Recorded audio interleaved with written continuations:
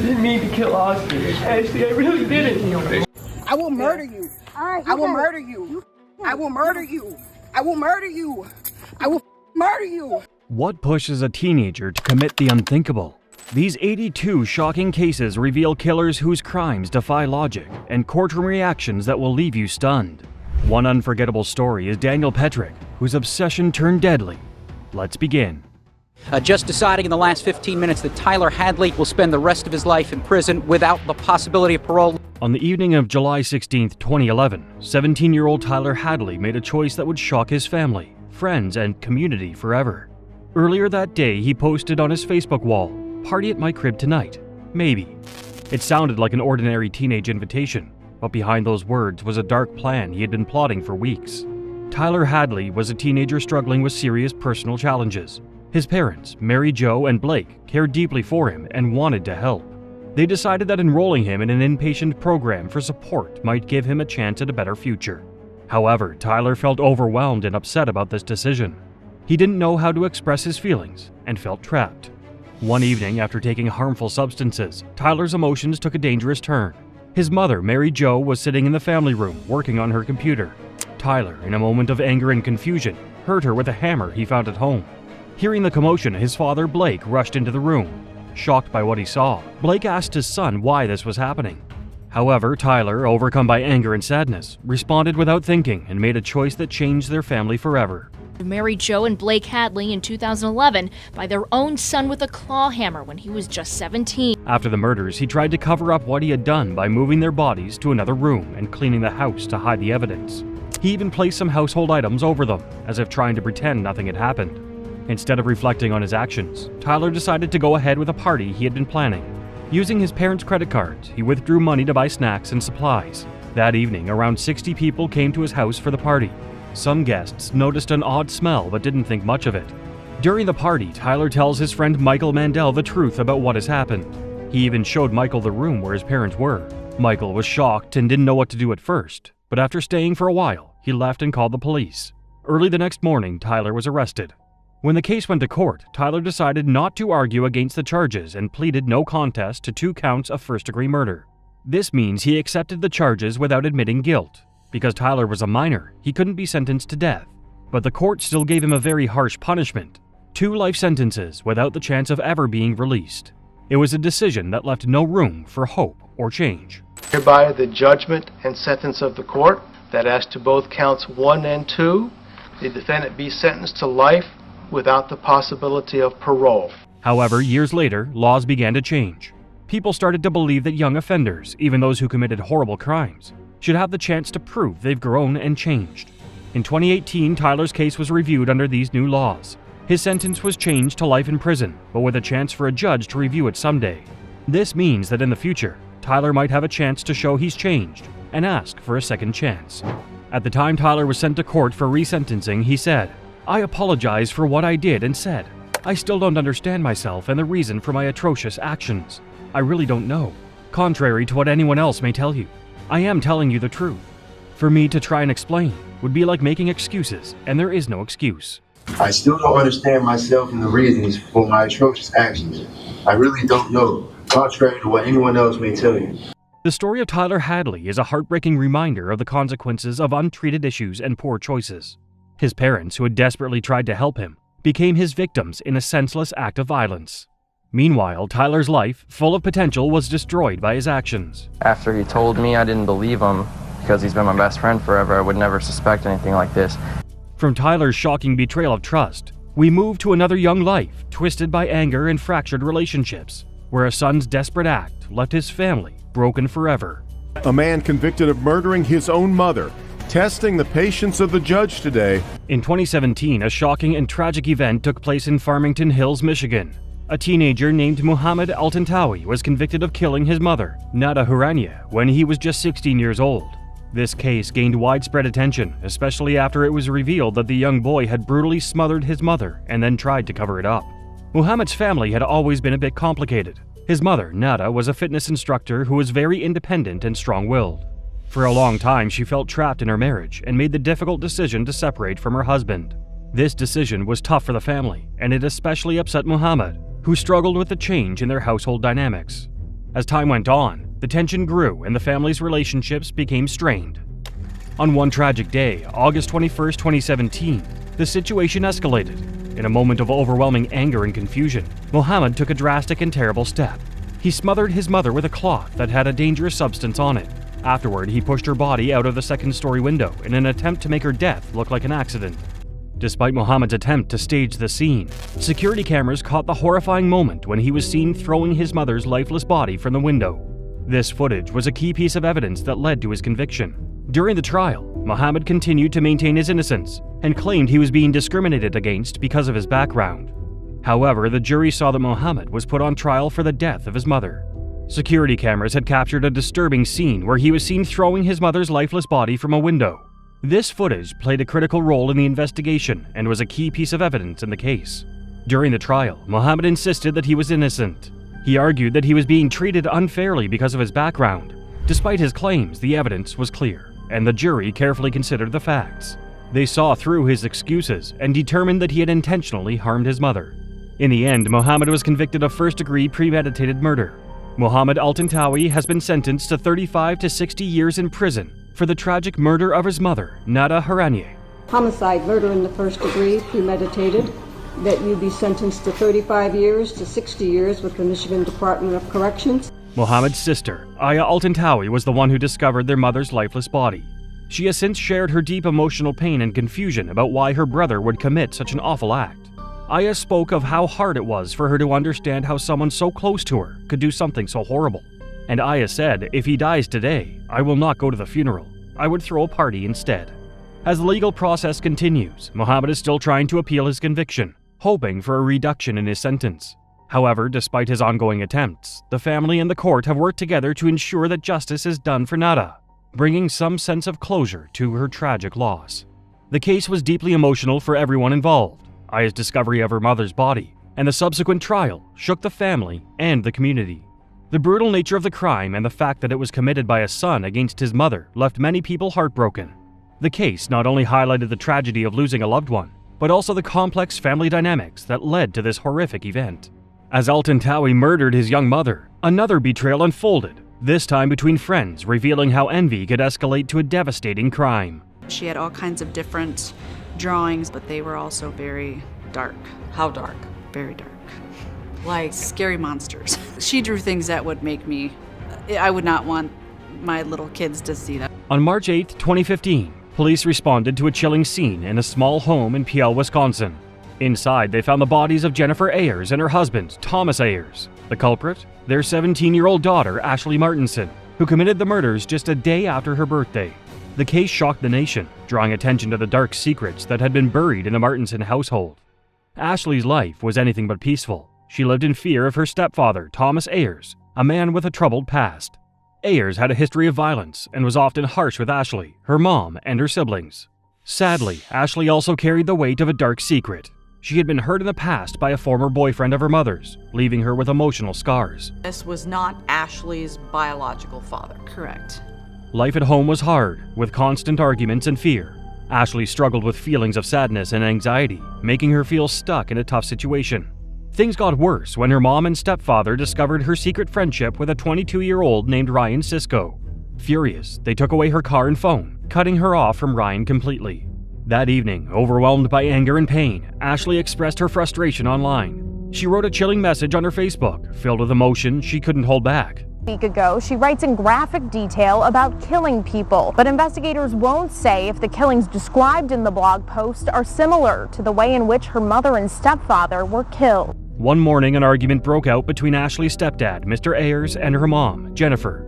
Ashley had seen Ayers hurt her mom many times before, but this time, she was terrified for their lives. Feeling desperate, she ran to her room and grabbed one of Ayers' guns, which she knew was loaded. Just after her 17th birthday, Ashley Martinson decided to take her own life, and then, in a split-second decision, 2 other people would be dead. As Ayers banged on her door, Ashley made a life-changing decision. When he forced his way in, she fired the gun, hitting him in the neck and head. He died instantly. Hearing the loud gunshots, Jennifer rushed to see what had happened. In the heat of the moment, a terrible confrontation unfolded, and Ashley ended up fatally injuring her mom. Despite everything, Ashley cared deeply for her younger siblings. She gently placed them in a closet, making sure they had enough food and water to stay safe. Then, feeling overwhelmed and unsure of what to do, she left the house with her friend Cisco. For 52 times! 2 would have been enough. You could have got away. The next day, Ashley was found in Indiana. At first, she told the police that her mom had hurt her and killed her dad. But her siblings and the evidence told a different story. Later, Ashley admitted she had killed both her parents, but she claimed she wasn't in her right mind. After some time, she accepted a deal and confessed to second-degree murder. In June 2016, the judge gave her 23 years in prison, followed by 17 years of supervision. Edged in a complaint in and of themselves suggest a substantial cash bond. As Ashley Martinson's courtroom hearing began, the room was filled with palpable tension. When the charges were read, she remained composed but visibly emotional. The judge, however, acknowledged both the tragedy of her upbringing and the severity of her crimes. When the sentence was handed down, 23 years in prison followed by 17 years of supervision, Ashley broke into tears, expressing remorse for her actions and sorrow for the pain she had caused. Many people in the area didn't get much sleep last night. We are here tonight not only to honor the homicide victims, but the loss of a family. Ashley's tragic story underscores the deep scars. The next story is a chilling reminder of how fantasy and mental illness can blur the lines of reality. Well, why did you develop the plan to kill? We developed... Okay. I thought that it was just about proving that this fictional character existed. On May 31st, 2014, in Waukesha, Wisconsin, two 12-year-old girls, Anissa Weier and Morgan Geyser, made a shocking decision that would change their lives forever. They lured their friend, Peyton Leutner, into a wooded area and, believing they had to appease the fictional character Slender Man, stabbed her 19 times. Peyton went through a very scary experience. One day, her two friends, Anissa and Morgan, attacked her. They believed that if they hurt Peyton, they would be able to meet a made-up character called Slender Man. The attack was very serious, and Peyton was badly hurt, with injuries to important parts of her body. Even though she was in a lot of pain and in danger, Peyton didn't give up. We've learned Geyser now says she made up many of the delusions she claimed to be having in the years following the Slender Man attack because she didn't want to return home, she says, because of abuse at the hands of her father. In a brave move to save herself, Peyton crawled to a road nearby. Luckily, a cyclist saw her and quickly called for help. This action saved Peyton's life. Soon after, the police found Anissa and Morgan with the knife they had used. They told the authorities that they hurt Peyton to try and impress Slender Man. Thanks to the help of the cyclist and the emergency team, Peyton survived. She slowly healed from her injuries. Her story of survival has inspired many people. Morgan and Anissa were two young girls who found themselves caught in a strange and troubling situation. They both struggled with serious mental health challenges. Morgan had been battling schizophrenia, a condition that made it hard for her to separate what was real from what wasn't. Anissa, on the other hand, carried a heavy burden of guilt for the actions they took together. Morgan Geyser and Anissa Weier as adults. The girls could still appeal both rulings to the state Supreme Court. They are accused of luring their classmate into the woods. During their trial, experts explained that their mental health issues played a big role in what happened. Because of this, both girls were found not guilty due to mental illness. Morgan was sent to a mental health institution where she would receive care for up to 40 years. Anissa, though, was given a sentence of 25 years to life in a similar situation, where she could also get help. Over the years, both girls, Anissa and Morgan, two young girls, received treatment for their actions. In 2021, Anissa was released from a mental health facility after spending 7 years there. Morgan, on the other hand, is still going through her case, and her request for release was denied in 2024. The story began when the girls, as children, were involved in a dangerous attack on their friend Peyton. Well, why did you develop the plan to kill? I thought that it was just about proving that this fictional character existed. Fortunately, Peyton survived the incident and, despite the trauma, found strength through it. She decided to pursue a career in medicine, inspired by her own experience. Peyton has also spoken publicly about what had happened, sharing her story with others. Her courage and determination to turn a difficult situation into something positive continues to inspire many. While the events were tragic, Peyton's ability to heal and help others shows the power of resilience. From sentence on the amended charge of the second-degree attempted homicide. The maximum sentence on the criminal charge is 35 years of imprisonment, meaning 25 years of initial confinement and 10 years of extended supervision. During the trial, Morgan also feels guilty for her act, as she said, "I just want to let Bella and her family know that I'm sorry. I just want to let Bella and her family know I'm sorry." The community was shaken by the violence, leading to debates on the impact of internet stories on young minds. However, Peyton's strength in recovery and her forgiveness towards her attackers sent a message of hope. Her resilience inspired many, as she emerged from the tragedy stronger than ever. The case also highlighted the need for greater awareness of mental health issues and the influence of online content on vulnerable individuals. The next case introduces Daniel Petric, a teenager whose obsession with a video game led to an unthinkable act of violence against his own family. To escape what he was going to do, he decided to kill both of them and to make it look like a murder-suicide. Daniel Petric, a 16-year-old teenager from Wellington, Ohio, made headlines after a shocking and tragic act of violence in his family home. Petric, a seemingly normal high school student with no apparent history of violence, found himself at the center of a deadly confrontation with his parents over a video game. Petric had become deeply engrossed in playing the violent video game Halo 3, spending hours every day immersed in its intense action. The game, known for its fierce battles and graphic content, had become more than just a pastime for him. It was an obsession. His father, Mark Petric, was alarmed by his son's growing addiction to the game and worried about its impact on his well-being. Concerned about the negative effects, Mark decided to confiscate the game, hoping to curb his son's obsession. He warned Daniel that if he did not stop playing, he would have to leave the house. This decision sparked a fierce argument between father and son. Mark's warning was met with resistance from Daniel, who was infuriated by his father's actions. Feeling betrayed and misunderstood, Daniel's anger escalated, and he became more determined to play the game. In a fit of rage, he chose to take matters into his own hands, ignoring his father's authority and escalating the situation further.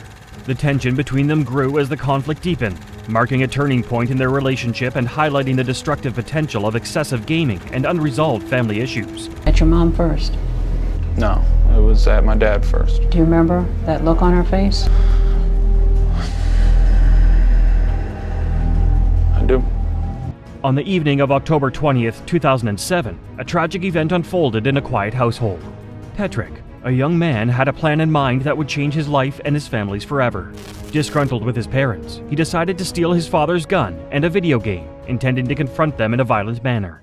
Petric made his way into the living room where his parents were, asking them to close their eyes under some pretense. Without warning, he opened fire, shooting both of them. The first victim was his mother, Susan, who fell to the ground, fatally wounded. Despite the shock and horror of the situation, Petric's father was not immediately killed. Though seriously injured, he somehow survived, struggling to stay alive. In a desperate attempt to cover up his crime, Petric staged the scene. He placed the gun in his father's hand to make it appear as though he had been the one to commit murder before taking his own life. With his plan set in motion, Petric fled the scene, leaving behind a tale of devastation and confusion. He said his father shot his mother first and then killed himself. And at that time, I was in my bedroom, and when I came out, he also put the gun on me. But later, the police would soon unravel the grim truth, discovering the horrific actions that led to the death of Susan and the near-fatal wounding of his father by Petric. Plan that I had formulated to make it look like my father had done all this was not plausible. It wasn't even realistic. The crime came to light when Petric's sister, Heidi, unexpectedly arrived home earlier than planned. As she approached the house, she heard unsettling groans coming from inside. Concerned, Heidi forced her way in and discovered the grim scene. Without wasting a moment, she dialed the police, her voice shaking as she reported what she had found. In a panic, Petric, the perpetrator, tried to flee the scene. He quickly got into his car and drove away, hoping to escape. However, the authorities soon caught up with him, and he was arrested shortly afterward. During his trial, Petric's defense team argued that he was not fully responsible for his actions. They claimed that his addiction to violent video games, coupled with the stress from a previous injury, had significantly impaired his mental state. They suggested that these factors prevented him from fully understanding the severity of his crimes. Despite the defense's argument, the court did not find it convincing. Petric was convicted of aggravated murder, attempted aggravated murder, and tampering with evidence. The jury decided that, despite his claims of mental unfitness, his actions had clear and tragic consequences, leading to a conviction that reflected the severity of the crime. But during the trial, Petric got emotional and started crying as he regretted his act. It's our day. It's very emotional. Throughout the trial, Petric appeared remorseful, often seen crying, especially when his father expressed forgiveness and regret for what happened. His father, however, stated that Daniel still did not fully understand why he committed such a horrific act. The tragic case raised discussions on video game addiction and its potential effects on young minds, as well as on issues like gun control. Petric was sentenced to life in prison with parole after 23 years. Daniel Petric's violent outburst over a video game marked a tragic turning point. But next, a young boy's actions led to a heartbreaking loss for an entire family. The boy charged with the deaths of 5 people shed tears. In the quiet town of Eureka, a devastating event unfolded in April 2019 that would change the lives of many forever. A 9-year-old boy, Kyle Allwood, was accused of starting a fire that claimed the lives of 5 people at Timberline Mobile Home Park. On April 6th, tragedy struck when a fire consumed a trailer home, claiming the lives of 2 adults and 3 children, including members of Kyle's family. The victims who succumbed to smoke inhalation were identified as Catherine Murray, 69, Jason Wall, 34, Rose Allwood, 2, Damian Wall, 2, and Ariel Wall, 1. Amidst the chaos, Kyle's mother, Katrina Allwood, survived, as did Kyle himself. The young boy escaped the flames, running to his grandparents' house, pounding on their door and screaming for help. He is accused of intentionally setting fire to his home back in April, which led to the deaths of 5 of his relatives. Authorities later determined the fire had been set intentionally, and their investigation led to an unthinkable conclusion. Kyle was charged with first-degree murder, arson, and aggravated arson. Given his age, the legal process became unprecedented and delicate. Accused of trying to kill his 5-year-old sister, appeared before a judge for the second time. Woodford County Circuit Court Judge Charles Feeney took painstaking care to explain the gravity of the charges and the legal proceedings to Kyle, who often appeared confused by the complex language and concepts. Kyle's public defender, Peter Deluski, remained by his side, offering reassurance and support.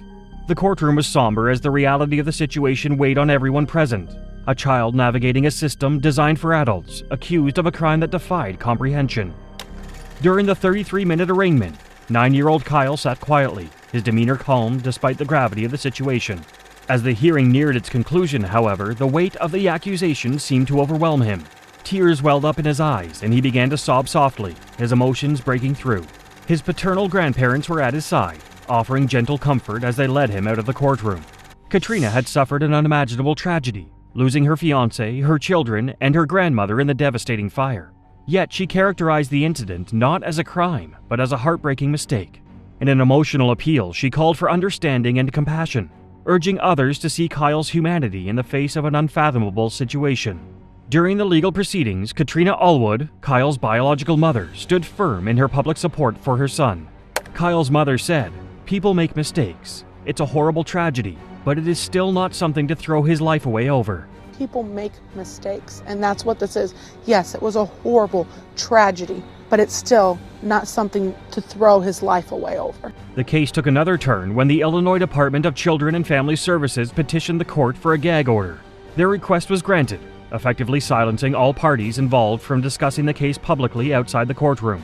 This added a layer of complexity to an already emotionally charged situation, shrouding the case in further uncertainty.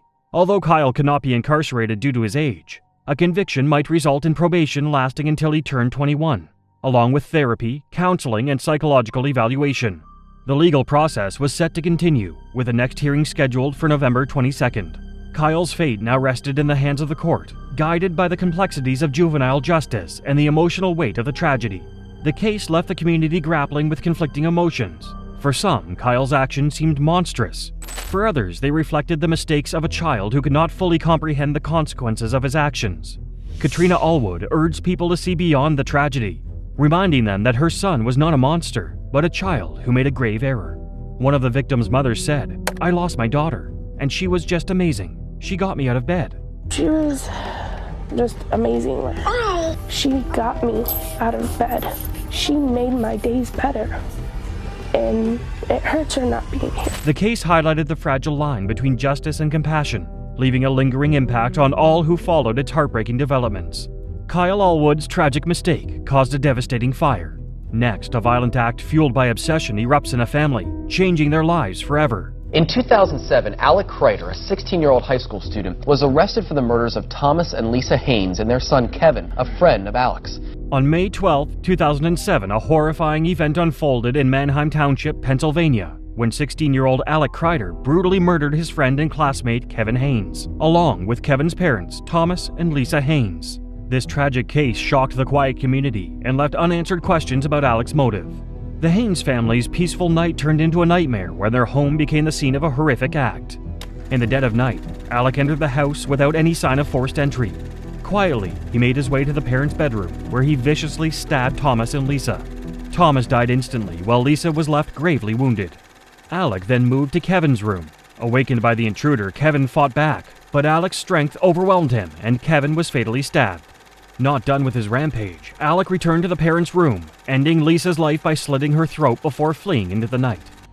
Maggie Haynes, Kevin's sister, had unexpectedly come home from college that evening. She awoke to terrifying noises and the unmistakable smell of blood. Acting on instinct, she escaped to a neighbor's house where she frantically called for help. The Haynes family home was eerily silent when authorities finally arrived, their response delayed by miscommunication during the 911 call. Inside, they found a terrible scene where the family had been killed. As they searched the house, they noticed bloody footprints leading to the bathroom. It looked like someone had tried to clean up the mess.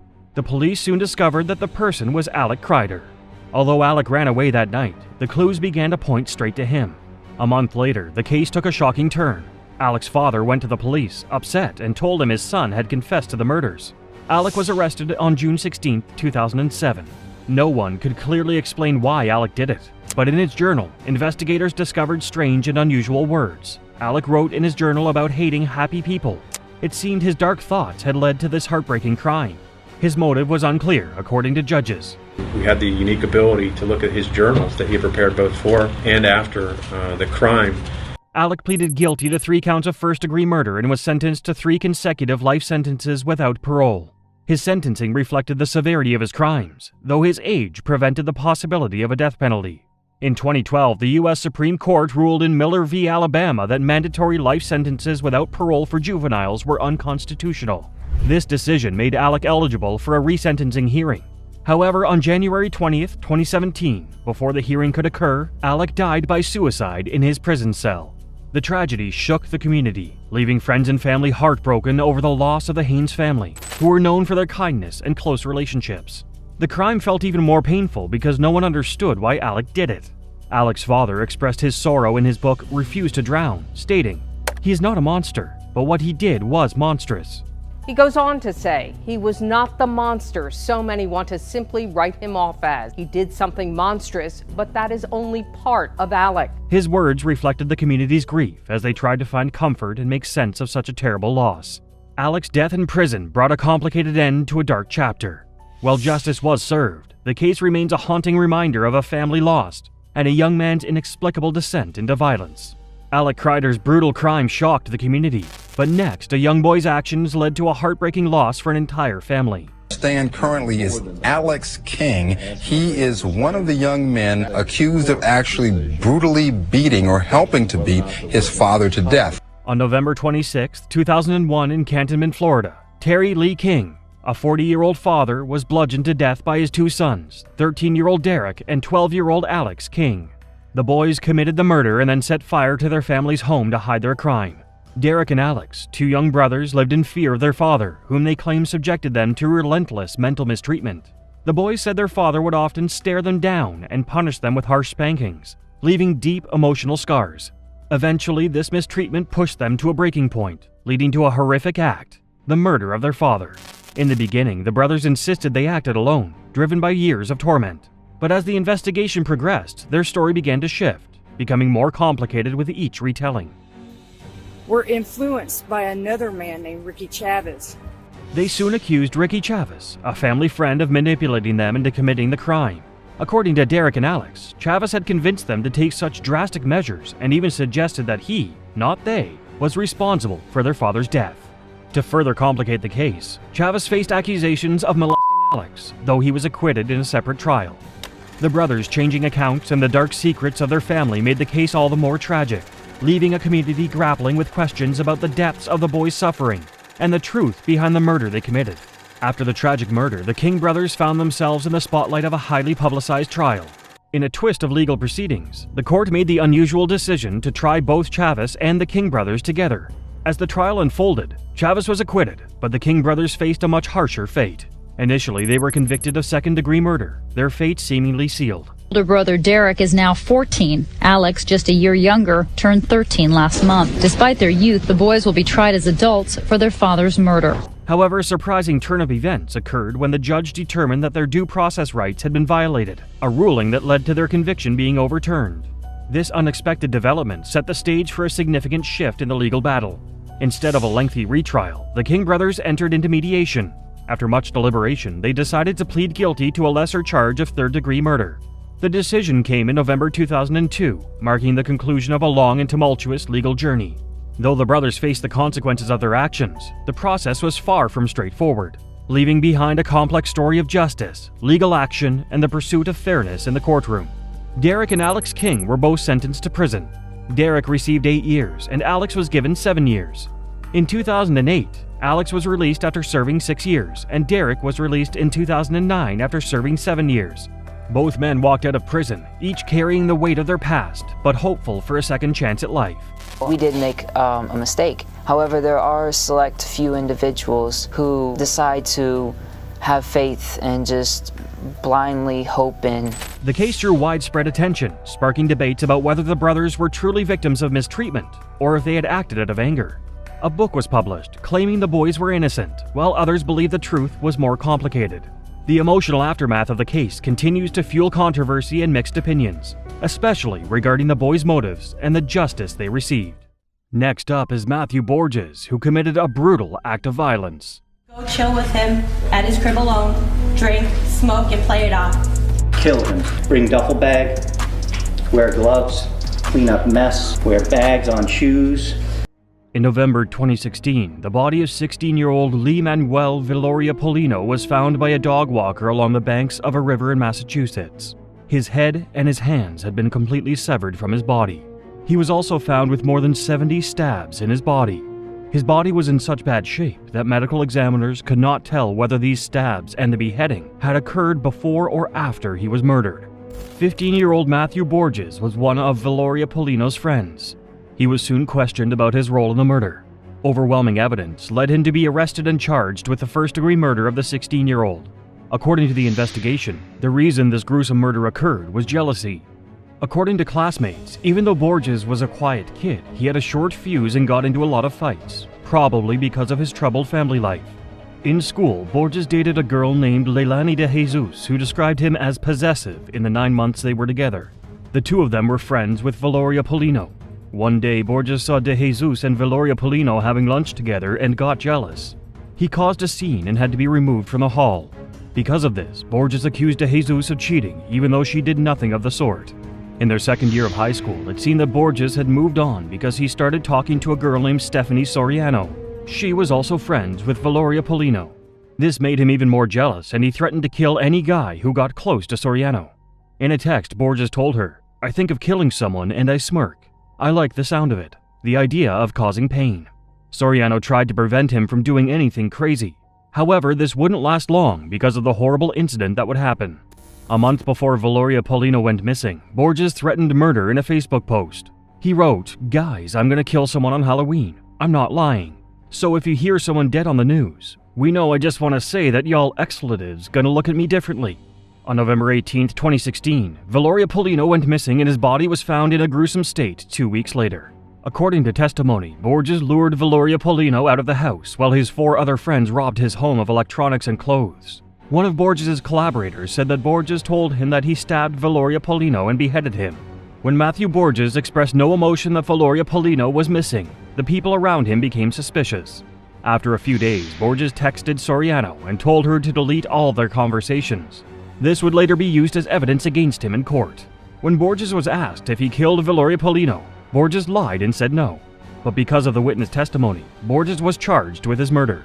He was eventually tried as an adult in 2019 when he was already 18 years old. In court, the person who saw the victim's body testified. As I approached, I got closer. I saw her really sniffing at a particular area. So I pulled her back, and when I looked, kind of second-guessed myself. I thought I saw a dead body, but I wasn't too sure. Polino's hands were never found, but his head was found wrapped in a plastic shopping bag. At trial, a disturbing entry from Borges' journal was read to the people. Go chill with him at his crib alone, drink, smoke, and play it off.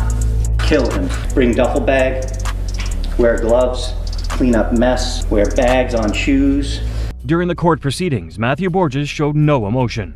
Valoria Polino's mother addressed the court in tears and talked about how hard the murder of her son hit her family. On November 18, 2016, our world was irreversibly changed when Limano was taken from us. During all of this, Matthew Borges remained stoic and showed no remorse or emotions, even while his sentence was read. When he was also asked if he wished to address the court, he answered in the negative. Because he was a minor when he committed the crime, he was sentenced to life in prison with the possibility of parole after 30 years. This was the maximum sentence that could be given to him. Following Jesse Osborne's chilling story, we turn to Daniel Marsh, a teenager whose dark impulses shattered the peace of a California neighborhood. First look at the 16-year-old accused of murdering an elderly couple in Davis. Prosecutors say the man there with the tie, Daniel Marsh, hid in the couple's home. Ever since Daniel Marsh was 10 years old, he thought of nothing else but killing people. He was fascinated by the idea of killing people and causing them pain. This may have been because his parents had gone through a divorce after his mother had an affair with Marsh's former female teacher. Since then, he thought of torturing his mother's partner before slitting her throat or strangling her. He also started dreaming of killing more people. By age 14, he started using alcohol and marijuana. All of these contributed to his diagnosis. He was diagnosed with depression and anxiety, manic depressive disorder, dissociative disorder, and depersonalization.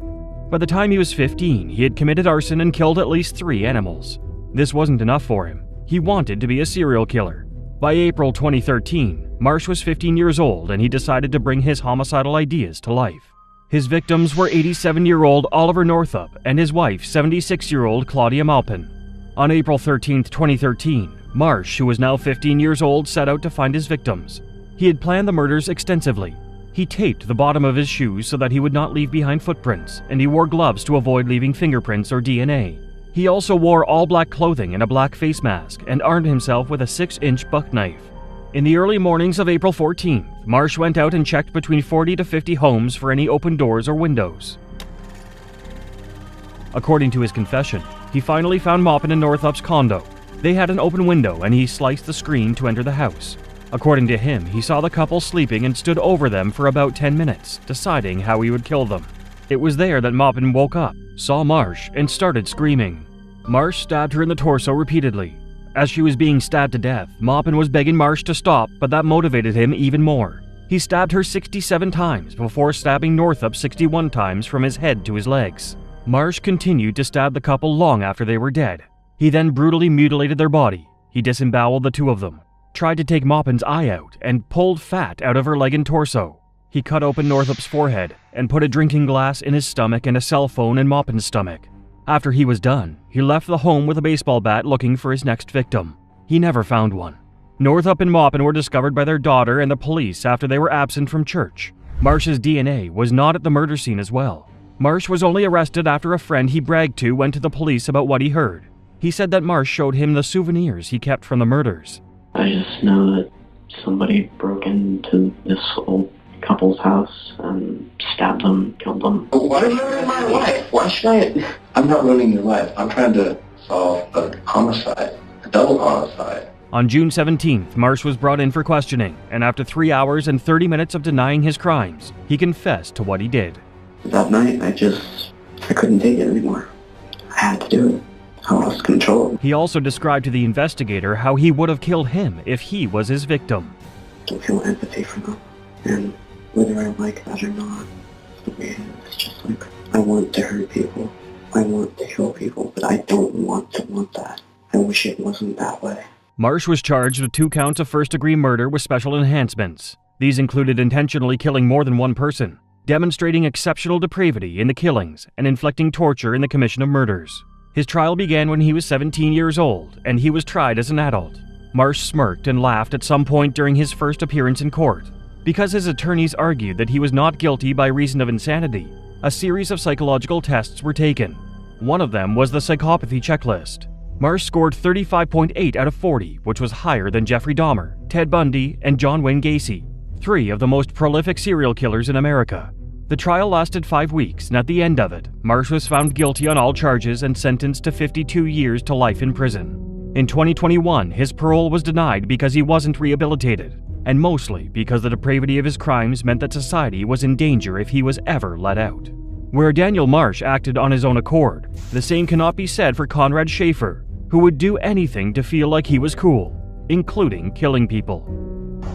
I would just like to apologize to the families that I've hurt. Conrad Schaefer was 15 years old when he met Victoria Rios, Juan Sebastian Muriel, and David Damas.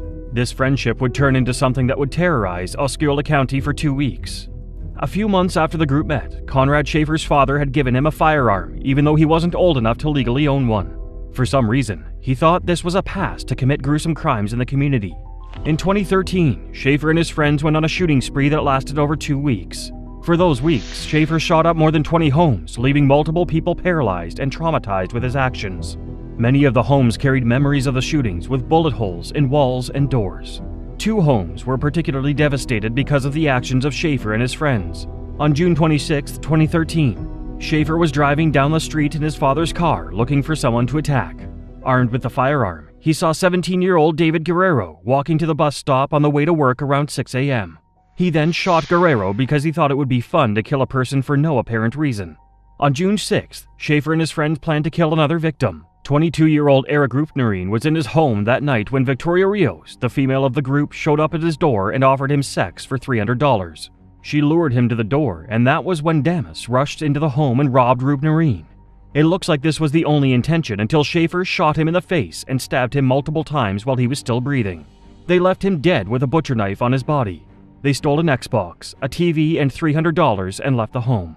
Schaefer and his friends were arrested and charged with murder, home invasion, and grand theft. All the teens were tried separately and in court. Schaefer was listless and showed no remorse as the court proceedings went on. Schaefer droned on in his apology without any emotion. He asked for the forgiveness of the victims' families and said he wished it never happened. Schaefer showed no emotion as he was sentenced to life in prison with the possibility of parole after 25 years in prison. Next, we examine the disturbing case of Jesse Osborne, a teenager whose actions brought unimaginable tragedy to a quiet community. I don't exactly know why I did this, but I just ask that you give me hope for a future and get me help, because I do need help. On September 28, 2016, Townsville Elementary School joined the list of American schools that suffered shootings. The perpetrator was 14-year-old Jesse Osborne. Osborne had been homeschooled after he was expelled from Townsville Elementary School for bringing a hatchet and machete to school in the early months of 2016. He had also said that he wanted to kill at least 50 to 60 people and wanted to be like the Sandy Hook Elementary School shooter, Adam Lanza. Hours before the school shooting, Osborne shot and killed his father before driving to the school in a black pickup truck with a .40 caliber pistol. He crashed the fence and started firing into the air with the pistol while shouting, "I hate my life." He then jumped the fence and started firing at students for 12 seconds until a volunteer firefighter stopped him after his gun jammed. One student was shot in the foot and a female teacher was shot in the shoulder. The third student, 6-year-old Jacob Hall, was shot in the leg. This gunshot wound caused massive blood loss and Hall went into cardiac arrest. Even though he went through extensive surgery, Jacob Hall passed away on October 1st, 2016. Jesse Osborne was arrested and charged with 2 counts of murder for the deaths of Hall and his father, 3 counts of attempted murder, and 5 counts of possessing a weapon. Because of the levity of his actions, he faced life in prison without parole. At first, Jesse Osborne pleaded not guilty to all his charges. However, 3 months after the mass shootings, Osborne pleaded guilty to all charges and waived the right to a jury trial because his lawyer convinced him that this was his best bet. Osborne was arrested as an adult, and on November 13, 2019, Osborne was sentenced to life in prison without the possibility of parole and 30 years for attempted murder charges. I don't exactly know why I did this, but I just ask that you give me hope for a future and get me help, because I do need help. In court, Osborne showed no emotion, but at the time he was called to speak, he cried as he asked the judge to give him hope for the future. He never exactly apologized for what he did before he was led away. I hope that after you read this, you will understand that Jeff was more than a byproduct of a school shooting, but a father, husband, son, brother, uncle, and friend. Osborne's uncle also spoke about his brother, Jeff Osborne, in court, talking about how he would be missed. The mother of Jacob Hall also talked about how she forgave Osborne but would never forget what he did to her son. Jesse Osborne is incarcerated in the Kirkland Correctional Institution.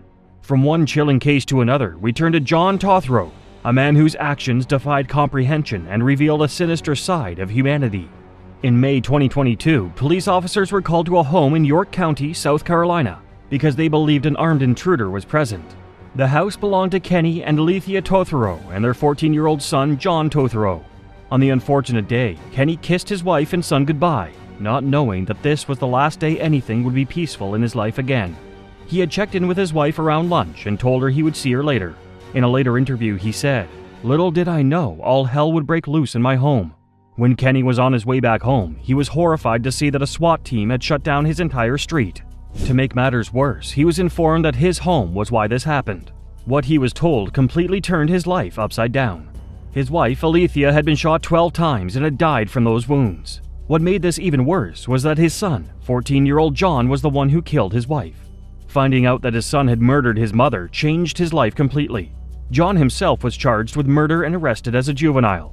The motive for the crime was never given. Initially, John's name was also withheld from the public. By September 2023, John was already 16 when he was finally tried as an adult due to a complicated plea deal he took. The solicitor's office reduced John's charges to voluntary manslaughter and possession of a weapon during the commission of a violent crime. How could you still love your son? Very simple. My son was a gift from God. During his sentencing, his father pleaded with the court to give his son a second chance at life and asked that he should not get life in prison. In court, Kenny Tothrow talked about how his son was a gift. He said that he felt that people would ask him why he still loved his son after what he did to his mother. However, he simply said that he did because God gave him his son. While John didn't say anything in court, he looked really small as he was led through the court proceedings. In the clips that were available of him, he had an expression that could be interpreted as fear. Ultimately, John was sentenced to 28 years in prison.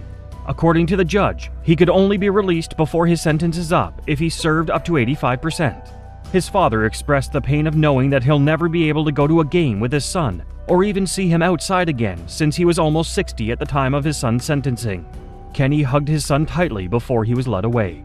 Now we turn to Nicholas Browning, a teenager whose dark actions left his family shattered.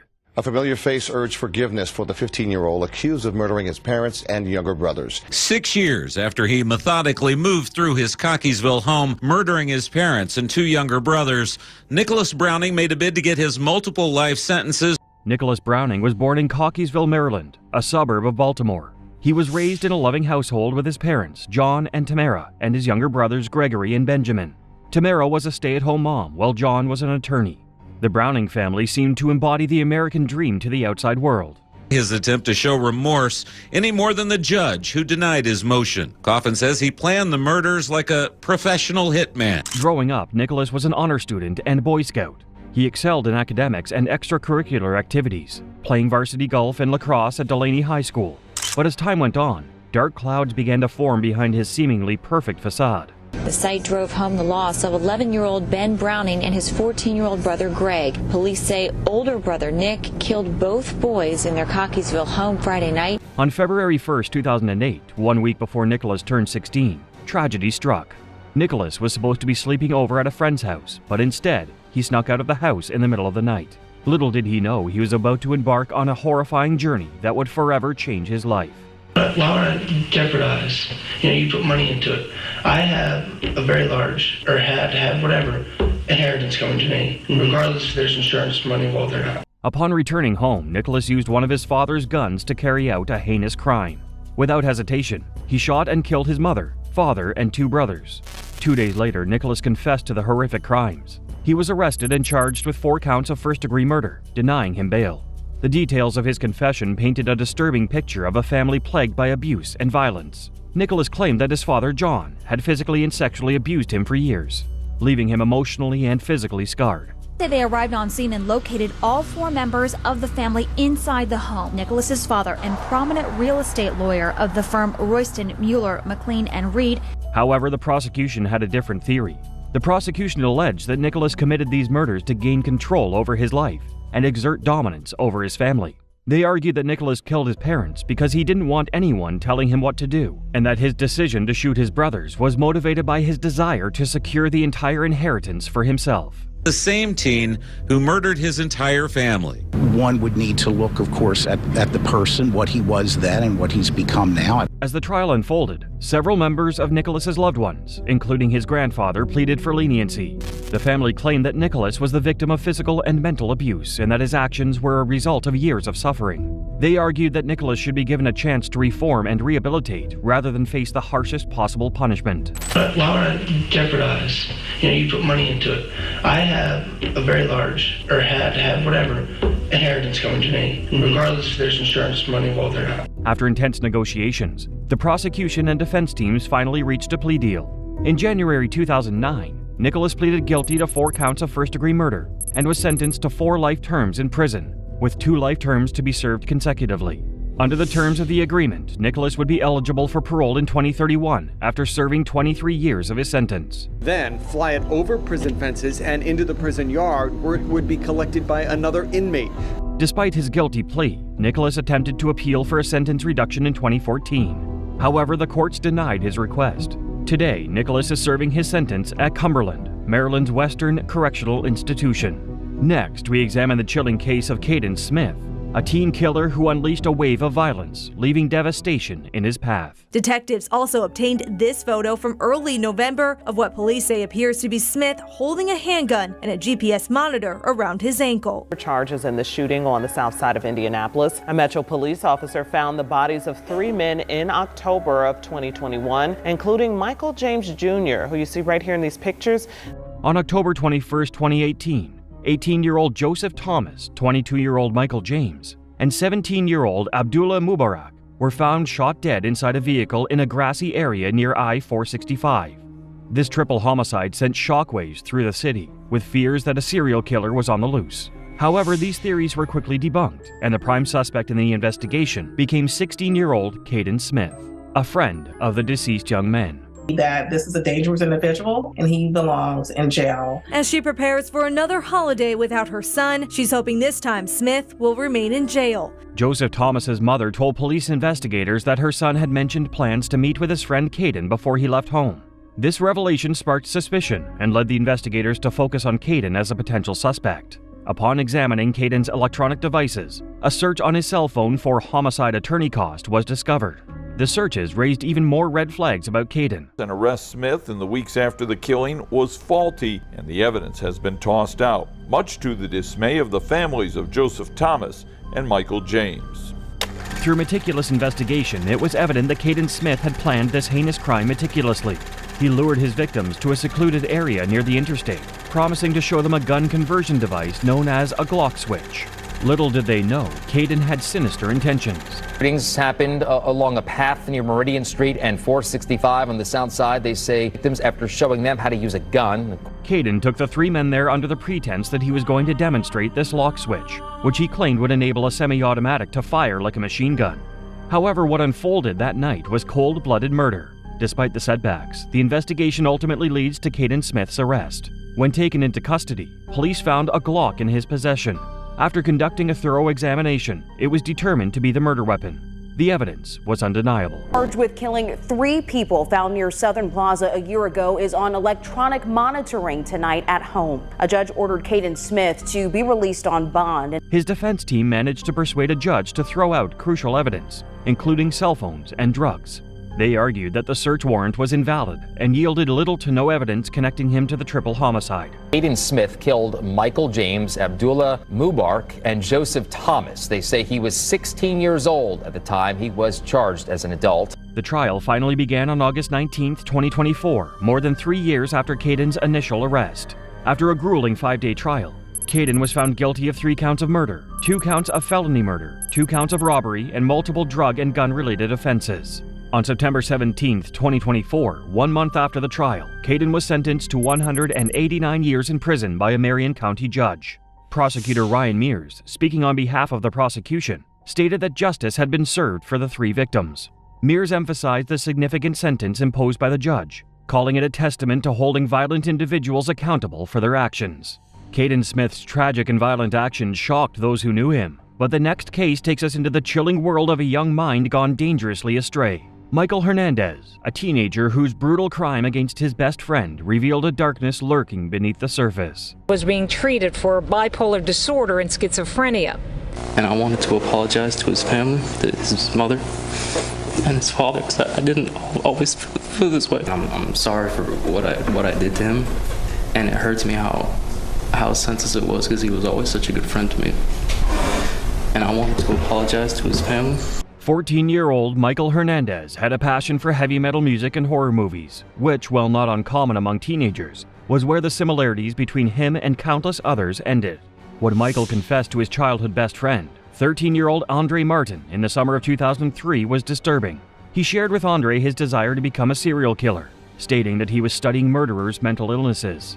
At the time, Andre believed the comment to be in jest and had no cause for concern.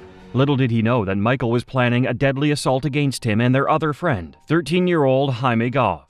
Today is not about how this young man passed away, but instead it is a celebration of how he lived and the lasting impression that he made on our community. Andre Martin is all grown up. He's a Miami-Dade cop. On February 2, 2004, Michael made his move on Andre. The two teens met in the Southwood Middle School teachers' parking lot, where they were not allowed inside without a teacher present. However, Michael and Andre disregarded this rule and made their way inside. You're listening to the voice of convicted killer Michael Hernandez talking on the phone from jail. Once they were inside the building, Michael Hernandez lured Andre into the second-floor bathroom and tried to get him into a stall with him. Although they had often snuck into the school before hours, Andre later said something about this day seemed different. It was a warm day outside, but Michael was dressed in a windbreaker, raising suspicions in Andre's mind. This unusual behavior caught Andre off guard, and he couldn't help but wonder what was behind Michael's strange attire. Prosecutors will argue he should spend the rest of his life in prison. As they entered the bathroom, an even more bizarre event took place. Michael put on a hat, adding to the mystery surrounding his intentions. Andre was puzzled, but he wasn't sure if this strange behavior was a sign of danger or simply a whim on Michael's part. Just when Andre was about to decide whether he would follow Michael into the stall, the bell rang, signaling the start of the school day. Andre quickly left the bathroom. With that being said, nothing comes in the way of the bittersweet memories he has of Jaime Goff. His best friend was murdered. Despite the failed attempt on February 2nd, Michael remained undeterred. His determination to kill was unwavering. The following day, on February 3rd, Michael, dressed in his windbreaker and equipped with a hat and latex gloves, lured Jaime Goff into the bathroom, ensuring they were alone. For the stabbing death of Jaime Goff in the bathroom of Southwood Middle School. At the time, both he and the victim were 14 years old. Inside the bathroom, Michael's true intentions were revealed. With Jaime facing away, he pulled out a 4-inch serrated blade. As Jaime turned around, he realized that his life was in danger. Michael, fueled by rage and cruelty, covered Jaime's mouth with his hand. Unable to escape, Jaime futilely waved his hands at the blade, slicing open his hands. In an act of unimaginable brutality, Michael raised the knife and repeatedly sliced Jaime's throat, cutting his windpipe and jugular. Jaime Goff was stabbed to death in a bathroom stall at Southwood Middle School. His classmate Michael Hernandez confessed to stashing the knife in a backpack. The horrifying scene continued as Michael used his knife to poke into Jaime's face and head, ensuring that he was indeed dead. Satisfied with the outcome, Michael disposed of one pair of gloves down the toilet and donned another. He then washed the blood from his hands, jacket, and even his face in the sink. Blood was splattered across the floor and stall, and the body of Jaime lay lifeless on the ground. For his resentencing hearing, his attorney, Manny Hernandez, guiding him through that first part of testimony. Authorities were immediately notified of the murder, and an intense investigation was launched. The focus quickly shifted to Michael Hernandez, who was identified as a prime suspect. After Michael was taken to the police department, he waived his Miranda rights and confessed to murdering Jaime and trying to kill Andre one day earlier.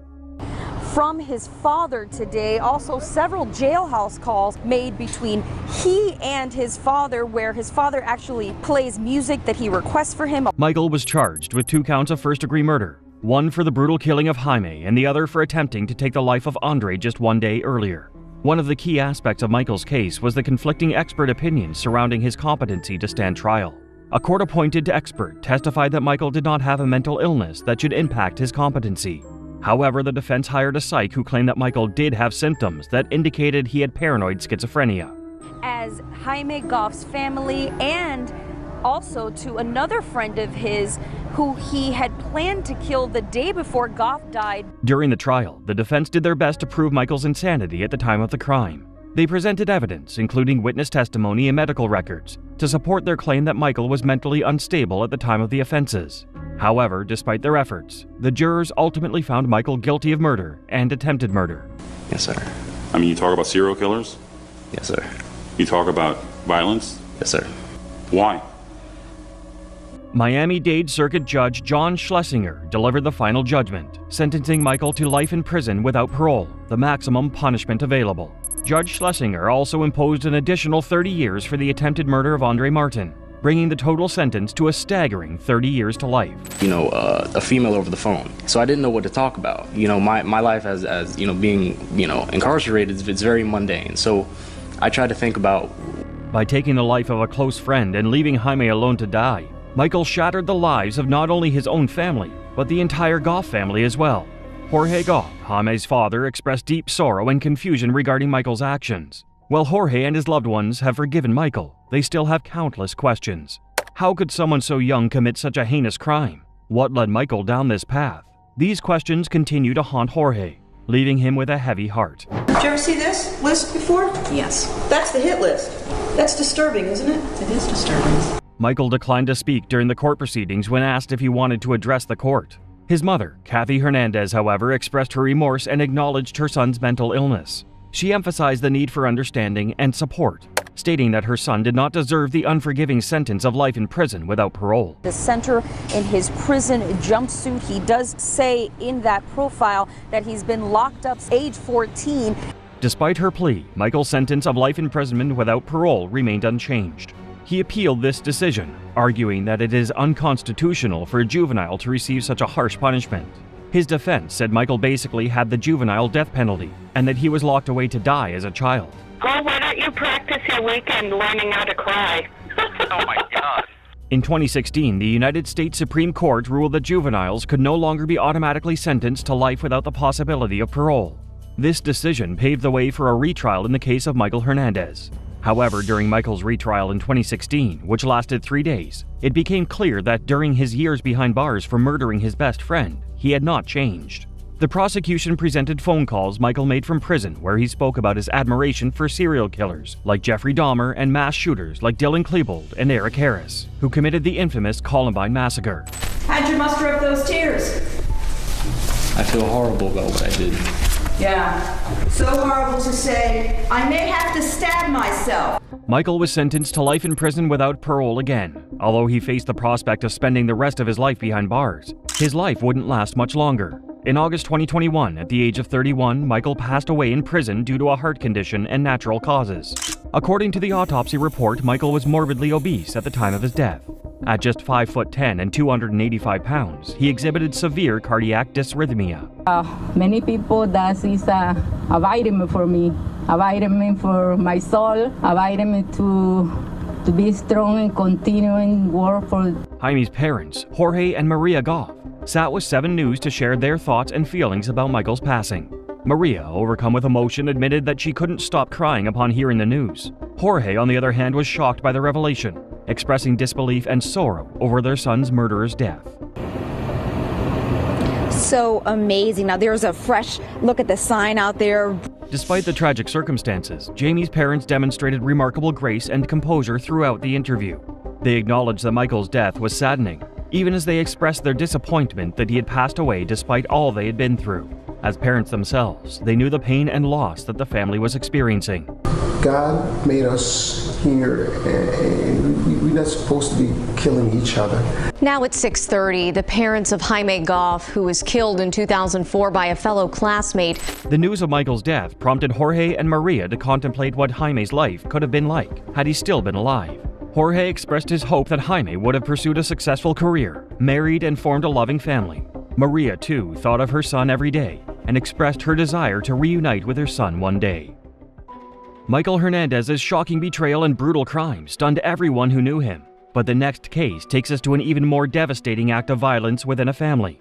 Raymond Childs III, a teenager whose actions tore his own household apart in an unthinkable tragedy. As well as his 13-year-old sister, 18-year-old brother, and his brother's 19-year-old pregnant girlfriend. His first trial on those charges ended in a mistrial. Used an assault rifle during the shooting inside the home located on Adams Street here in Indianapolis. Pastor Sullivan told 13 News he's convinced that music can influence young people. On January 24, 2021, a tragic event unfolded in Indianapolis, Indiana. On this day, a 17-year-old named Raymond Ronald Lee Child III committed a horrific crime, murdering his own family members in cold blood. The events leading up to the brutal act were set in motion when Childs received a phone call from his father, Raymond Childs Jr., asking him to come home from his girlfriend's house. 6 people, including a pregnant woman and her unborn child, found dead in this home on Adams Street. When Raymond Childs arrived at the family home, his emotions quickly escalated. Angered by his father's request, he decided to act out his revenge in the most devastating manner possible.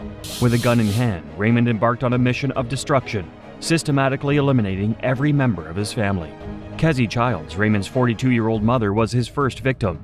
Raymond then turned his attention to his father, Raymond Childs Jr., and pulled the trigger, ending his life as well. Next, Raymond turned his attention to his 13-year-old sister, Rita. The violence continued as Raymond turned his gun on his 18-year-old brother, Elijah, and his 19-year-old pregnant girlfriend, Kiara Hawkins. In the midst of this carnage, Raymond's 15-year-old brother managed to escape and sought refuge at a neighbor's house. Alerting the local authorities, the survivor provided crucial information that would lead to Raymond's arrest. According to the testimony of the brother, Raymond shot both their parents in their home on Adams Street. The devastated father, in his last moments, uttered the words, "I'm sorry, Raymond, I love you." Based on the evidence provided by the brother, Raymond Childs III was arrested and charged with 6 counts of murder and 1 count of attempted murder. He was charged as an adult under Indiana law, which meant that he faced the possibility of a maximum sentence of life without parole.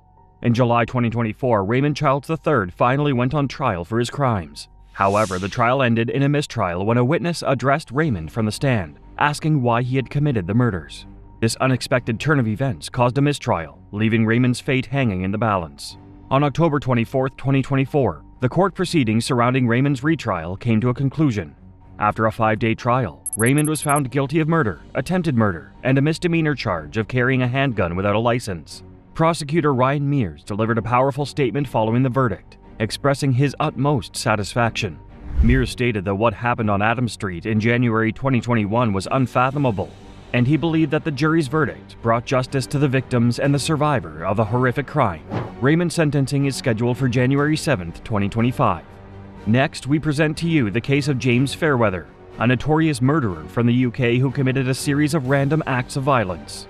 It was laying on the grass, something like that. It was like that, just fast asleep, where he was drunk. Then he goes, "He's the one, he's the one, he's the one." James Fairweather attended Colchester Academy in England, where he encountered numerous struggles due to his physical appearance and struggle with academics. Diagnosed with dyslexia, James faced constant bullying, which only intensified his suffering. The loss of his beloved grandmother in 2012 further impacted his well-being, leading to a deep sense of grief and isolation. However, none of those circumstances provided an excuse for what James Fairweather would go on to do. On March 29, 2014, the unimaginable happened. James Fairweather attacked the defenseless James Atfield, a 33-year-old father of 5 who had been seriously injured in a car accident years before. The tragic incident unfolded at Castle Park, where James Atfield was lying on the grass. James Fairweather, driven by unimaginable rage, viciously stabbed James Atfield multiple times, leaving him bleeding to death. As the details of the case unfolded, it was revealed that James Atfield had been stabbed over 100 times. 3 months after the brutal murder of James Atfield, Nahid Al-Mania, a 31-year-old Saudi student at the University of Essex, fell victim to James Fairweather's violent rampage. Nahid's body was found on Salary Brook Trail, near her home, with multiple stab wounds. So, today, Chief Superintendent Carl O'Malley gave interview after interview after interview, repeated appeals for public help. As the police investigated, they questioned over 50 individuals with a history of knife crime in the area. James Fairweather remained under the radar. By January 2015, nearly 1,000 people had been spoken to regarding the murders of James Atfield and Nahid Al-Mania. These murders, which took place in a public park in broad daylight, shocked the nation. The head of the Major Crimes Unit for the Essex Police described the killings as brazenly executed. Despite the lack of evidence, the police even went as far as investigating whether Nahid's murder was a hate crime due to her Saudi background. In May 2015, a breakthrough came when a dog walker found James Fairweather loitering in a park and called the police. When the police arrived, they discovered James with rubber gloves and a knife in his possession. He was arrested on the spot. In January 2015, James Fairweather found himself the subject of a psychiatric evaluation. During this session, he disclosed that he had harbored antisocial and violent thoughts for quite some time. This revelation sparked a further investigation into James's life, and a search of his personal belongings led authorities to uncover a disturbing truth. James had a deep fascination with serial killers, with a particular interest in the Yorkshire Ripper. As the investigation continued, there was mounting evidence suggesting that James was indeed connected to the 2 murders in the park. Despite his initial denial of any involvement, the evidence against him grew stronger, leading to his arrest and being charged with 2 counts of murder and possession of an illegal weapon. James maintained his innocence throughout the legal proceedings, but the evidence against him was overwhelming. However, as the trial unfolded, James made a shocking decision. He ultimately pleaded guilty to 2 charges of manslaughter on the grounds of diminished responsibility. James admitted that he had committed the crimes, but claimed that he had psychosis at the time of the incident. Despite his admission, a court psychiatrist did not find sufficient evidence to support his claim of psychosis. On April 22, 2016, James was found guilty by a unanimous verdict. He was sentenced to life in prison with parole eligibility in 27 years. James attempted to appeal his sentence on the grounds of his young age, arguing that he was not fully aware of his actions. However, his appeal was rejected when the judge declared that James had been aware of what was happening at the time of the murders. Next, we turn to the disturbing case of Aiden Fucci. We'll uncover the chilling details of his crime and witness the emotional breakdown of a teenager spiraling into darkness. So Tristan Bailey, Aiden Fucci, they went to school together at Patriot Oaks Academy. Both lived in an upper middle class neighborhood, pretty much had zero crime. May 9th, 2021, Bailey goes missing. Tristan Bailey was born in January 2008. She was the youngest of 5 children and spent her first years growing up in sunny Singapore. Everyone who knew Tristan described her as an incredible friend with boundless energy. The Bailey family eventually returned to the United States and settled in St. Johns County, Florida. In May 2021, Tristan was a 7th grader at Patriot Oaks Academy, living a typical teenage girl's life. She was happy, popular, and a cheerleader. However, things changed on May 9th, 2021, when Tristan's mother went to her bedroom to wake her up and discovered she was nowhere to be found. 49 of the stab wounds were located on her hands, arms, legs. Tragically, hours later, a person walking through a wooded area on Saddlestone Drive near Jacksonville stumbled upon a retention bond and couldn't help but notice what appeared to be a mannequin. Upon closer inspection, they realized it wasn't a mannequin, but the body of a young girl they'd all come to know and love. It was Tristan. The medical examiner's report revealed a shocking discovery. Tristan had been stabbed multiple times, with a staggering total of nearly 120 wounds. Shockingly, many of those wounds were found to be defensive, indicating that she had fought for her life. As crime scene investigators meticulously combed the area, they stumbled upon crucial evidence. A buck knife missing a tip was discovered in the pond near Tristan's body. However, the missing tip was found in an even more disturbing location, lodged in Tristan's head. Multiple witnesses came forward, stating that they had seen 14-year-old Aiden Fucci and Tristan together before she was reported missing. These statements, coupled with Aiden's ever-changing stories when questioned by police, added fuel to the fire. One of the stories Aiden told investigators involved an altercation between the two, where he claimed that Tristan had touched his privates, prompting him to push her away physically. According to Aiden, Tristan fell to the ground and hit her head. After being questioned by the police while sitting in a patrol car, Aiden took pictures and videos and posted them on Snapchat. In one post, Aiden asked, "Hey guys, has anybody seen Tristan lately?" At midnight on May 10th, 2021, the police conducted a search of Aiden's home in search of evidence connecting him to Tristan's murder. Inside the room belonging to Aiden, investigators discovered a sheath matching the knife found near Tristan's body. Additionally, they found clothing stained with blood. 3 hours later, Aiden was arrested and charged with second-degree murder. However, the charges were later upgraded to first-degree murder after further investigation and witness statements. Aiden was held without bond as the police delved deeper into his case. When the police spoke to Aiden's friends, they revealed that Aiden had admitted to them that he was going to kill someone by taking them into the woods and stabbing them. Sophie Bauman, Aiden's ex, shared a shocking revelation as well. She stated that one time when Aiden was playing around with her, he pretended to stab her and later told her that he heard voices in his head. Aiden's alleged actions, combined with the evidence presented against him, portrayed him as a troubled and dangerous young man. In a shocking turn of events, Aiden's mother, Crystal Smith, was arrested and charged with tampering with evidence. The accusation stated that Crystal had washed blood off her son's jeans, potentially hindering the investigation. However, despite the initial charges, she was later released. As jury selection was set to take place in February 2023, Aiden pleaded guilty to first-degree murder on February 6th. In a letter written after the incident, Aiden expressed remorse for the pain he had caused Tristan's family. Aiden's remorse did not spare him the consequences of his actions. On March 24, 2023, he was given a maximum sentence of life in prison, with a minimum parole eligibility of 25 years. This case is probably the most difficult and shocking case that this county in St. Johns County has. Judge R. Lee Smith described the case as difficult and shocking, emphasizing that Tristan was murdered for no reason other than Aiden's internal desire to feel the thrill of taking another person's life. to symbolize the pain and suffering endured by Tristan's family. One of Tristan's sisters dropped 144 stone hearts into a glass jar. Each heart represented the number of times Tristan had been stabbed. As each loved one of Tristan read their statements, the room was filled with a mix of emotions. The pain, anger, and sadness were palpable in the air. With each passing sentence, the jar of hearts stood in front of them, symbolizing the shattered remains of their hearts. Aiden Fucci's horrifying actions and lack of remorse shocked the nation, but the next case is equally unsettling. Zaire Brooks, a young man whose violent choices left devastating consequences for those around him. Edmund Butler was only 17. His family had just had a celebration sending him off to prom. But last July, Butler was found dead in his car here at South Leibold and Gilroy Streets in southwest Detroit. Officers of the Detroit Police Department were called to a shooting scene on July 26, 2022, outside of River Rogue in the southwest part of the city. Upon arrival, they discovered the body of a 17-year-old young man named Edmund Butler, who had been shot in the back of his head. The medical examiner later determined the cause of death to be a gunshot wound, and the manner was ruled a homicide. Detroit police interrogation video is of 17-year-old Zaire Brooks. Brooks was Butler's lifelong best friend. As the investigation unfolded, detectives of the Detroit Police Department swiftly zeroed in on Edmund Butler's best friend, Zaire Brooks. After extensive interrogation, Zaire eventually admitted to being the one who shot and killed Edmund. He revealed that he had planned to meet Edmund with the intention of buying $200 worth of marijuana, but all along, he had sinister intentions. According to Zaire, his intention was to rob his friend, Edmund. However, things took a tragic turn when he claims he was forced to shoot Edmund, fearing that he could identify Zaire as the robber.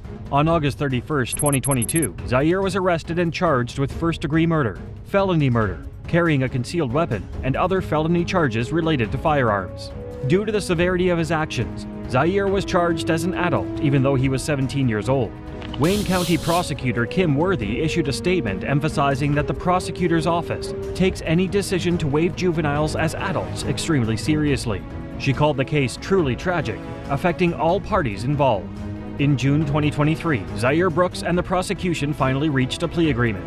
The prosecution dismissed several felony charges against Zaire, making room for a more focused sentence.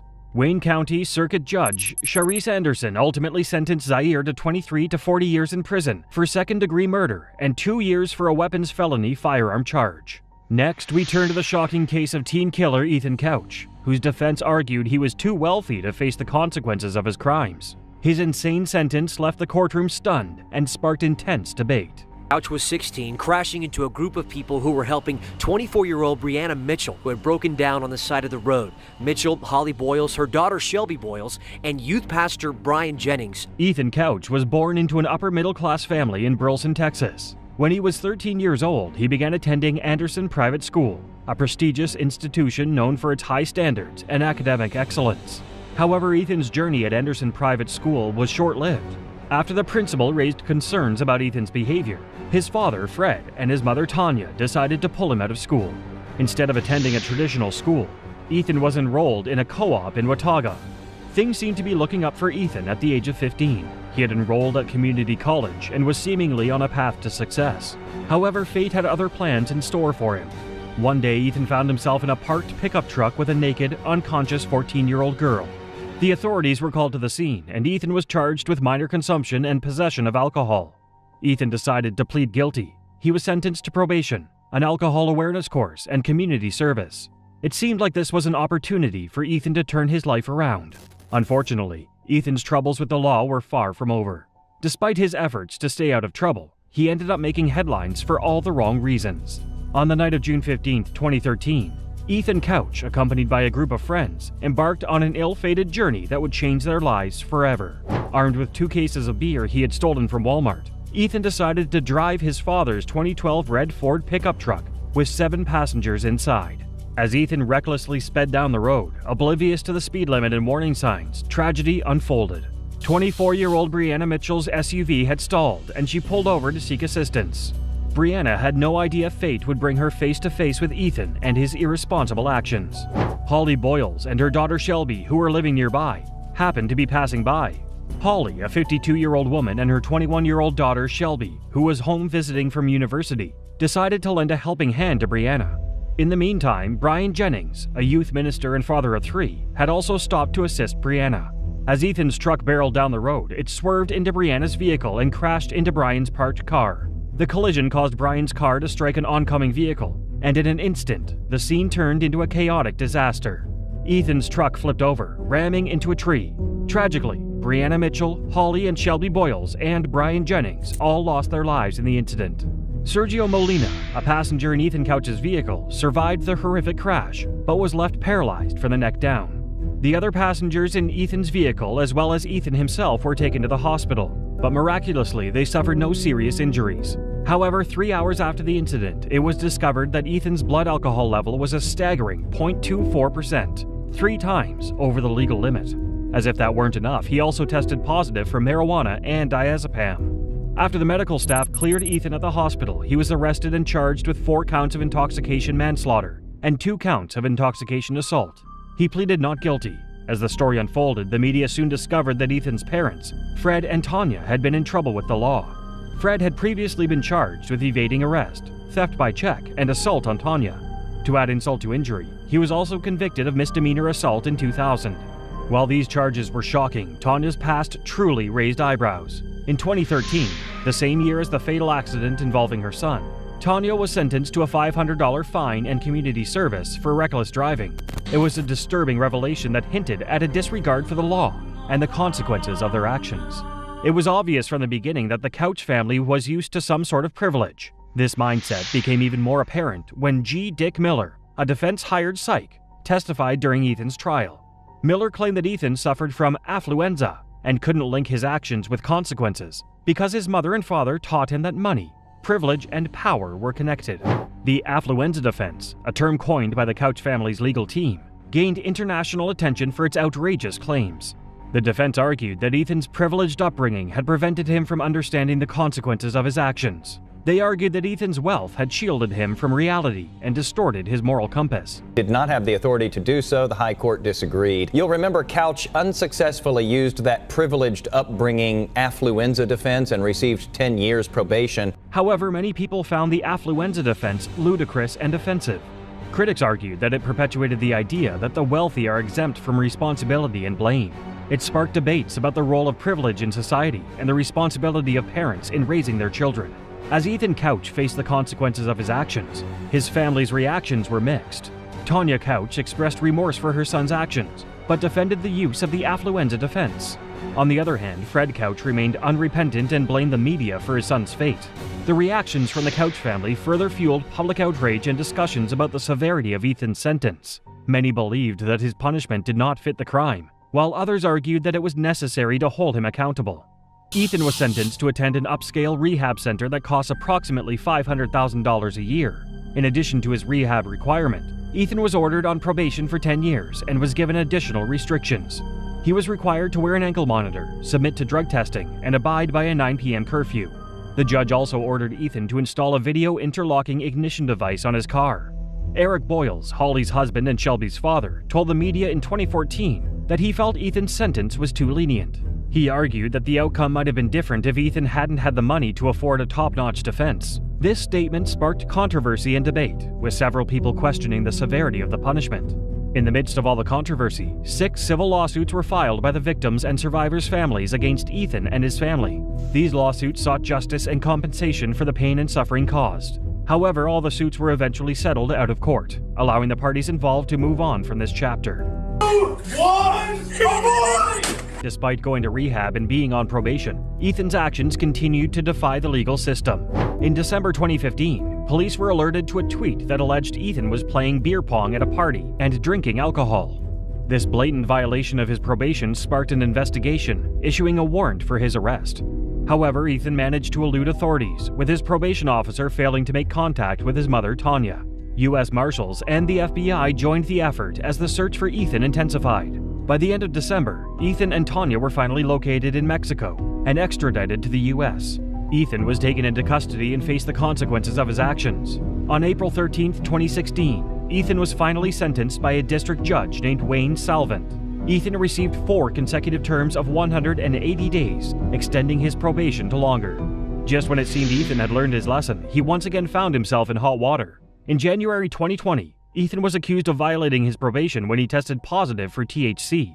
To the surprise of many, Ethan was released just 1 day after it was determined that the positive result could have come from either illegal marijuana or CBD oil. The leniency shown towards Ethan again sparked outrage, with critics questioning the system's ability to handle repeat offenders. Ethan Couch's reckless actions and the controversial Affluenza defense left many outraged. But the next case takes us to an even more chilling moment in history. Custody until she's 25, then go to state prison. That everyone expected. What they did not expect was the judge's permission to tape the audio portion of the proceeding. Brenda Spencer was born and raised in Chula Vista, California, to parents Dorothy and Wallace Spencer. However, things turned tragic after Dorothy discovered that Wallace was cheating on her with several women. These affairs led to a breakdown of their marriage, and the couple eventually divorced. After the divorce, Brenda moved with her father, Wallace, into a filthy apartment. Living conditions were far from ideal, as they shared a mattress on the living room floor. The home was littered with empty bottles from Wallace's alcohol abuse. It was during this period that Brenda's behavior began to deteriorate. People around her would later claim that she harbored a deep hatred for policemen, referring to them as pigs and cheering whenever she saw reports of officers involved in shootings. Brenda's erratic behavior scared many people, and she was often described as crazy. Around this time, Brenda started to get into trouble with the law. Her probation officer believed it was necessary for her to undergo a psych evaluation. This evaluation concluded that Brenda should be admitted to a mental hospital to seek professional help for her mental health. However, her father, Wallace Spencer, vehemently denied this decision and decided to take matters into his own hands. Instead of seeking proper mental health treatment for his daughter, Wallace Spencer purchased Brenda a Ruger 1022 semi-automatic .22 caliber rifle with a telescoping light and 500 pounds of ammunition. Little did he know that this decision would set off a tragic chain of events. On January 29, 1979, Brenda Spencer opened fire from the window of her house, aiming her rifle towards Grover Cleveland Elementary School. After neighbors, nearby residents, and all the school children were safely evacuated, police mapped out their strategy. Prepared for either lengthy negotiations or for an assault. The innocent children and staff inside were unsuspecting targets for Brenda's rage. In a matter of minutes, she shot and killed 53-year-old principal Burton Ragg and injured 8 other children. She also managed to wound 56-year-old Mike Sucher, the school custodian, fatally. Officer Robert Robb arrived at the scene in an attempt to end the massacre. However, as he approached Brenda's house, she opened fire, striking him in the neck. Luckily, the police at the scene acted quickly and moved a garbage truck in Brenda's line of fire, stopping her from shooting any further. Brenda then barricaded herself inside her home and spoke to a reporter from the Evening Tribune on the phone. She revealed her motive for the shooting, saying, "I don't like Mondays." After hours of waiting, the negotiations did pay off. SWAT officers and police could congratulate themselves on the fact that no more blood was spilled after the initial shootings. After several hours of negotiation, negotiators surrounded Brenda after being promised a Burger King. Despite her age, Brenda was charged as an adult and pleaded guilty to 2 counts of murder and assault with a deadly weapon. In April 1980, just 1 day after she turned 18, she was sentenced to concurrent terms of 25 years to life. There being no legal cause, my sentence should not now be imposed. That is correct. As to counts 1 and 2, the sentence is 25 years to life. In exchange, 9 counts of attempted murder were dismissed. Brenda's actions shocked the nation and earned her the title Schoolgirl Sniper. With her young age and lack of remorse, the public reaction was a mix of shock and horror. This crime was particularly chilling as she targeted elementary school students. The thought of a child being gunned down by a teenager left many in disbelief. The lead singer of the Boomtown Rats, an Irish new wave band, was particularly struck by what happened. Bob Geldof was deeply affected by Brenda's story. He was particularly struck that Brenda had cited her dislike of Mondays for her heinous crime. This quote inspired Bob to write a song called "I Don't Like Mondays," released in July 1979. Despite the severity of the charges, Brenda became eligible for parole in 1993 for the first time. However, her request was denied. At her parole hearing in 2001, Brenda alleged that her father had harmed her, but her father, Wallace, adamantly denied these claims, stating they were untrue. The board ultimately denied her parole. Brenda, currently serving her sentence at the California Institution for Women, was dealt a devastating blow at her latest parole hearing in August 2022. In spite of her efforts to prove her rehabilitation, she was still deemed unsuitable for release. Her next parole hearing is in 2025. Brenda Spencer's unthinkable act of violence shocked a nation and left an enduring legacy of pain. But the next case takes us to a very different kind of crime. Max Wade, a teenager who's bold and audacious crimes, including theft and attempted murder, revealed a dangerous mix of recklessness and ambition. Wade's legs will be chained up during his upcoming trial. His attorney was concerned about the image that would have on the jury, so curtains have been put up in front of his seat. This area here. Max Wade first gained attention when he made headlines for stealing a Lamborghini that belonged to none other than celebrity chef Guy Fieri. This audacious act earned him 15 minutes of fame and landed him in hot water with the law. However, Max's legal troubles did not end there. In 2013, he was found guilty of 6 charges, including attempted murder. Despite being just a teenager at the time of the crimes, he was tried as an adult. In April 2012, Max committed a drive-by shooting in Mill Valley. His target was 19-year-old Landon Wallstrom, who was in a car with 18-year-old Eva Dedier. Max was initially charged with attempted murder in Eva's case, but the charge was dropped. Max's actions were deemed so severe that he was ultimately sentenced to life in prison, plus 21 years and 4 months. Judge Kelly Simmons, who delivered the harsh verdict, stated that Max planned the attack perfectly, and that's kind of scary. However, the sentence was met with controversy as Max's attorney argued that it violated the 8th Amendment, which protects individuals from cruel and unusual punishment. Max's defense attorney argued that considering his immaturity and troubled childhood, a life sentence would be disproportionate and unfair.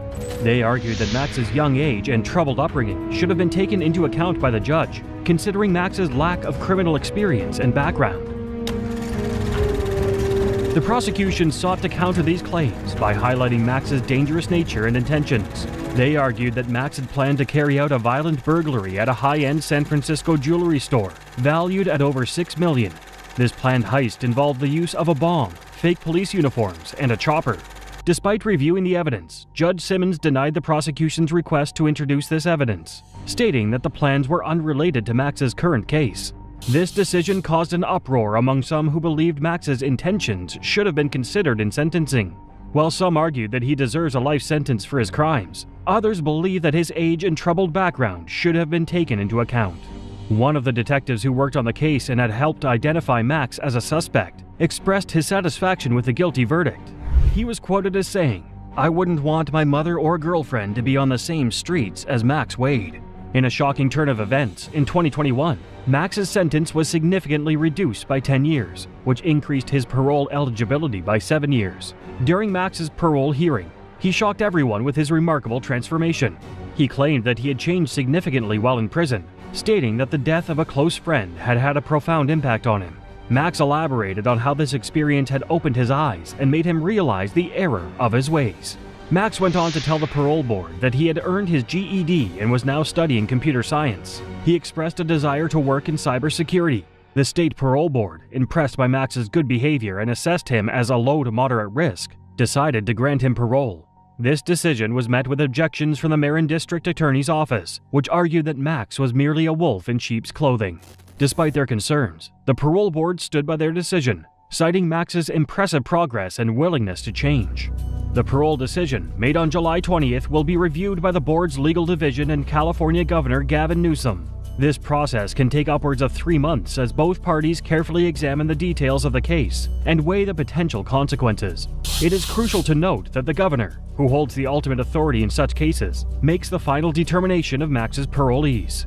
From Max Wade's high-speed chase with the law, we move on to a far darker and more disturbing story, the case of Robert and Michael Beaver.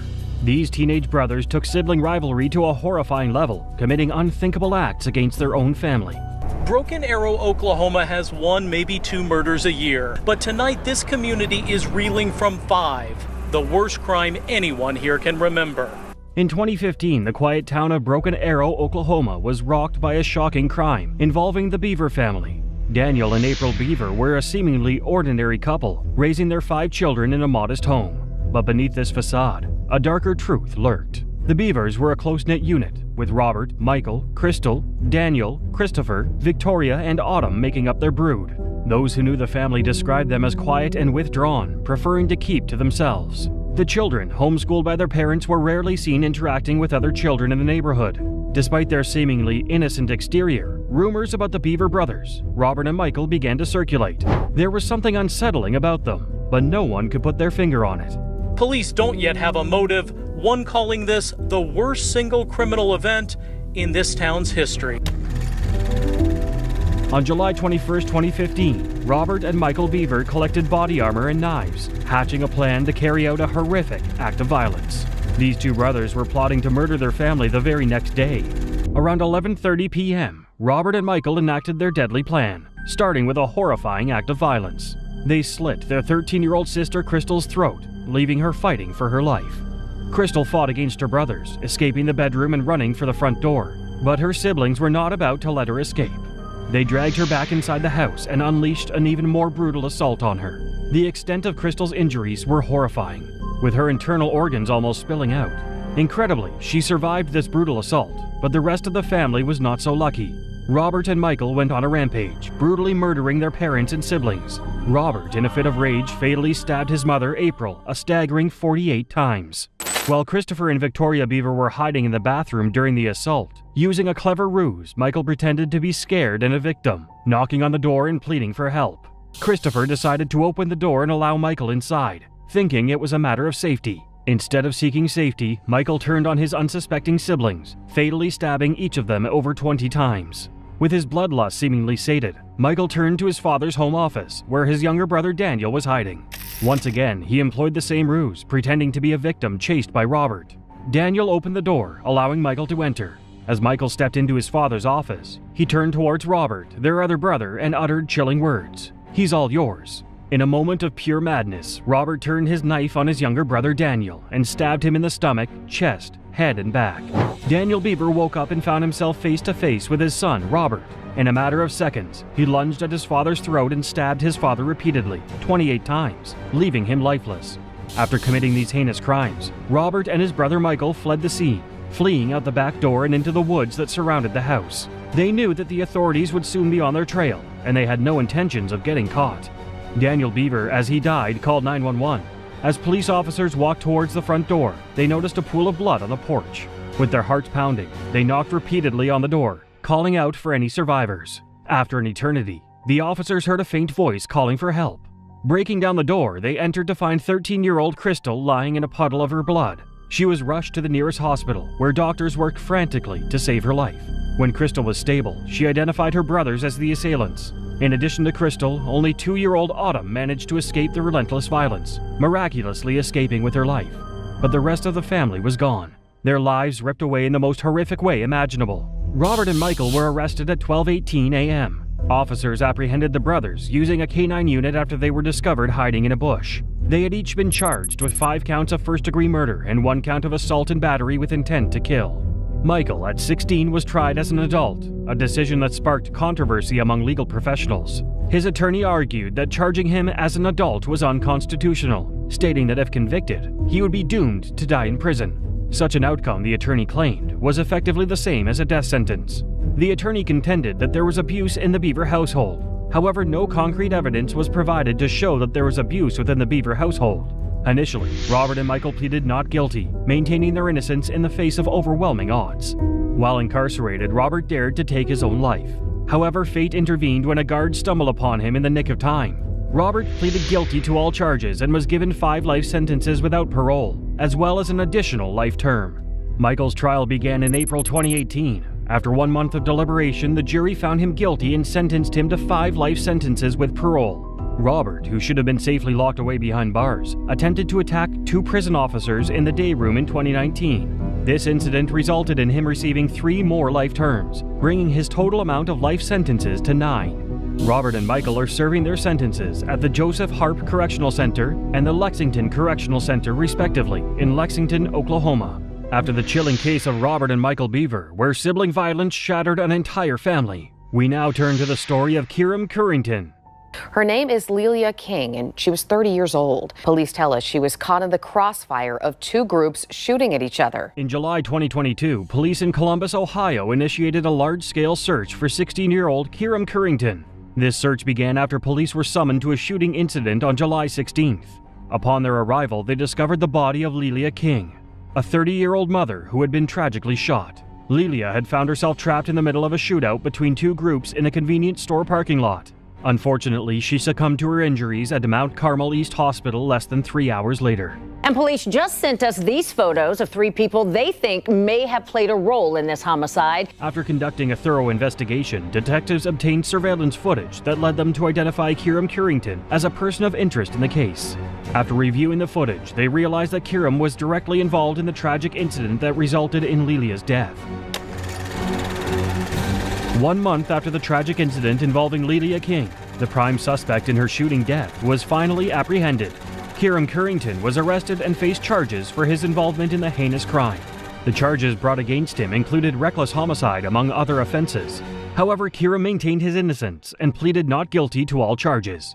As time passed, the case continued to unfold, and in December of 2023, a shocking turn took place. Kieran, now charged as an adult, pleaded guilty to involuntary manslaughter in relation to Lilia's death. The Franklin County Court of Common Pleas judge presiding over the case handed down a sentence of 7 to 9 years for Kieran's actions. This punishment was met with mixed reactions from the general public, with some expressing satisfaction, while others called for harsher penalties. From Kieran Currington's tragic outburst of violence, we now move on to the unsettling case of Kiona Mouton. Mouton's story, much like Currington's, highlights the unpredictable and dangerous paths some young people take. Some breaking news now, an update to a story we brought you right at 4 o'clock. The young woman who lured a Lamar High School student to his death in a gang-related hit has just been sentenced. Kiona Samiriel Mouton, a 16-year-old student at Lamar High School, was the center of a heinous crime in 2018. Known for her charm and charisma, Kiona had caught the attention of 18-year-old DeLindsay Mack, who had a crush on her. On November 3, 2018, Kiona lured DeLindsay to an abandoned lot, promising him a surprise. Little did he know that this surprise would be a meeting with his fate. Kendrick Johnson, a gang member with a chilling reputation, was waiting in the shadows, ready to strike. In a tragic turn of events, Kendrick Johnson opened fire on DeLindsay, ultimately leading to his death. Davian Thomas, the getaway driver, was present during the crime, but the identity of the second shooter remained a mystery.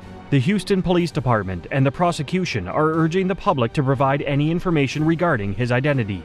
The consequences of Kiona's actions were far-reaching, leaving a lasting impact on everyone involved. Kiona, now facing criminal charges, found herself facing the prospect of a life in prison. Her actions not only cost the life of an innocent young man, but also shattered the lives of his family and loved ones. Kendrick Johnson was sentenced to life without parole for his involvement in the heinous crime. Davian Thomas, the getaway driver in the DeLindsay murder case, received an equally harsh sentence. He was sentenced to 50 years in prison. According to court records, DeLindsay's murder was the result of an ongoing war between 2 Houston area gangs. DeLindsay, a promising athlete, had recently transferred to Lamar High School from Yates High School to escape gang vice. In 2024, Kiona Samiriel, now 22, was sentenced to 23 years in prison for her part in DeLindsay's death. Despite her age at the time of the crime, she was charged as an adult, meaning that she must serve at least half of her sentence before becoming eligible for parole. As Kiona's sentencing hearing got underway, DeLindsay's mother had the chance to address Kiona directly. She unleashed her anger and resentments towards Kiona in a powerful emotional speech. Her voice filled with raw emotion, she expressed her deepest hatred towards the teen, stating, "I hate you. You disgust me." While Kiona attempted to fight back tears, DeLindsay's mother had no qualms about pouring salt on her wounds. She bluntly told Kiona, "Don't you dare cry." The sentiment was clear. This mother felt no sympathy or remorse for the perpetrator of the heinous crime. In the aftermath of the hearing, Assistant District Attorney Sarah Seeley held a press conference to address the sentencing. She emphasized the severity of the case, highlighting its devastating impact on DeLindsay's parents. Miss Seeley stated that DeLindsay's parents had placed their child in the one place they believed he would be safe, school. But Kiona had taken advantage of the situation and orchestrated the murder. Kiona Mouton's shocking crime left a community in disbelief, but the next case reveals an even more harrowing tragedy. Teenager who was accused of shooting a classmate 3 times was in court this afternoon to face upgraded adult charges. Daravius Smith has been in a juvenile detention center. In January 2022, a shocking incident occurred at Seminole High School in Florida, leaving the community in disbelief. Sanford police arrested a 16-year-old student named Daravius Smith for allegedly shooting an 18-year-old student inside the school around noon. The charges against Daravius include 1 count of open attempted homicide, 1 count of possession of a firearm on campus, and 1 count of firing a weapon and disturbing the peace while interfering with school functions. McIntyre is a senior who played cornerback on the Seminole High School football team. His family says he has been planning on playing in college next year and has several offers. The victim of the shooting, Javon McIntyre, was a cornerback for his high school football team who dreamed of playing the sport in college. However, after the shooting, Javon's hopes were put into question, as he worried his injuries might hinder his chances of pursuing his dreams. Javon underwent surgery on his wrist after being shot 3 times, but fortunately, he survived and was in stable condition. Deputies say he shot 18-year-old Javon McIntyre 3 times on campus at Seminole High School last month. After Smith told investigators the two had words in the bathroom. Initially, the detectives investigating the shooting believed the motive behind the incident was linked to a girl. However, as they looked deeper into the case, they discovered that it was actually over a deceased relative. This revelation shocked the community and left many questioning the motive behind the senseless act of violence. According to the chief of police, there was no indication the shooting was gang-related. However, this only adds more mystery to the case. Before the tragic incident, Daravius Smith and Javon McIntyre were friends. However, the two teens had a confrontation 1 week before the shooting, which left everyone scratching their heads. Daravius, while speaking with detectives, claimed that Javon was taunting him between classes. However, he denied any threats or attempts to initiate a fight with Javon. On the day of the shooting, Daravius claimed that he hid in a bathroom to avoid Javon. He alleged that Javon was waiting for him outside the bathroom, ready to engage in a fight. In his statement to the detectives, Daravius claimed he was not scared, but because he was inexperienced in fights, he decided to shoot Javon instead. Shockingly, Daravius admitted to firing multiple shots at Javon before the gun jammed. He claimed that he fled the scene afterward, disposed of the weapon, and hid until he was eventually caught. 1 month after Daravius Smith was charged with attempted murder, his case was transferred from the juvenile justice system to the adult circuit court. Daravius opted not to go to trial, instead entering a no-contest plea to the charges against him. In July 2024, Daravius faced the consequences of his actions as Judge John Galuzzo handed down a 2 15-year prison sentence to be served concurrently. Additionally, he was ordered to serve 5 years on probation. Probable cause for attempted first-degree premeditated murder with a firearm reclassified as a light felony. Your client will be held at no bond as to that count. While on probation, Daravius was ordered to wear GPS and is prohibited from possessing firearms. The judge made another important decision, banning Daravius from having contact with his victims, their families, and even Seminole High School property. Recognizing the potential mental health issues at play, the judge ordered Daravius to undergo mental health evaluations. In addition to mental health evaluations, the judge also required Daravius to enroll in anger management courses and life skills programs. Javon McIntyre filed a lawsuit against the Seminole County school system in November 2022. In his lawsuit, he alleged that the school did not do enough to protect him. According to Javon's complaint, several school officials heard Daravius threaten him 1 week before he was shot. The complaint further alleges that as he was running and screaming for help after being shot, one school staff member ran past him in the opposite direction and didn't help. Javon, by 2022, was a student at Tusculum University in Tennessee. Due to the devastating consequences of the shooting, Javon sought justice and demanded compensation. He believed his injuries warranted a fair settlement and is seeking at least $100,000. Our next case takes a shocking turn with Curtis and Catherine Jones, siblings who became the youngest teens ever charged with first-degree murder in the U.S. Jones was only 13 and her brother Curtis 12 when they shot and killed Nicole Spites in 1999. Curtis and Catherine Jones were siblings who found themselves at the center of a shocking murder case. Living in Port St. John, Florida, with their father, Curtis Jones Sr., the siblings were part of a tight-knit family.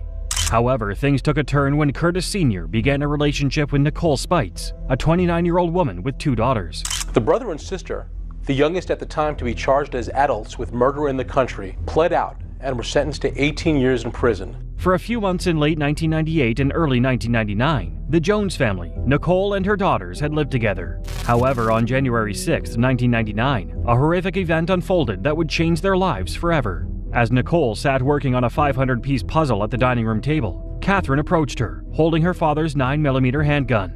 Without hesitation, Catherine opened fire, shooting Nicole in the torso. In the chaos that followed, Catherine dropped the gun, leaving it within reach of her brother Curtis. Curtis seized the opportunity and opened fire, continuing to shoot Nicole until the gun was empty. This deadly assault left Nicole dead on the kitchen floor. The detectives alleged Curtis and Catherine, 13 and 12 years old, covered up their tracks after shooting Nicole, staged the scene as a robbery, and ran into the woods, where they spent one night before they were found and arrested. At just 12 and 13 years old, Curtis and Catherine became the youngest people charged with first-degree murder in the United States. However, it quickly became evident that these two couldn't fully grasp the gravity of their actions. During the court proceedings, Curtis made a shocking request. He asked his attorney if he could bring his Nintendo to prison. I can't say how many more times he fired the gun, but I know after maybe the last 2 bullets. According to the Brevard County Sheriff's agent Todd Goodyear, the motive behind Nicole's murder was that the siblings were jealous of their father's girlfriend. This jealousy turned into deadly consequences, with both Curtis and Catherine pleading guilty to second-degree murder charges. It was believed that justice had been served at the time, but a shocking revelation would soon come to light. I actually took the fingerprints off the gun and wiped it down, and I told my brother that he got hysterical. He had an emotional breakdown because, once again, this is reality now. This isn't some idea that's in our head anymore. This is reality. In 2009, Catherine spoke to Florida Today and admitted that there was more to Nicole's shooting than meets the eye. According to Catherine, a family member who had been staying in their home sexually abused her and her brother Curtis. However, Catherine said their claims were not taken seriously when meeting with her father, Curtis Sr., and Nicole. Jessica and Inez, Nicole's daughters, were left to pick up the pieces after. Curtis and Catherine killed their mother. For years after the murder, Jessica and Inez perpetuated the lie that their mother was alive and well in Florida. The girls desperately clung to this fantasy. They continued to deceive their friends, pretending that Nicole was on an extended vacation. Finally, after years of suppressing the truth, Jessica mustered the courage to share it with her closest friends. The weight of that lie had become too heavy to bear, and she knew she had to seek help. In a moment of bravery, she revealed that her mother, Nicole, had been brutally murdered by a 12 and 13-year-old. As time went on, Jessica and Inez couldn't help but miss their mother at some of the most pivotal moments of their lives. Curtis Jones, now a youth minister, was released in July 2015, while his sister, Catherine Jones, followed in November of the same year. While adjusting to life outside of prison, Catherine worked at Sonic and supported herself independently. Driven by her desire to make a difference in the lives of others, Catherine made a bold and ambitious move to Washington, D.C., where she met with a Democratic senator to discuss changing how juvenile offenders are sentenced. Having spent half of her life incarcerated, Catherine's everyday experiences were like embarking on a new adventure. With a release date that coincided with Thanksgiving, Catherine's spirit soared as she envisioned spending the holiday with her brother Curtis. In an interview while in prison, Catherine expressed her remorse for the taking of Nicole's life and her deep regret for her actions. However, she confessed that she found solace in the solitude and introspection of prison life. When Nicole's daughters, Jessica and Inez, learned of Curtis and Catherine's impending release from prison in 2015, they expressed their pain to Florida Today. However, they also revealed their capacity for forgiveness. According to that article, Curtis and Catherine had never apologized to Jessica or Inez and appeared to have no remorse for their actions. After witnessing the tragic story of Curtis and Catherine Jones, two siblings who made a haunting pact at such a young age, we moved to the case of Jordan Roach. Stand trial as an adult. On Thursday, Roche pleaded guilty to killing Cargill and was sentenced to 10 years in prison. In 2017, Caitlin Cargill, a 14-year-old from Arlington, Texas, decided to walk with her dog. Caitlin left the apartment complex where she resided. Her family expected her to return home soon. However, their hopes began to fade as the hours turned into days. 14-year-old Caitlin Cargill, who disappeared in June only to be discovered dead in a landfill, may have had a deal to manufacture and sell a drug. An arrest warrant affidavit for Jordan Roach. On the second day after Caitlin's disappearance, her body was found in an Arlington landfill. The discovery sent shockwaves through the community, and the search for justice began. It wasn't until August 2017 that the police finally revealed Caitlin's cause of death. Tragically, it was determined that she had been the victim of homicidal violence. This news only intensified the search for answers. In September 2017, police made a shocking announcement. They had arrested 16-year-old Jordan Roach, an acquaintance of Caitlin's. Jordan was charged with murder and transported to the Tarrant County Juvenile Detention Facility in Fort Worth. According to Jordan's arrest records, the police believed Caitlin was killed because of a drug deal gone bad. They also alleged that the murder weapon used was a hammer. Police say they found a claw hammer along with Cargill's blood inside of an apartment. Caitlin's murder sparked outrage among the residents of Bedford, where the young girl once lived. They are not only angered by the brutality of the crime, but also by the way the police and the media treated Caitlin. One of the most concerning aspects of this case is that the Bedford police never issued an Amber Alert when Caitlin disappeared in June 2017. This failure to act concerned many community members, as they believed that the situation warranted an immediate response. However, the Bedford police stated that Caitlin's information was entered into a local and national database, but they had no information to indicate she had been abducted, and therefore could not issue an Amber Alert. Fast forward to April 2022, and there is finally some closure in the case. Is committed to remembering her daughter with a memorial garden in Hearst and a motorcycle ride each June in Caitlin's honor. I live because she can't, so we do. Jordan Roach, the 17-year-old perpetrator, was sentenced to 10 years in prison after he pleaded guilty. Since Jordan had been behind bars since his arrest, it meant that he would receive credit for time served.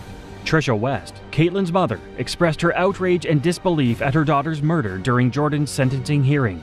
She firmly believed her daughter would have become a valuable member of society, but Jordan's actions robbed Caitlin of that opportunity.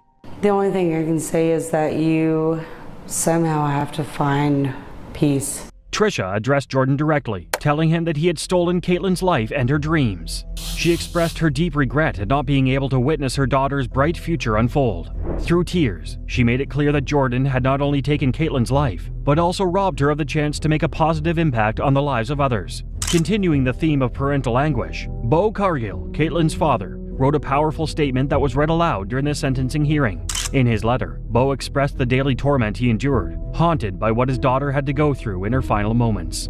He expressed hope that Jordan would be haunted by his actions every day of his prison sentence. Next, we move to the unsettling case of Rebecca Walker and Gavin Smith. Rebecca Walker and Gavin Smith were teenagers in love, but their parents were strongly opposed to their relationship. As a result, they were forbidden from seeing each other. Despite this, the couple defied their parents' wishes and continued to meet and communicate with each other secretly. Through text and video chats, they maintained a bond that grew stronger with each passing day. Over time, Gavin's frustration and anger became more evident. Sometimes he ran away from home, only to be brought back by the police. This constant cycle of running away and being caught only served to fuel his rage. According to Rebecca, Gavin's anger would escalate and he would express thoughts of wanting to kill his family. Rebecca, blinded by her own desire for love, agreed with Gavin's idea that they could be together by eliminating his family. They believed that by removing this obstacle, they could finally be free to pursue their love without interference. On December 13, 2020, Rebecca and Gavin had been on a video call, during which Gavin revealed to Rebecca that he had a gun and a knife in his possession. Alarmingly, Rebecca testified that she knew Gavin was planning to kill both his mom and stepdad. To read the letter she wrote, admitting her role and remorse for the murders of her 16-year-old boyfriend's family. During the call, Rebecca actively supported and encouraged Gavin to commit the murders.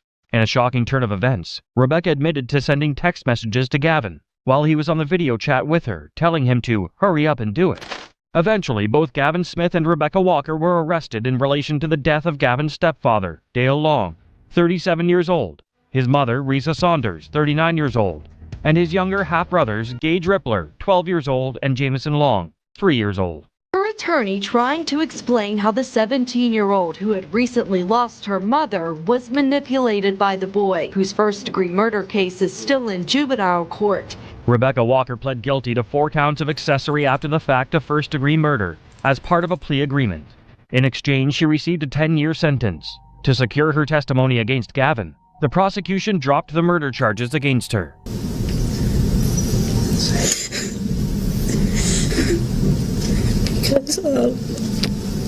In 2022, Gavin's trial began, and Rebecca Walker was one of the first witnesses to testify against him. As she took the stand, it was evident that she was nervous and hesitant to answer questions posed by the prosecution. Gavin's defense questioned Rebecca about her previous statements, in which she encouraged Gavin to hurry up and do it, in reference to killing his family.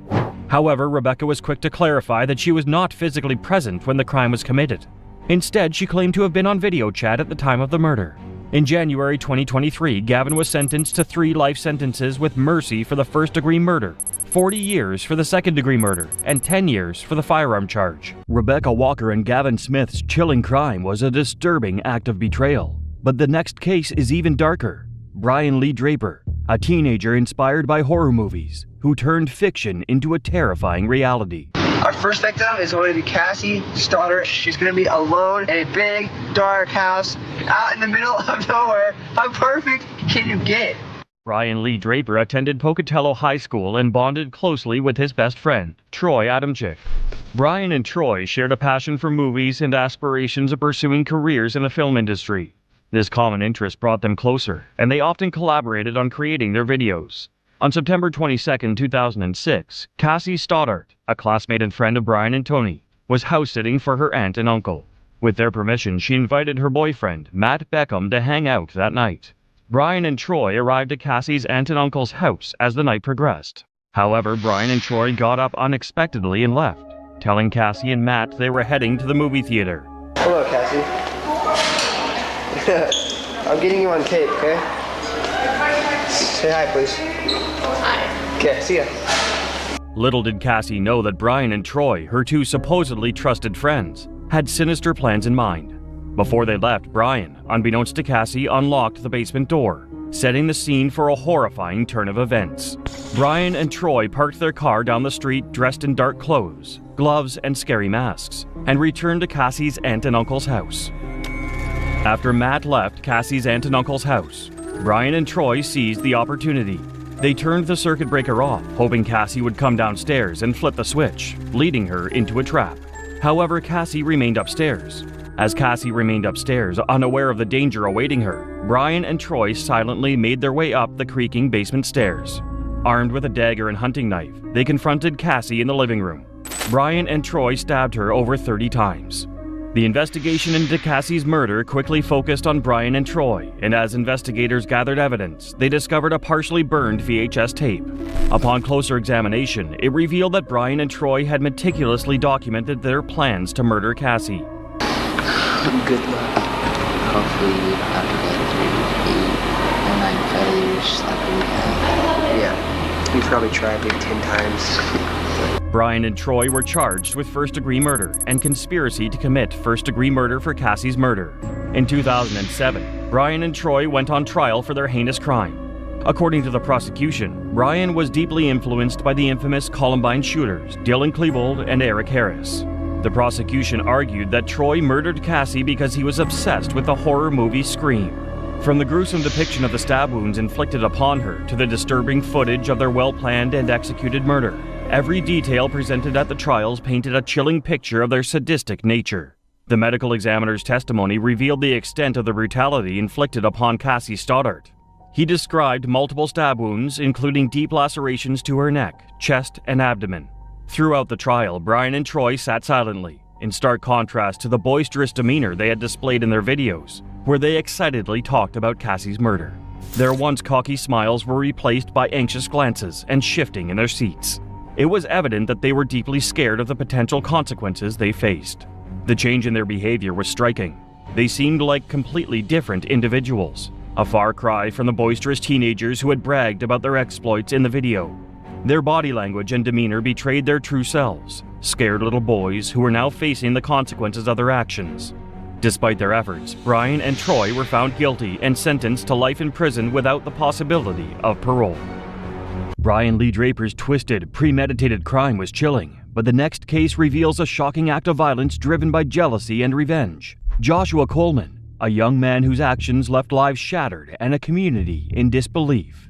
Deasia Green, a 15-year-old girl, was a chronic runaway, often disappearing for days.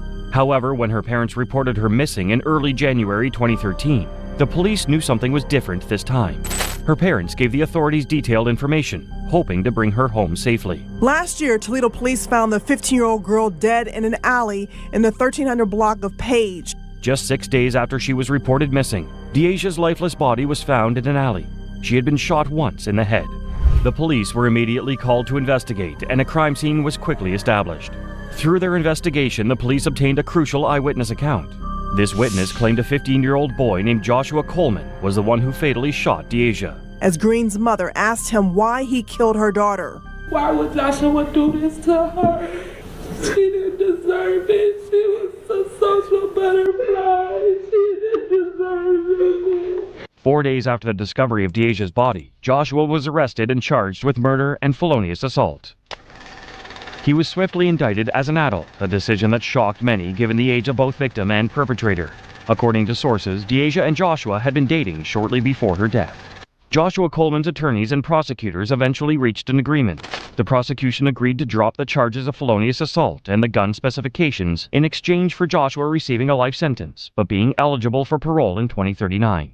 During the sentencing hearing, the prosecution told the court the motive for Joshua's shooting of Deasia was never determined. The last time I seen my baby was December 31st. That was the last day I seen my baby. The last time, y'all. Deasia's mother delivered a devastating victim impact statement. She described Deasia as a social butterfly, full of life and joy. Throughout the trial, Joshua remained silent, only answering yes and no questions from the judge. His lack of remorse further enraged Deasia's loved ones. In her murder later this month, he was sentenced to 15 years to life behind bars. During the sentencing phase, the judge asked Joshua if he wanted to give a statement or explain the motive behind the shooting. However, Joshua declined, leaving many unanswered questions. Without the eyewitness's testimony, there may never have been justice for Deasia. The police, acknowledging this witness's crucial role, credited that person for their bravery and determination. It was the eyewitness's testimony that ultimately led to Joshua's conviction. Joshua Coleman's violent crime shocked everyone, but the next case is even more unsettling. Gregory Ramos, a 15-year-old who committed an unthinkable act against his own mother, all to cover up a lie. Around midnight, he allegedly sneaked into his mom's room and strangled her. Then he went to get a wheelbarrow to bring the body out of the house. Gail Clevenger, a deeply religious woman, was known for her sweet, kind nature and ability to get along well with everyone. In 2018, Gail's son Gregory reached 15 and began attending University High School. Gail would drive Gregory to school each day, but behind the facade of a seemingly innocent teenager, there was a diabolical plot brewing. In November of 2018, everything took a tragic turn. Gregory returned home to find his mother, Gail, waiting for him. An argument soon began, with Gail expressing her disappointment over a D grade he had received in class. Like any teenager, Gregory ran to his room and slammed the door. However, Gregory was plotting something sinister behind that closed door. At midnight, he emerged from his room and walked towards his mother, who was sound asleep. Gregory placed his hands around Gail's neck and strangled her. Gregory believed that he had successfully killed his mother when he left her bedroom and headed to the backyard. He got a wheelbarrow, thinking it would be the perfect tool to transport the body. As Gregory returned to his mother's bedroom, he found that she was still breathing, leaving him with no choice but to continue his deadly assault. Finally, Gregory felt his mother's last breath. Relief washed over him. He cautiously approached the body, confirming for himself that she was no longer alive. Gregory then placed her body in the wheelbarrow and loaded it into the family car. Gregory left DeBerry and headed towards Daytona Beach. However, he quickly realized he had forgotten a shovel and turned around midway through the ride to retrieve it. As he returned home, Gregory called two of his friends. Together, they planned to hide electronic and valuable items from Gregory's house to make the scene look like a burglary. After hiding the items, he transported his mother's body to River City Church. There, he buried his mother's body beneath a fire pit. Following these heinous crimes, Gregory calmly went to a Circle K store, where he purchased soda as if nothing had happened. The following morning, Gregory went to school. However, when he returned home, he called 911, reporting a robbery. When the police arrived, Gregory explained that his mother was missing, but her car was still in the driveway. Checked the entire house because I was looking for her, but she's not here. I just got home, and my house is completely trashed. Initially, the police believed Gregory's story that he was worried for his mother's safety. However, as the investigation unfolded, the case details raised suspicions and led to the discovery of the tragic truth. As detectives dug deeper, they noticed inconsistencies in Gregory's story. Despite claiming to be a concerned son, there were discrepancies. The detectives grew suspicious of Gregory's involvement in the crime. He called police and claimed there had been a break-in at the house and his mom was missing. This is police body cam video. As the questioning continued, Gregory's statements became more incriminating. He eventually admitted to murdering his mother and implicated his two friends who helped him cover up the crime.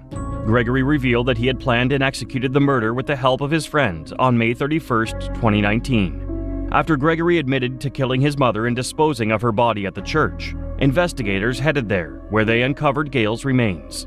In addition to uncovering Gail's remains, investigators also seized several items from around the fire pit.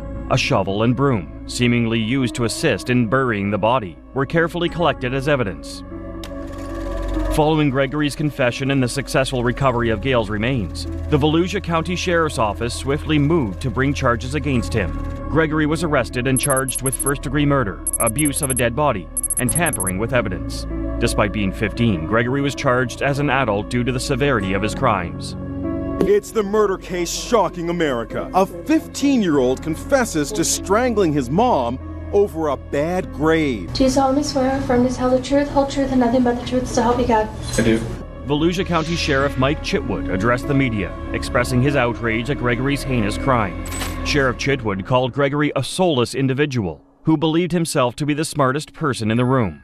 According to Sheriff Chitwood, Gregory even went so far as to express his belief that he deserved an award for his skillful performance in reporting his mother missing during a 911 call.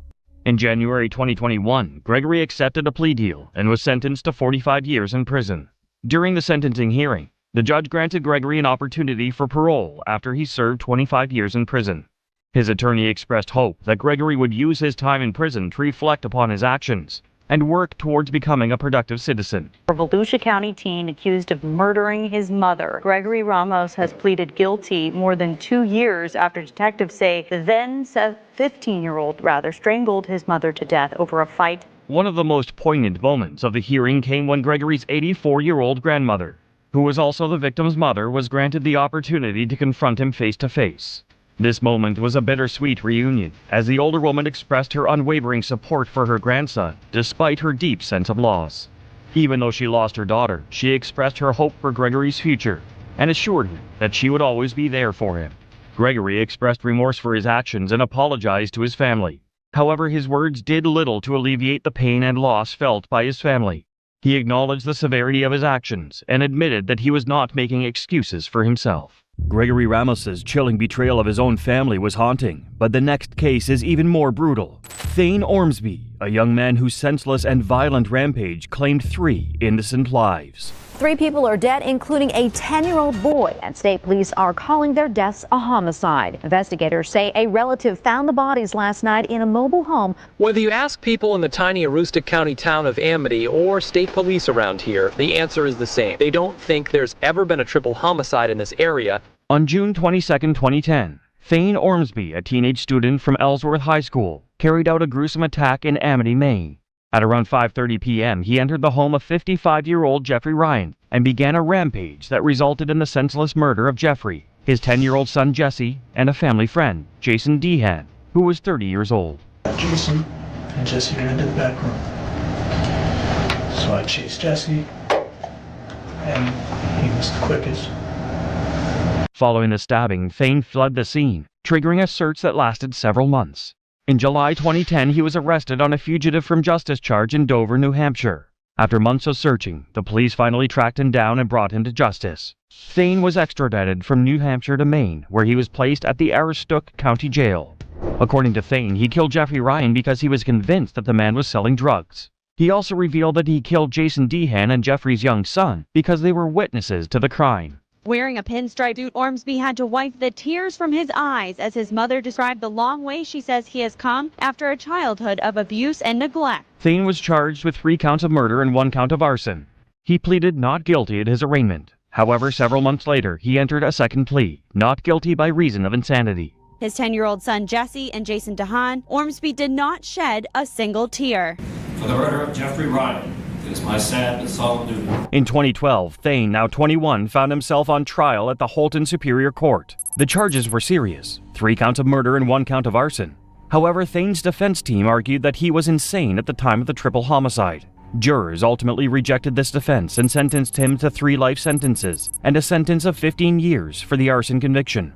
News that a teenager had committed such a heinous crime was met with widespread outrage and disbelief. Many people found it incomprehensible that someone so young could possess such extreme violence and disregard for human life. To sentence you to life in prison. For the murder of Jesse Ryan, it is my sad and solemn duty to sentence you to life in prison. Thane filed an appeal with the Maine Supreme Court 1 year after his sentencing.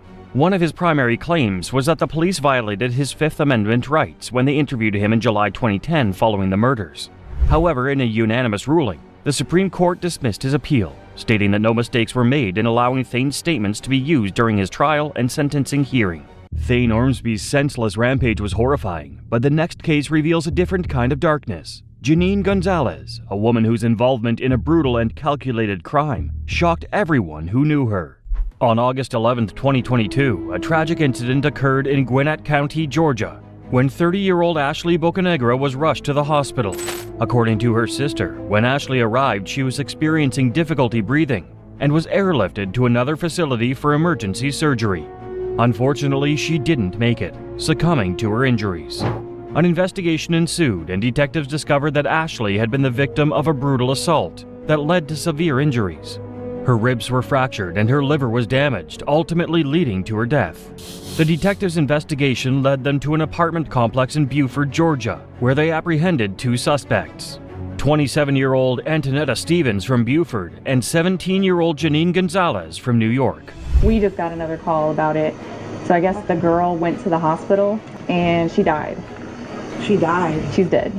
Antonetta told detectives that she was dating Janine's brother, only to discover that he and Ashley had been in a romantic relationship.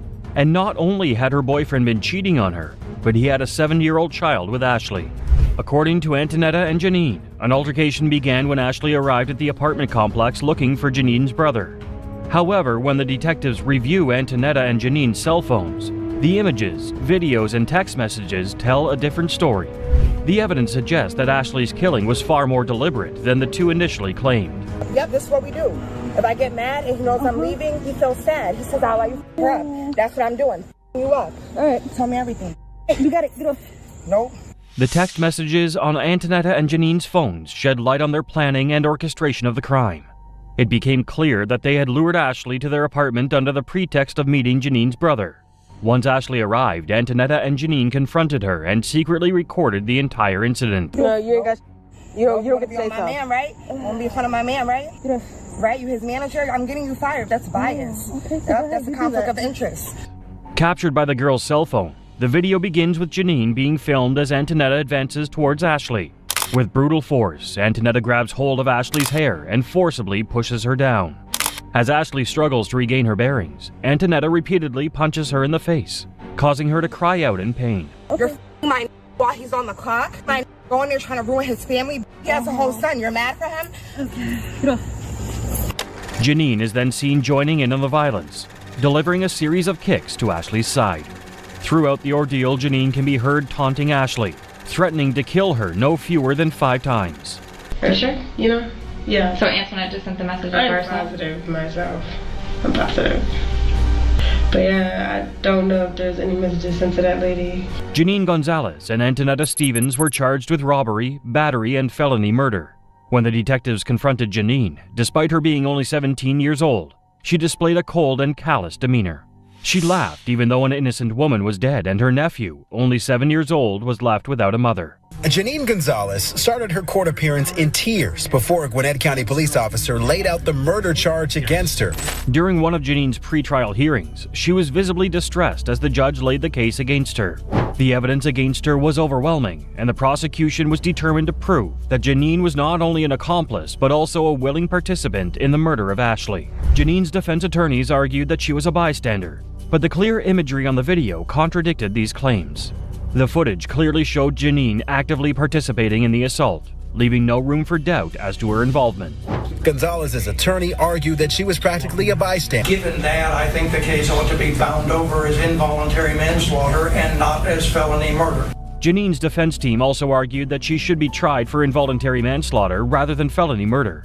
However, the prosecution had strong evidence from Ashley's text messages that implicated Janine in the assault.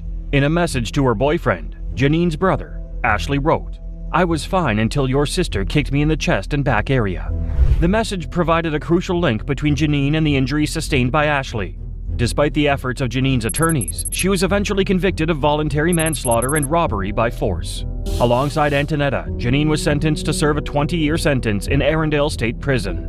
While Janine's crimes were severe, 16-year-old Dylan Shoemaker's are far more chilling. He targeted a defenseless 1-year-old baby, making her actions pale in comparison. Austin Smith was killed last week, just days shy of his 2nd birthday. 10-year-old Dylan Shoemaker is accused of murdering Smith, who would have turned 2. In March 2013, Dylan Shoemaker, a 16-year-old, was babysitting his girlfriend's son, Austin Smith, who was nearly 2 years old. Austin's birthday was just 4 days away, but unfortunately he would never celebrate his 3rd birthday. According to Austin, he lost his cool with the toddler, leading to a horrific chain of events. Tonight, we get our first look at the 16-year-old who's accused of killing a little boy in Springville. At his trial, Dylan claimed that he became frustrated with Austin and resorted to slapping him, spanking him, and ultimately slamming the boy into the floor. As if that weren't enough, Dylan proceeded to punch the toddler in the head several times, all in an attempt to get the child to stop crying. The injuries sustained by Austin proved to be fatal, with his cause of death being ruled as blunt force trauma. Deputies upon arrival immediately noted the bruising about the face and head of the child. Dylan Shoemaker was arrested and faced charges of second-degree murder and first-degree assault. He entered a not guilty plea. In December 2013, Dylan faced trial for the murder of Austin Smith. The tragic incident had left everyone in shock and disbelief. I didn't mean to kill Austin. Ashley, I really didn't think I did that. I didn't mean to hurt him. As the trial began, Dylan's defense attorney made a plea to the jury to find Dylan guilty on a lesser charge, which would have given Dylan freedom someday. Yet, despite the defense's best efforts, the jury returned a verdict of second-degree murder. At the sentencing hearing, Dylan was sentenced to 25 years to life in prison. Dylan Shoemaker walked into a state Supreme courtroom pleading his case, telling his victim's mother and the court he's remorseful for what he did. When the verdict was read, relatives of baby Austin cried from the gallery.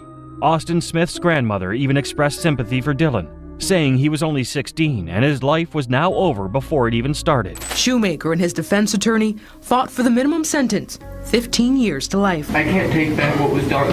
I wish I could. I would give my life for Austin. According to Dylan's attorney, Dylan was subdued after hearing that he had been found guilty of second-degree murder. However, a news report from Buffalo News paints an entirely different picture of this young murderer. The state Supreme Court justice who sentenced Dylan admitted that he had 13 letters written by witnesses and relatives who called Dylan a manipulator and deceiver. These letters revealed him to be a cunning and manipulative young man, completely different from what was presented during the trial. Further, in a viral video, Dylan claimed because he was a blonde, all he needed to do was cry for a lenient sentence. Dylan Shoemaker's crime was a tragic act of rage with devastating consequences, but the next case is equally heartbreaking. Carly Madison, a young woman whose actions led to a senseless and avoidable tragedy. She was having a mental health crisis. She doesn't know what was going on at that time. We're asking you to find her not guilty by reason of insanity. Prosecutors say she shot her mother, Ashley Smiley, a 40-year-old high school math teacher, in the face. On March 19, 2024, a friend of 14-year-old Carly Gregg reached out to Ashley Smiley, Carly's mother, expressing concerns about her daughter's excessive use of marijuana. The friend revealed that Carly had been indulging in the drug and using burner cell phones, raising alarms about their well-being. Determined to act, Ashley decided to confront her daughter about the rumors. After speaking to Carly's friend, Ashley made her way to Carly's bedroom. What she discovered there shocked her. Several vape pens lay scattered across the bedroom. Alarmed, Ashley quickly wanted answers. The jury seeing 5 days of disturbing evidence, including this surveillance video. First, you see Greg with a gun behind her back, pacing around the home. That afternoon, security camera footage from inside the home captured a chilling scene. Carly, dressed in a Nirvana t-shirt, moved around the house, seemingly hiding something behind her back. It turned out to be a .357 Magnum handgun. As Carly walked out of view from the camera, the sound of 3 gunshots shattered the silence.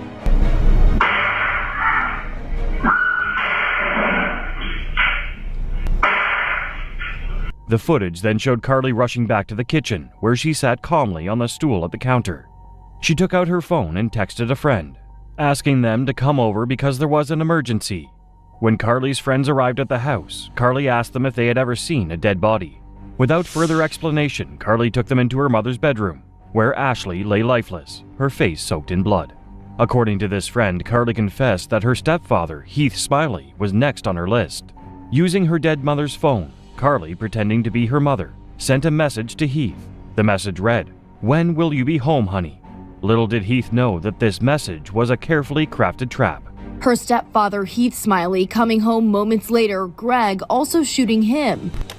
When Heath arrived at the front door, Carly ambushed him, shooting her stepfather in the shoulder. Despite the injury, Heath managed to take control of the situation. He overpowered Carly and took the gun away from her, ultimately saving his own life. In a panic, Heath called for help. Police officers arrived swiftly, along with paramedics. Carly was arrested on the spot. As investigators delved into Carly's background, they discovered a diary that shed light on her darkest thoughts. The journal revealed a list of beliefs that painted a chilling picture of Carly's twisted mind. Among these beliefs were statements such as, "There is no God," "It's okay to be evil," and "There is no need for family." The prosecution offered Carly a 40-year plea deal before her trial. However, she declined the offer. Carly's case quickly gained media attention, and the trial commenced 6 months later, in September 2024. Tonight, a Mississippi teen sentenced to life in prison without parole for murdering her mother and attempting to kill her stepfather. During the trial, the prosecution presented a compelling argument, painting Carly Gregg as a calculating and cold-hearted killer. They alleged that Carly intentionally shot and killed her mother, Ashley, after Ashley discovered her secret marijuana use. The prosecution described Carly as a dangerous young lady who showed no remorse for her actions and planned the attack on her stepfather. We, the jury, sentenced the defendant Carly Madison Gregg to life imprisonment. The defense, on the other hand, presented a different narrative to the court. They claimed that Carly was in the midst of mental health struggles at the time of the crimes. A psychiatrist testified that Carly's mood swings were exacerbated by the medication she was taking. This psychiatrist argued that Carly's actions were not premeditated, but were driven by her unstable mental state. According to the psychiatrist, Carly's mental health struggles played a significant role in her violent actions. To support this claim, the defense presented Carly's journals as evidence, which revealed a young woman in mental turmoil. I need to get some information from you. What is her name again? Carly, C-A-R-L-Y. C-A-R-L-Y? Carly Madison. During the trial, the prosecution presented the body cam footage captured by the police officers at the scene. The video depicted the chaotic aftermath of the murders. As officers arrived at the scene and conducted their investigation, Carly sat at the defense table. She stared intently, her eyes fixed on the screen.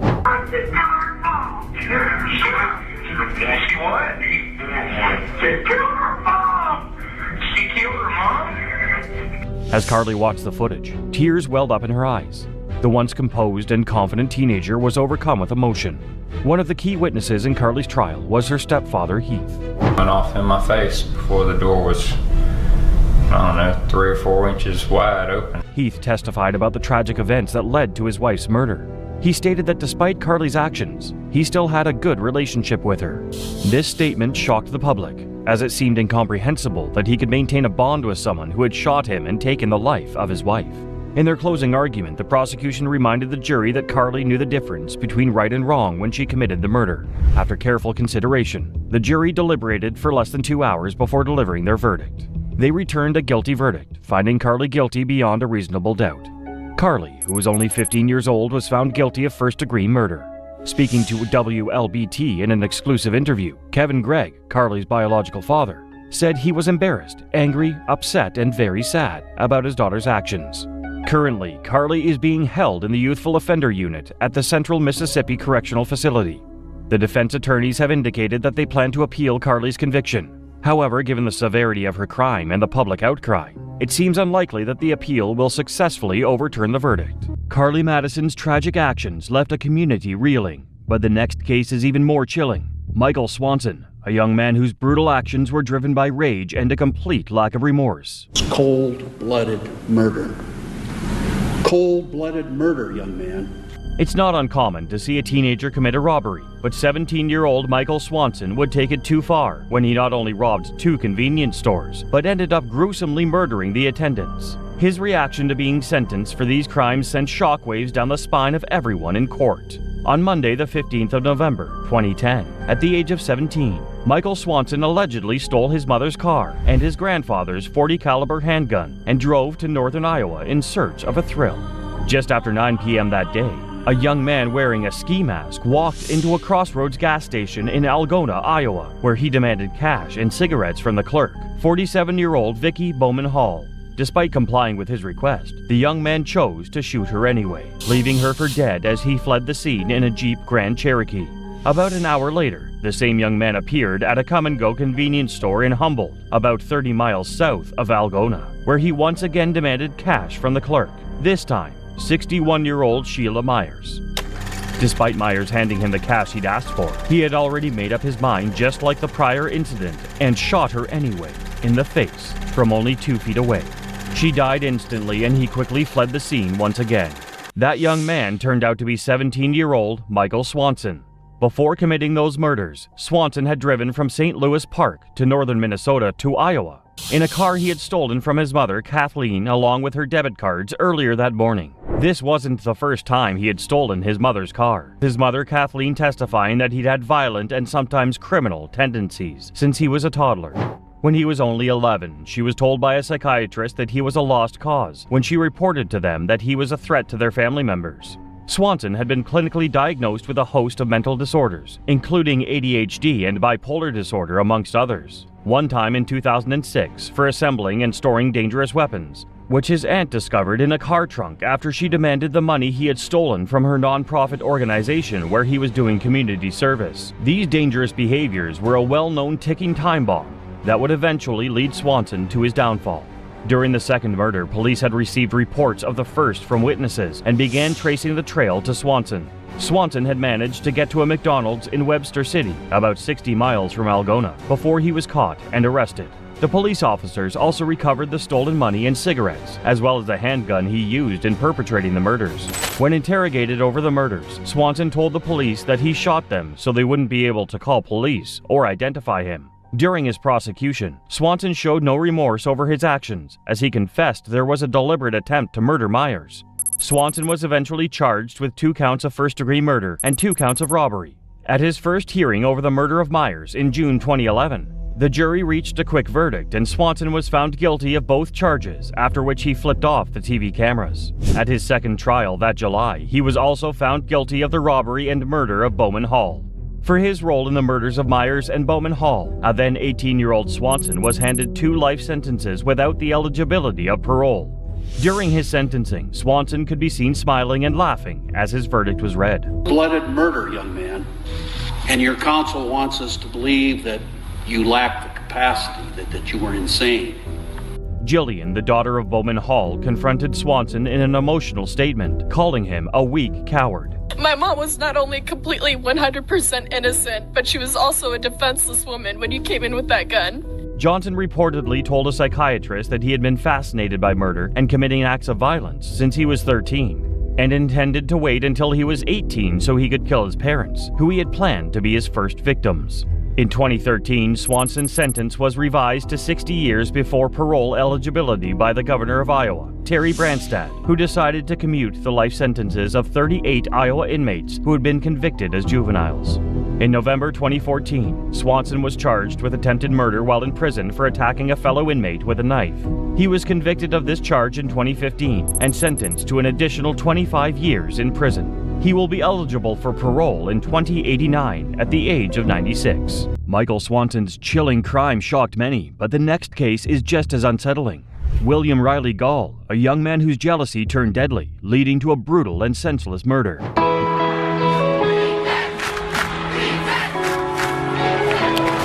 It's Friday night. The lights, the band. Emma Walker was a Central High School teenager known for her compassionate nature and kind heart. She aspired to become a neonatal nurse and dedicated her life to helping others. Her life took a turn when she started dating Riley Gall, a charismatic and popular young man.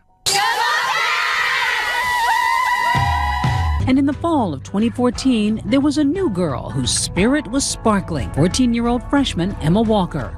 Initially, Emma and Riley's relationship seemed to be filled with promise and joy. Riley doted on Emma, showering her with attention and affection. Emma, in turn, seemed to be deeply in love. However, beneath the surface, there were signs that something was amiss. On the outside looking in, you just think he's just a normal guy. Friends describe him as a jokester. Emma and Riley encountered challenges early in their relationship despite their apparent connection. Riley was already in a relationship with someone else when they started dating. However, he promised Emma he would end things with his girlfriend and be with her exclusively. However, he never followed this promise, even attending the prom with his girlfriend. We were happy for her, that she found someone that she really liked. Her social media splashed with pictures of the perfect pair. As time went on, a controlling side to Riley began to surface. He grew intolerant of Emma spending time with boys who were not him, and imposed strict rules on what she was allowed to do. Despite their efforts to make it work, their relationship was plagued by constant fights and disagreements. In November 2017, Emma decided it was time to end the toxic relationship for good. However, Riley refused to listen, resorting to threats and self-harm in order to get Emma back. When Emma finally mustered the courage to end things for good, Riley resorted to drastic measures. Since 16-year-old Emma Walker was killed inside her Knoxville home by her ex-boyfriend. On November 18, 2016, Riley, consumed by jealousy and desperation, faked his own kidnapping. He concocted an elaborate plan to trick Emma into feeling sorry for him and ultimately returning to his side. However, Emma was unconvinced and refused to let him manipulate her emotions. Frustrated and desperate, Riley made a tragic decision. Several nights later, on November 21st, after midnight, Riley headed straight to Emma's house. Armed with his grandfather's gun, he aimed and fired 2 shots into the corner of the home. One of the gunshots struck Emma in the back of the head, killing her instantly. And I think him being older, she looked up to him and listened to him. Things started normal for the teenage couple. Seemed very healthy in the beginning. When Emma's mother left for work the next morning, she found her daughter lying lifeless in her bed. Horrified and devastated, she immediately called 911 to report the tragic incident. Law enforcement arrived on the scene and launched an investigation. Detectives had initially believed Emma took her life. But when a second bullet hole was discovered in the wall and 2 shell casings were found outside the house, the case took a twist. The authorities then classified her death as a homicide. Gall killed her by shooting through the walls of her home as she slept in her bed. I had called 911. Then later on, we didn't know at the moment, but later on we did find out it was a shooting. Riley Gall emerged as a prime suspect in Emma's murder, and the evidence gathered pointed strongly towards him. 2 close friends of Riley's, recognizing the severity of this situation, decided to collaborate with the detectives to bring justice to Emma and her family. Under the guise of playing a harmless video game, these 2 teenagers secretly wore a recording device to gather evidence against Riley. They intended to uncover Riley's involvement in Emma's murder and expose the truth. I told them all the truth, like where I was, like Friday, Saturday, Sunday. Played during his trial, a secret video of Riley Gall taken by his friends. During the meeting, Riley denied killing Emma, but did show them the gun. On April 30th, 2018, Riley stood trial for Emma's murder. The defense argued that Riley did indeed shoot Emma, but that it was not a premeditated murder. Their defense was that Riley's actions were driven by a desire to win Emma back and orchestrate an elaborate ploy to win her affection. They paid careful attention over the past 7 days and came back with a just verdict that will hopefully give some measure of peace. However, the prosecution argued that Riley knew exactly what he was doing when he fired the bullet into Emma's bedroom wall. They maintained that the shot was intentionally aimed at Emma's head, leaving no doubt that he intended to kill her. The prosecutors asserted that Riley's actions were premeditated and driven by jealousy and a desire to possess Emma at any cost. First and foremost, I would like to sincerely apologize to the Walker family for causing nothing but pain and turmoil to their entire family. On May 8, 2018, Riley was found guilty of multiple charges, including first-degree murder. Following the guilty verdict, the judge handed down a sentence of life without the possibility of parole for 51 years. This sentence was met with mixed reactions from Riley and his legal team. Riley apologized to Emma's loved ones. 3 years after his conviction, Riley filed a petition for a new trial, citing insufficient evidence to support his conviction. However, his motion was denied by the court, leaving him imprisoned for life. Riley turned his attention to the Tennessee Court of Criminal Appeals, hoping that his case would be reviewed and his sentence reduced. In February of 2023, the appellate judge upheld Riley's murder conviction, denying his appeal. William Riley Gall's crime was driven by jealousy and rage, but the next case takes a different turn. Jennifer Mee, a young woman whose role in a gruesome murder shocked the nation. I get really bad chest pain, abdominal pains, throat pains, back pains. Jennifer Mee, also known as the Hiccup Girl, first gained attention in 2007 at 15. Her unique condition, a long-lasting cause of hiccups, made her an instant sensation. She appeared on several TV shows and became a household name, captivating audiences with her quirky personality and infectious laughter. Lots of water. Other suggestions have been impractical or illegal. Somebody told me to smoke marijuana, take a hit of marijuana, that would help. Yeah. But you're not going to go that route. Oh, definitely not. As Jennifer's fame faded, her life began to unravel.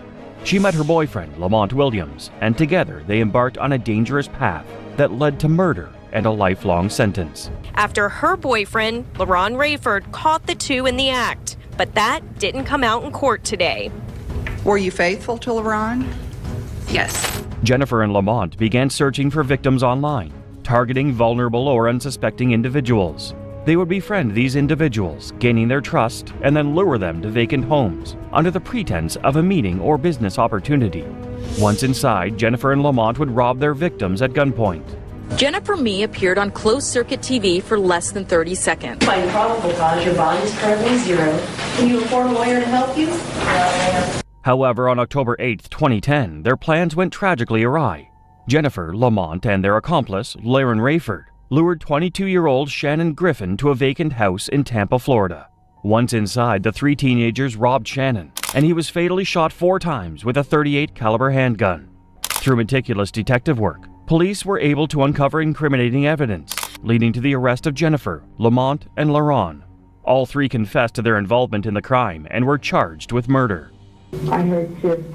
Did you see the actual shooting happen or no? No, sir. What happened after the gunshots? Tell me what happened. I didn't stay around. I left. During Jennifer's trial, the prosecution played a recording from a jailhouse phone call between Jennifer and her mother, where Jennifer admitted she did not physically kill anyone, but said she set up the situation. However, experts testified that Jennifer's DNA was discovered on the victim's shirt. Her attorneys sought to portray her as suffering from schizophrenia, arguing that her mental condition rendered her unable to stand trial. After a court-ordered evaluation, it was determined that Jennifer was competent to stand trial. You can see that Mee broke down right as that verdict was read. She was obviously hoping that the jury would convict her on a lesser charge, perhaps accessory to murder or manslaughter. Now, though, she'll spend the rest of her life behind bars. In 2013, 3 years after Shannon was killed, Jennifer was found guilty of first-degree murder and sentenced to life in prison without parole. Her accomplices were also convicted and received life sentences. The public was in disbelief that the internet sensation Hiccup Girl had been convicted of such a heinous crime. Many criticized the sentence, arguing that it differed from what would be imposed on a male offender facing similar circumstances. I couldn't even tell you. I got cased up with the wrong crowd of people, really. Unfortunately, when I started experimenting with drugs, I just felt like I was invincible to everything. Jennifer sought a new trial following the conviction, but her appeal was denied. The ruling solidified Jennifer's fate, leaving her to serve a life sentence in a correctional facility. This case serves as a reminder that even individuals who achieve fame and success through online platforms can face serious consequences for their actions. Brace yourself for the chilling story of Jordan Wade, a teen who shockingly took 4 lives in a brutal act of violence. The crime last summer seemed almost unthinkable. 4 victims forced to the basement of a home on Hudson Street near Cleveland Avenue. Wade's trial began in May of this year. It was May 20th that a jury found him guilty on all charges. Today, Wade was given 172.5 years in prison. In 2015, Jordan Wade and Robert Lee Adams committed a horrific crime that resulted in the tragic deaths of 4 people. This heinous crime took place in South Linden, Columbus, Ohio, and left the community in shock. At just 16 years old, Jordan Wade and 27-year-old Robert Lee Adams carried out a robbery and execution-style murders that left the victims dead from multiple gunshot wounds, where they were ordered to lie on the floor before being shot in the head. The victims were Michael Ballore, Angela Harrison, Daniel Sharp, and Taisha Nelson. Among the victims were 41-year-old Michael Ballore, 26-year-old Daniel Craig Sharp, 35-year-old Angela Harrison, and 18-year-old Taisha Nelson.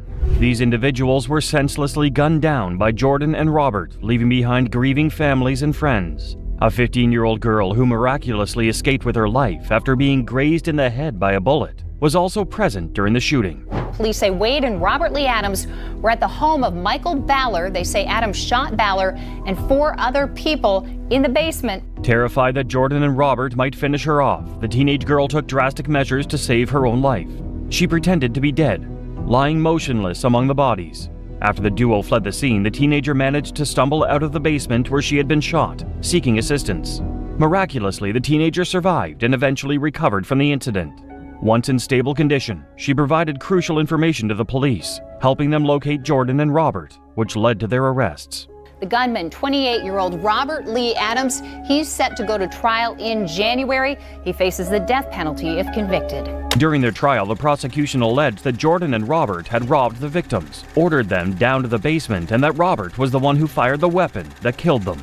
Jordan's defense attorneys argued that he wasn't the one who fired the gun and suggested he only took part in the crime because he was trying to impress the older Robert Adams. However, the prosecution claimed that Jordan was an active gang member at the time of the quadruple homicide, with a long criminal history, even though he was a juvenile. Jordan had been found guilty of committing aggravated arson at only 12 years old.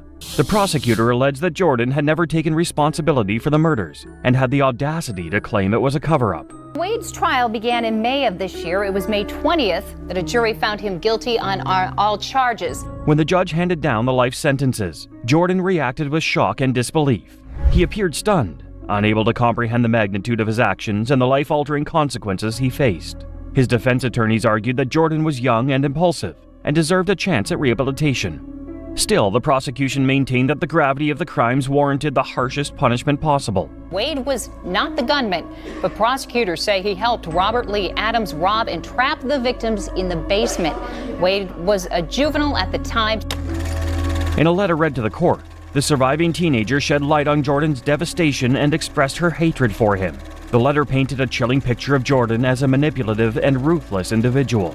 The teenager described how Jordan's actions had shattered her mind, heart, and soul, leaving her with a profound sense of loss and despair. Her testimony will be key to the prosecution's case. Wade was 16 years old at the time of the crime and is the first of 2 suspects to stand trial. At the end of the letter, the teenager conveyed a sense of satisfaction, stating that it felt good to know Jordan would spend the rest of his life behind bars, forced to reflect on the lives he destroyed. Jordan Wade's tragic crime left a community devastated. But the next case is even more chilling. Sean Sellers, a teenager whose brutal actions at a young age led to a life sentence.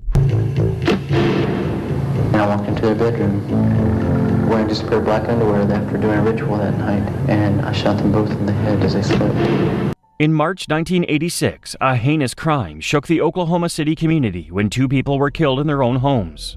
The victims, Vonda Bellafato and her stepfather Lee Bellafato, were gunned down in their sleep by one of their family members, their 16-year-old son, Sean Sellers. To try and limit the amount of blood that would splatter onto his body, Sean brazenly shot Lee first, dressed in nothing but his underwear. The sound of the first shot woke up Vonda, who then found herself face-to-face with her killer. Sean pulled the trigger, ending her life with a single shot to her face. After committing these heinous crimes, Sean attempted to stage the crime scene to make it appear that an intruder broke into the house and killed his parents. However, the detectives were smarter than Sean and quickly debunked his elaborate ruse. He was arrested for the murder of his mother, Vonda, and stepfather Lee. So we began to prove our allegiance to Satan by breaking God's commandments. And in the end, there was only one that remained unbroken. Sean confessed to the police that he had also murdered Robert Paul Bauer, a 32-year-old cashier from Circle K who refused to sell him beer in 1985. This shocking revelation added another chilling chapter to Sean's already disturbing story. During Sean's trial, he claimed that he suffered from demonic possession and that forces beyond his control drove his actions. You shall not murder. So, in the Satanic Bible, the copy I had, I think they have edited that out of it since then, but the copy that I had... Sean Sellers argued that he had read Anton LaVey's The Satanic Bible several times, between the ages of 15 and 16, and it was during this time that he committed the murders of Robert Bowers and his parents. His attorney also painted a different picture, alleging that the fantasy game Dungeons & Dragons motivated his client to commit the 3 murders. The defense argued that the game had warped Sean's mind and introduced him to dark, violent themes that influenced his actions. Lonely jail cell on death row, Sean began to see and experience the love and forgiveness of God. He started to cry. The jury found Sean guilty of all 3 murders and sentenced him to death in 1986. People expressed outrage and disbelief that a teenager could be given a sentence of death. Sean's age, being just a teen at the time of the crimes, raised questions about the legal system's ability to distinguish right from wrong when sentencing a minor. Many argued that Sean's young age should weigh heavily in his favor, as he was still developing mentally and had not yet reached full maturity. Despite his efforts to secure an appeal, Sean's fate was ultimately sealed. He was executed by lethal injection on February 4th, 1999. In his final moments, Sean requested a simple meal, egg rolls and shrimp.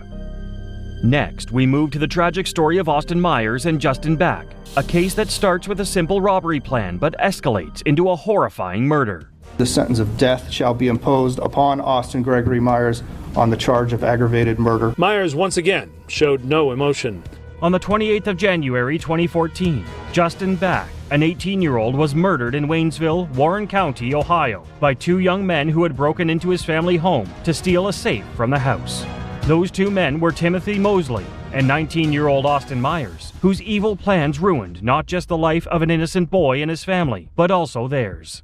Back was childhood friends with Myers when they were in middle school, as they both attended the same high school. He only graduated high school in 2013 and had plans to join the U.S. Navy. However, his dream would be cut short by a man he used to call his friend. On the day before Back's murder, Myers suggested a plan to make a quick buck to Mosley. The plan was to commit a robbery, and there were two potential targets, a substance dealer or Back's stepfather, Mark Cates. Myers was aware from his friendship with Back that Cates had a safe in his family home, where he potentially kept thousands of dollars and a gun. Mosley agreed to Myers' plan to rob Cates, and both young men drove to Back's home with intentions to break into the safe. However, on getting there, they realized that Back was home, so they made a new plan, this time to murder Back, cart away with the safe, and make it seem like Back had stolen the safe and run away from home. Myers bought a 3-foot-length steel cable and fastened it into a choke wire. The next morning, Myers and Mosley purchased various chemicals and rubber gloves in anticipation of having to dispose of a body. The pair drove to Back's home that afternoon with the intention of catching him off guard with the choke wire. Oblivious to their plans, Back let them into the house, and all three men had a short discussion before they finally had their moment to strike. Mosley saw a chance to attack Back from behind with the choke wire. However, Back fought back, and in the resulting scuffle involving all three men, Mosley had to stab Back from behind before Myers continued choking him. Mosley continued to stab Back around the chest area until he was finally dead. Myers and Mosley cleaned up the kitchen where they killed Back before wrapping his body in a blanket and throwing it into the trunk of Mosley's car. The young men eventually decided to hide the body in a field and poured on some of the chemicals to speed up decomposition of the body. Myers and Mosley headed back to Back's place for one last attempt at the safe, but once they opened it, they found out there was only loose change and some random items inside. Cates came home to find his home trashed and quickly contacted the police. He also couldn't find Back despite finding his phone in the house, so he knew something was wrong. This was confirmed when the police described sighting a car which Myers had used to visit Back the previous day. Myers was eventually found, detained and questioned, but he denied having anything to do with Back's disappearance or the burglary. Mosley was also questioned and initially denied the allegations. However, at a second round of interrogations, Myers tried to implicate Mosley, who, upon hearing the false confession, decided to tell the truth. Back's body was eventually found, and it was determined that he had died of the multiple stab wounds, and both Myers and Mosley were accused of having a direct role in his murder. Myers was charged with 1 count of aggravated murder, 1 count of kidnapping, 1 count each of aggravated robbery and burglary, 1 count of theft, 1 count of tampering with evidence, 1 count of safe-cracking, and 1 count of abuse of a corpse. That the state has proven beyond a reasonable doubt that the aggravating circumstance outweighs the mitigating factor. Therefore, the sentence of death shall be imposed upon Austin Gregory Myers on the charge of aggravated murder. Following his sentencing hearing, Myers showed no emotion but admitted to his horrible mistake and asked for his life to be spared. He also told the jury that killing him won't fix anything and that he wouldn't feel anything. Myers' sentencing caused some media uproar, as his accomplice, Mosley, received a life sentence without parole due to a plea bargain despite being the one who pulled out a knife and made the first stab. Myers, who is now 29, is currently imprisoned at the Chillicothe Correctional Institution, while Mosley is housed at the Ross Correctional Institution. Austin Myers may have stayed stone-faced, but Derek Rosa's devastation over his own actions tells a very different story. You won't want to miss what happened next. What is the best place to stab someone? Is a small knife good for killing?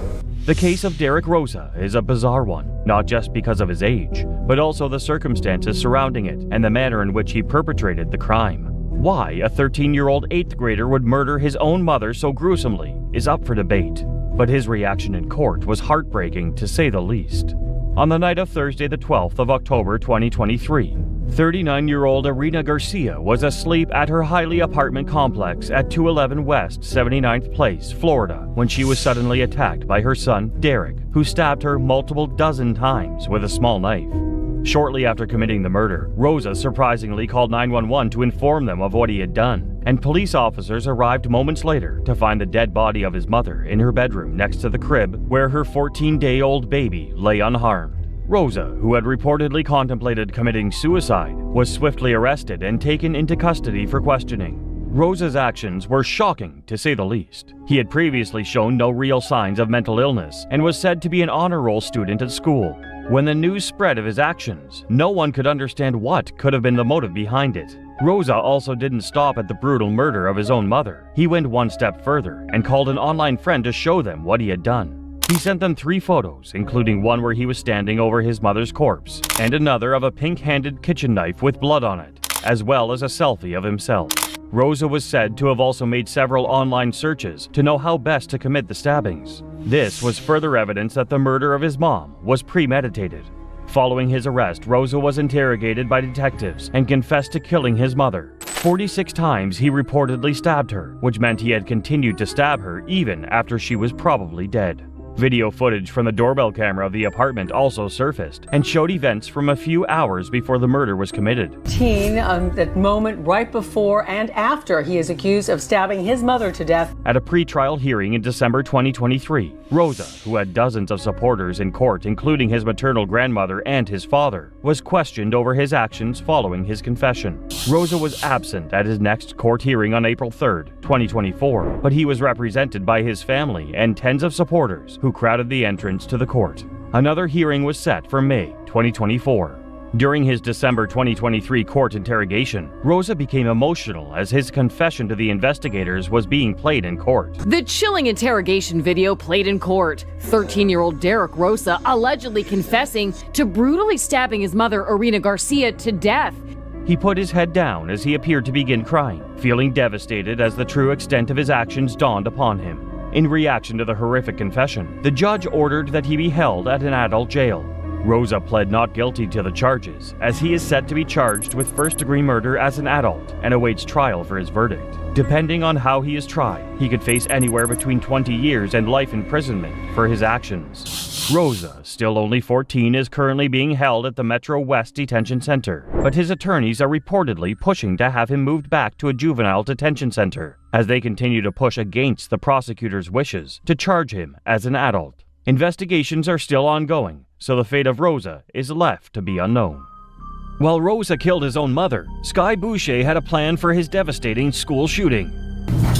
That's why I put down the gun. I could have kept going. There was no officers there to stop me. I put it down because there was a girl there. She didn't run from me. She just, I shot through the door. I could have shot her, but I don't know.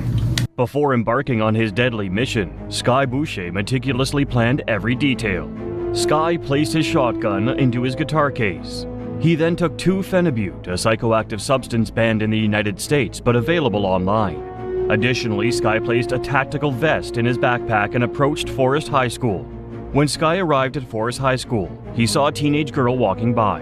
However, instead of pulling the trigger, he hesitated. This unexpected moment of clarity may have prevented a more devastating outcome. Instead of targeting innocent lives, Sky fired his weapon through a classroom door, striking a student in the ankle.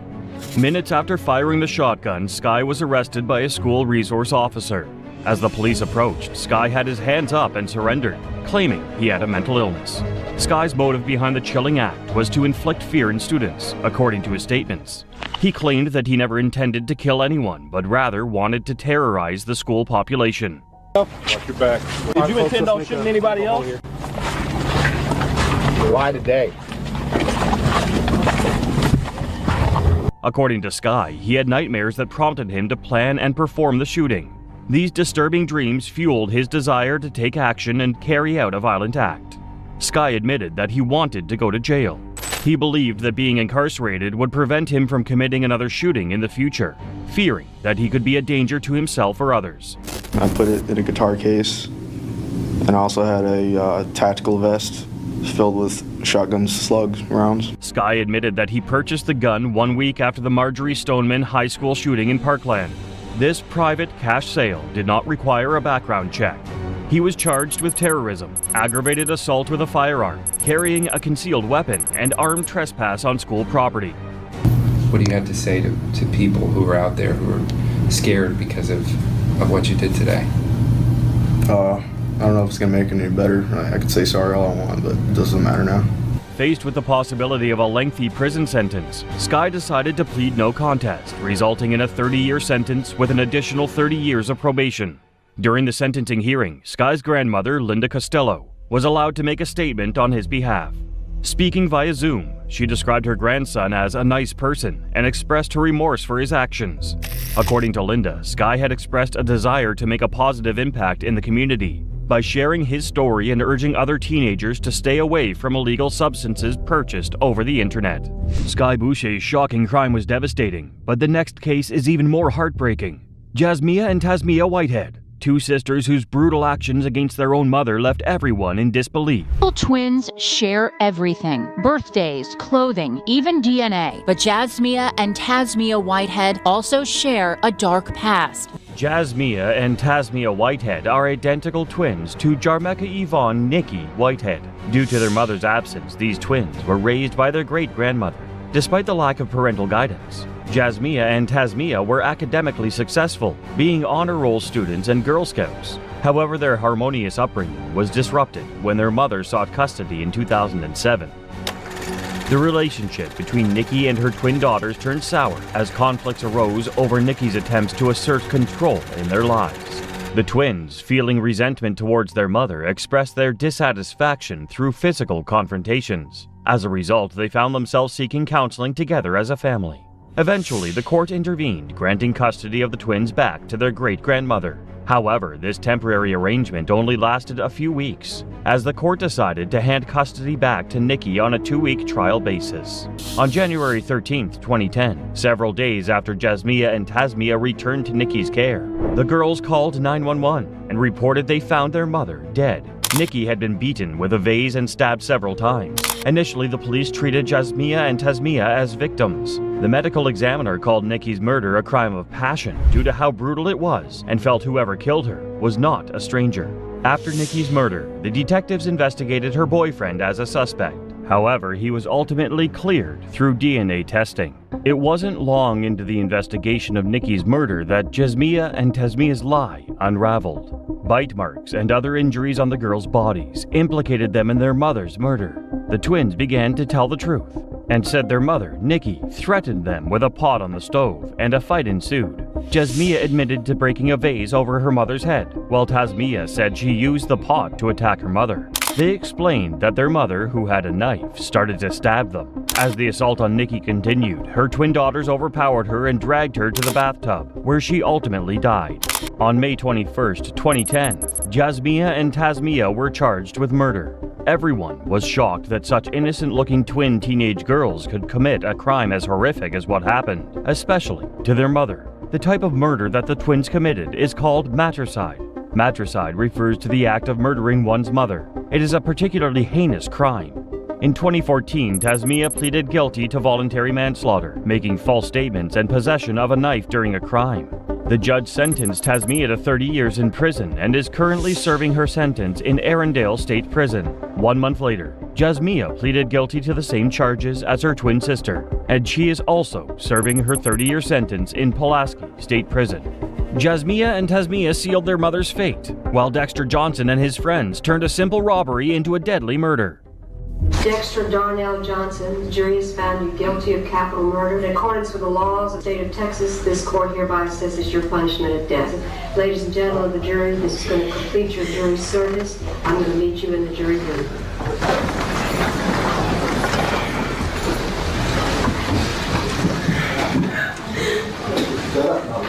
In the early hours of Sunday, June 18, 2006, in Harris County, Texas, 5 young adults were riding in a black Nissan Sentra looking for someone to rob. They were Ashley Irvin, her brother, Lewis Irvin, Keith Ron Fields, Timothy Randall, and newly turned 18-year-old Dexter Darnell Johnson. After minutes of scanning the area, they came across a parked blue Toyota Matrix, which had 2 people sitting inside. 23-year-old Maria Aparici and her 17-year-old boyfriend, Hui No. Johnson swiftly left the vehicle and approached the blue Toyota while holding a shotgun. On getting there, he stood outside the driver's door and threatened to shoot the passengers if they didn't cooperate. Little did they know that their fate had already been sealed. Following the threats by Dexter Johnson, Maria Aparici and Hui No decided to comply and made their way to the back seat of the Toyota, where they were joined by Lewis Irvin, while Fields climbed into the passenger seat, which had been vacated. Johnson then started the Toyota and began driving around the block as he asked for money, while Ashley and Randall followed behind in their vehicle. Eventually, both vehicles stopped near a wooded area. Then Fields forced No out of the Toyota and held a gun to his head while Johnson up Parisi right there in the car. After Johnson finished, he and Fields marched the couple into the woods and shot each of them in the head before driving back to their apartment, as Randall and the Irvins followed behind. They even used Aparisi's credit card to purchase gas for both vehicles on their way back. 2 days later, on the 20th of June 2006, Fields' mom, Felicia Williams, called the Humble Police Department to inform them about 3 suspicious vehicles which were parked in the parking lot of her apartment complex. Officers responded to the call and discovered that all 3 vehicles had been reported as stolen, including a blue Toyota Matrix. The next day, the mother of the 14-year-old girl also called the attention of the police department after she failed to return home past her curfew. When the officers arrived, the girl had returned, and on further questioning they found out that she had been with Johnson earlier that day. The police officers headed to Williams' apartment and found Johnson smoking and in possession of some marijuana. They also found a shotgun under one of the beds, which Johnson admitted to owning. As a result, Johnson was arrested for possession of marijuana, and his shotgun was also confiscated. Around this time, Aparisi's father had already reported her disappearance to various police departments. When Everett Hargrave, a detective in charge of the investigation, became aware of the blue matrix recovered in Humble, the dots began to connect. No's family had also reported his disappearance, and Aparisi's father reported the use of her credit cards, so the detective went on a search for more clues, and was able to access footage which showed 2 black males using the credit card at a Walmart in Humble. Johnson, who was still in custody, was called in for questioning and initially denied the allegations. However, Hargrave didn't buy the lies and instructed the Harris County District Attorney's Office to charge him with aggravated robbery. Johnson was also transferred to the Harris County Jail on the same day. On the 23rd of June, Randall was also arrested and interrogated, and he eventually ended up showing the officers where the bodies of Aparisi and Nyo were. Around that time, the Irvins were also arrested and questioned. That evening, Johnson was transferred to the Houston Police Department's Homicide Division, where he was questioned and admitted to Aparisi, but denied shooting the couple with his shotgun. By the time Johnson and all 4 of his accomplices had been interrogated, it was alleged that the deaths of Aparisi and Nyo were part of a 25-day crime spree perpetrated by the crew, which resulted in 5 deaths. For his alleged role in the murders, Johnson was charged with 2 counts of manslaughter and sentenced to death in 2007. Johnson looked pretty disappointed on hearing the sentence as he fell deeply into his seat in confusion. Your punishment of death. Ladies and gentlemen of the jury, this is going to complete your jury service. I'm going to meet you in the jury room.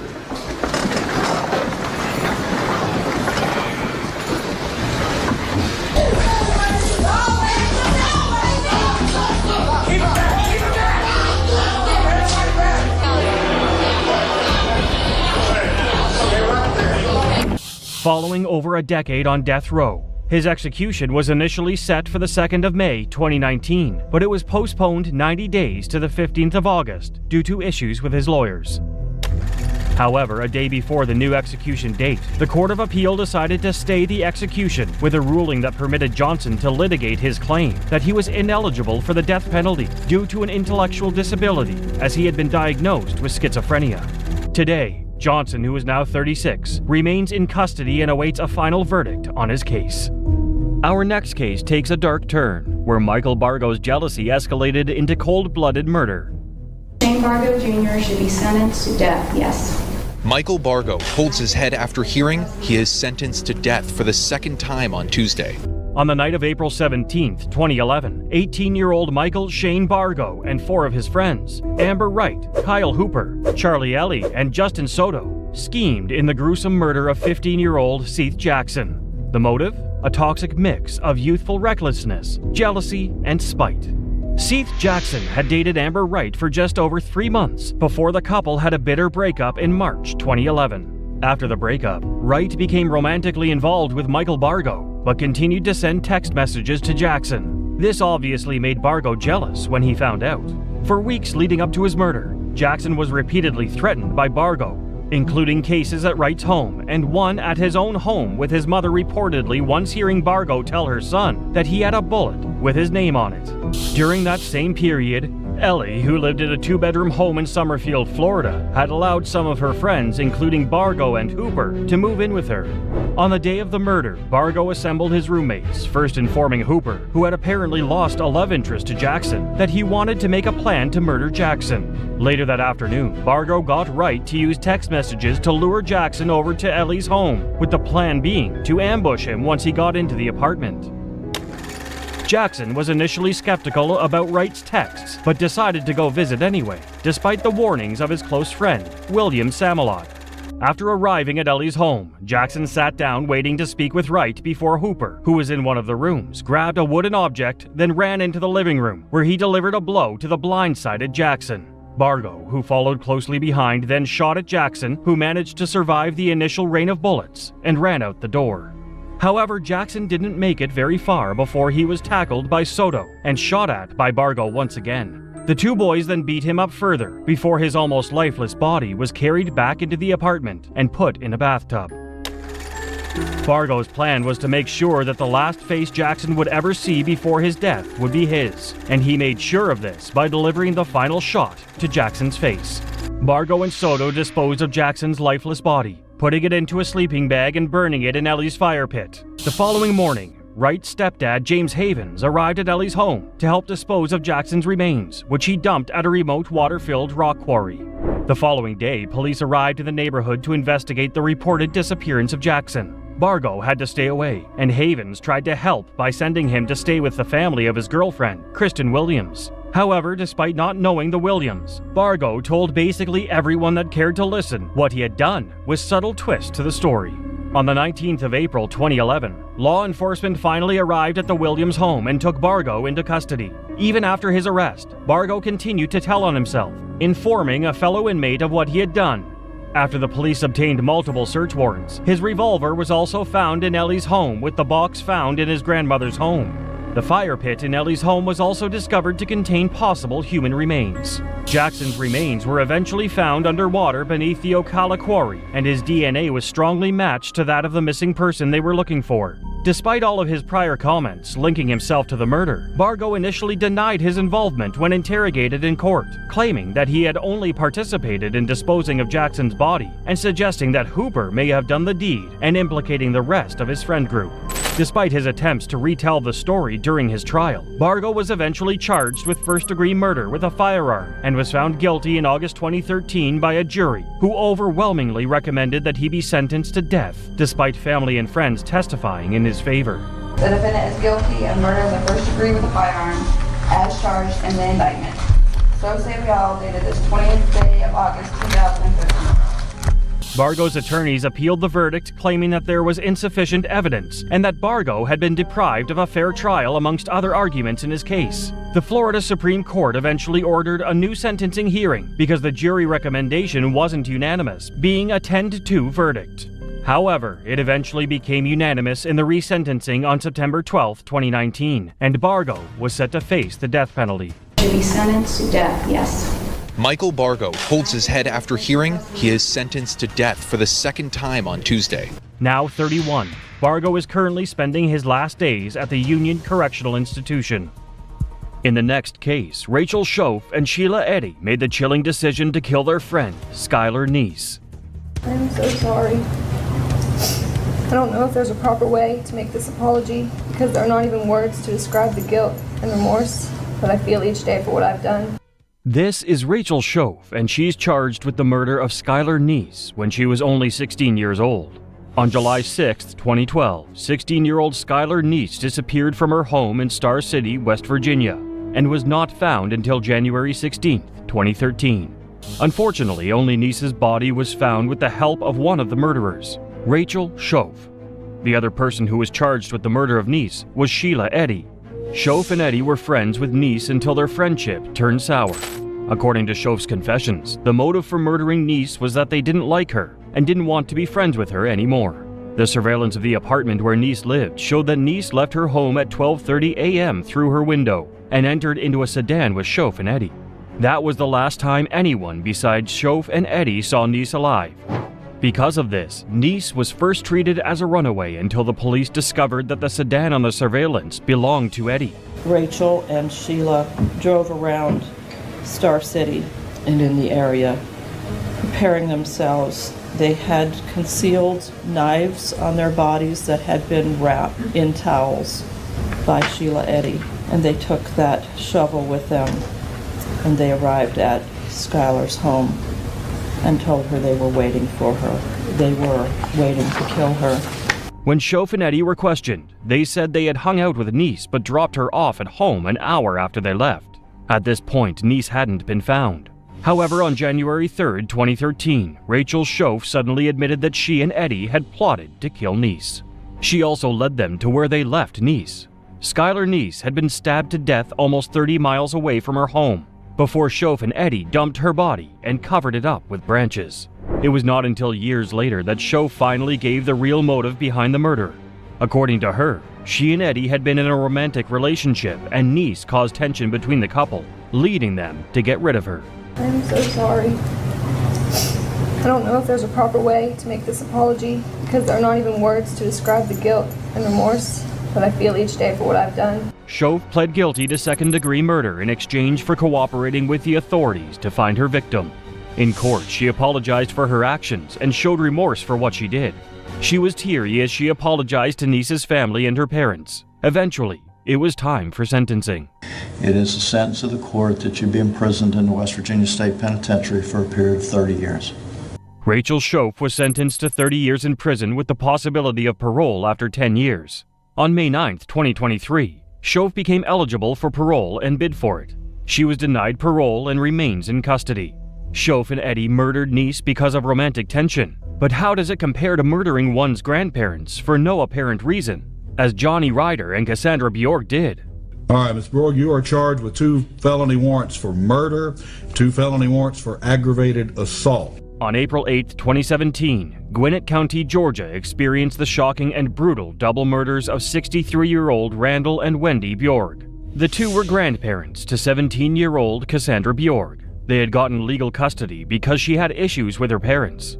Despite the grandparents' best efforts to give Cassandra a good life, she became more troubled and would run away from home from time to time. She also brought home drugs and assaulted her grandmother on multiple occasions. She also had a boyfriend, 19-year-old Johnny Ryder, who she ran away with many times. The couple were described as volatile and toxic. Eventually, they committed worse crimes. On April 8th, the police responded to an assault case in a home in Lawrenceville, and the victims identified the attackers as Johnny Ryder and Cassandra Bjork. The two of them had attacked Johnny's sister and her boyfriend with a baseball bat and pepper spray before escaping. The car they used to escape belonged to Wendy and Randall, and this led the police to force their way into the home, as they expected the worst. To their horror, they found the bodies of Wendy and Randall. The two of them had been stabbed multiple times. Their autopsies showed that they had suffered blunt force to the head and various cuts around their throats. Everyone was horrified that something like that had happened in their community. Cassie and Johnny became the main suspects in the case, and a day after the Bjorks were found, their granddaughter and her boyfriend were found after they barricaded themselves inside an apartment. They refused to come out, and by the time the SWAT team was able to get a visual, they found out that the teens were injured in the bathroom as they had tried to commit suicide. They failed at this attempt and were taken to the hospital. The two of them were charged with the murders of Cassie's grandparents. The interrogation revealed some shocking details that showed that the murder had been premeditated. It seems that you're sorry you got caught, that you had people over after. You don't seem to be sorry that you killed your grandparents. Cassie told the police that they had planned to murder her grandparents and keep their bodies from being discovered. According to Cassandra, she and Johnny waited until her grandparents were asleep before entering their bedroom, duct taping and attacking them. The murder weapons included a tire iron, a baseball bat, a hammer, and butcher knives. The two of them beat and stabbed the Bjorks to death. What's even more horrific is that after the murders, Cassandra sealed the windows and doors with caulk to keep the smell of the decomposing bodies from coming out. And then we came back to the house. When you guys left, where'd you guys go to? We went over to like Kroger or Publix to go get something to eat. And then we went back to the house and we just kind of like chilled there. Which one? It was like on Old Peachtree. Johnny and Cassie then ordered takeout and invited their friends to the house for a party. She also said that they smoked a lot of weed to mask the smell of the bodies, as they were in the house for more than a week. Things like just seemed different. They didn't look at me the same anymore. Like they didn't, I don't know, it was like the vibe that they have was like, they didn't really know what to do. They didn't really know like how to be around me, I guess. They didn't really know how to talk to me. The motive for the murder was shocking. Cassie said she killed her grandparents because they were too strict. She also said that her grandparents weren't the only intended victims. According to her, she and Johnny had planned to kill Johnny's family and Cassandra's mother. They both took a plea deal and didn't go to trial. Both of them were sentenced to 2 life sentences, each with the possibility of parole after 60 years. When the two heard their sentences, their reactions were different from each other. While Johnny apologized for what he did, Cassie was said to have been crying and refused to say anything even when she was given the chance to speak.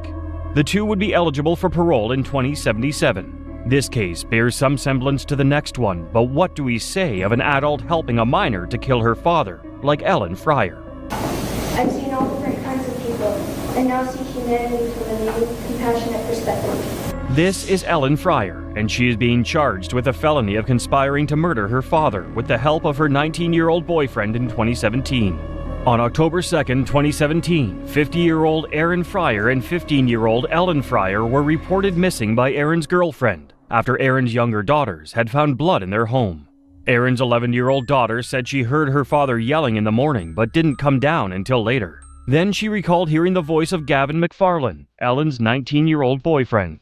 Aaron's body was found a week later in the woods. Based on the statements that Ellen's siblings had given, Ellen and her boyfriend were brought in for questioning, and the details that were revealed will shock you.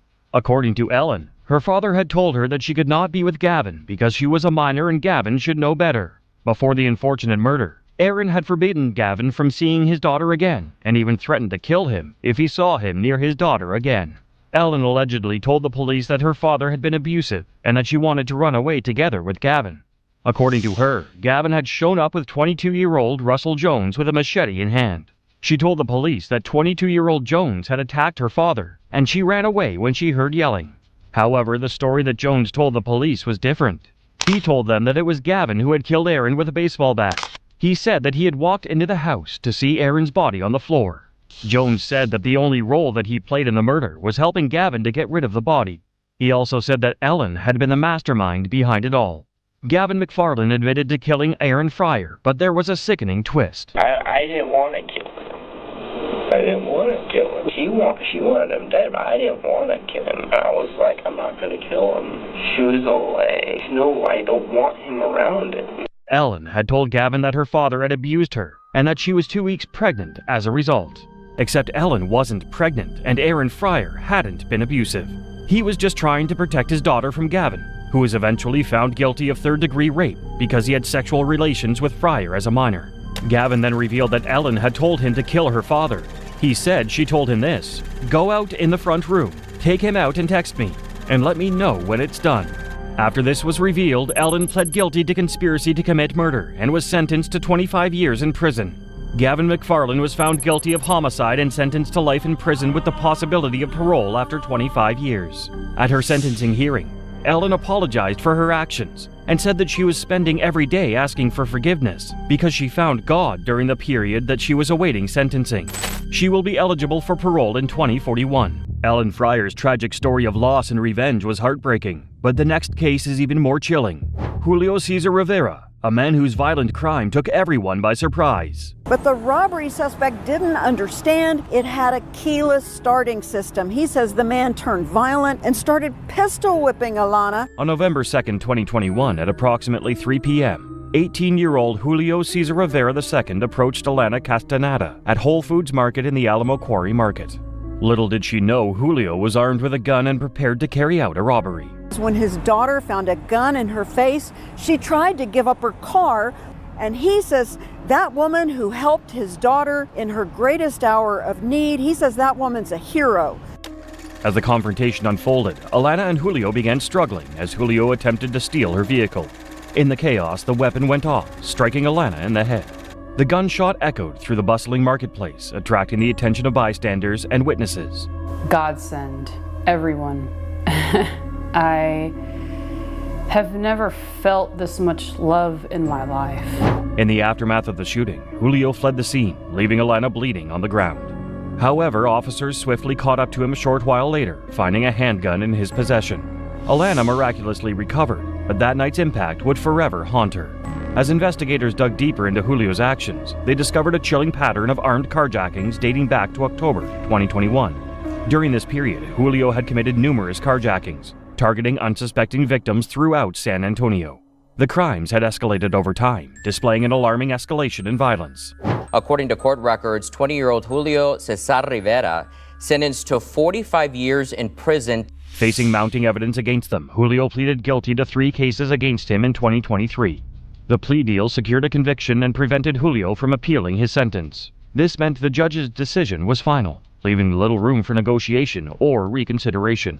It was 45 years. I just started crying because it's not just for me, it's for the other victims as well. During the sentencing phase, Alana had the opportunity to address the court and make her voice heard.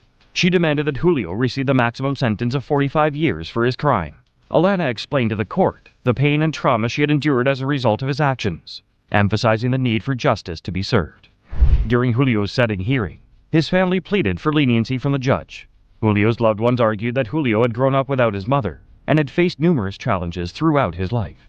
They suggested that other people had manipulated Julio into participating in the carjackings. According to his father's partner, Julio had once lived with them but struggled with substance abuse. They had to kick him out of their house on several occasions due to his inability to cope with his addiction. That aspect of Julio's life further complicated the situation and, according to the defense, shed light on the reasons behind his actions. I appreciate that his parents might think he was put up to it, but these were his choices, these were his decisions, this was his gun. They presented evidence indicating that Julio had obtained the gun used to shoot Alana, leading to further suspicion that he was responsible for the heinous crime. Ahead of his sentencing, Rivera apologized directly to Castaneda. A lot of times to sit here and think about what I've done. I'm not the same person I was 2 years ago. The judge, weighing the evidence presented, opted to sentence Julio to the harshest possible, 45 years behind bars.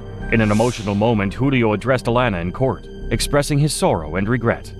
Julio claimed that he prays daily for forgiveness and Alana's good health, seeking redemption for his actions. Face to face with Rivera again was hard, said Castaneda, who's already endured 3 surgeries, with a 4th to come. Following the sentencing, Alana shared her thoughts and feelings on social media. She expressed the challenges she faced in the aftermath of facing her shooter in court, acknowledging the emotional toll it took on her. Alana emphasized the importance of her ongoing recovery process and assured her supporters that she was determined to move forward with her life. Julio Cesar Rivera's violent crime left a community stunned, but the next case is equally disturbing. Brendan Deppa, a young man whose brutal attack shocked everyone. Beating teachers aide Joe Nadich last year for taking his Nintendo away in class, deputies saying he beat her unconscious. Joanne Nadich was a valued paraprofessional at Matanzas High School who had gained a reputation for her dedication and commitment to supporting students. However, she became increasingly concerned about Brendan Deppa, a troubled teen known for his aggressive behavior and obsession with gaming. In February 2023, Joanne approached Brendan's teacher to express her concerns about allowing him to participate in the gaming console class. She believed that given his disruptive behavior and lack of focus, he should not be allowed to use the console in the classroom. Brendan became enraged after hearing that he would no longer be allowed to use the console in the classroom. Instead of directing his anger towards his teacher, Brendan turned his wrath on Joanne. In a fit of rage, he stood up and got into Joanne's face, spitting on her. Determined to escape the situation, Joanne attempted to leave the classroom. However, Brendan refused to back down, pushing her to the ground. As Joanne lay defenseless on the ground, Brendan continued his assault, raining down blows and kicks upon her. Fortunately, the assault was interrupted by several bystanders who managed to pull Brendan away from Joanne. Friends are raising money for Joan in a GoFundMe. You can see more than $40,000 has been raised so far.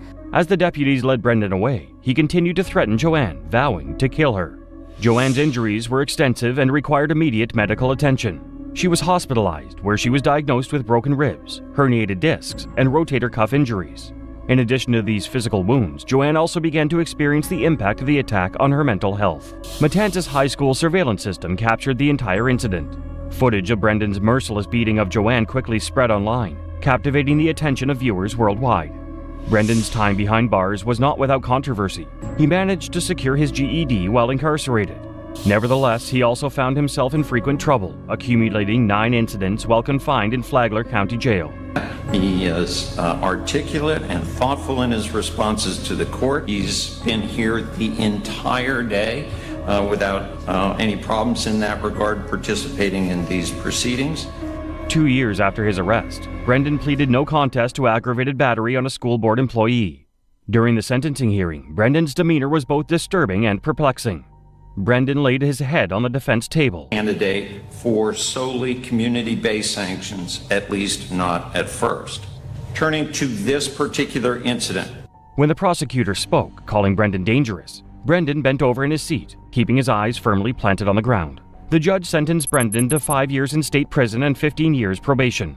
Addressing Brendan directly, the judge declared that he had shown no remorse throughout the proceedings. But for all of his diagnosis and treatment that he needs, that he be evaluated for his prescription medication on a regular basis. Throughout the hearing, Brendan became increasingly agitated. He repeatedly protested at his attorney and demanded to speak, holding up a sheet of paper twice to emphasize his point. As Brendan left the courthouse, his demeanor seemed to change. Instead of his usual smile and enthusiastic interactions with the press, he gave a disturbing gesture. Brendan flipped off the cameras, sending a chilling message to the media and the world. First of all, Ashley, I want to thank you for having me on tonight. I really appreciate that. It obviously was not what we were hoping for. Speaking on his behalf, Brendan's mother expressed her dissatisfaction with the verdict and the sentence. Brendan's mother also claimed that the court was punishing her son because of his race. She alleged that the school district had failed her son by not implementing a proper behavior plan, leading to his aggressive behavior.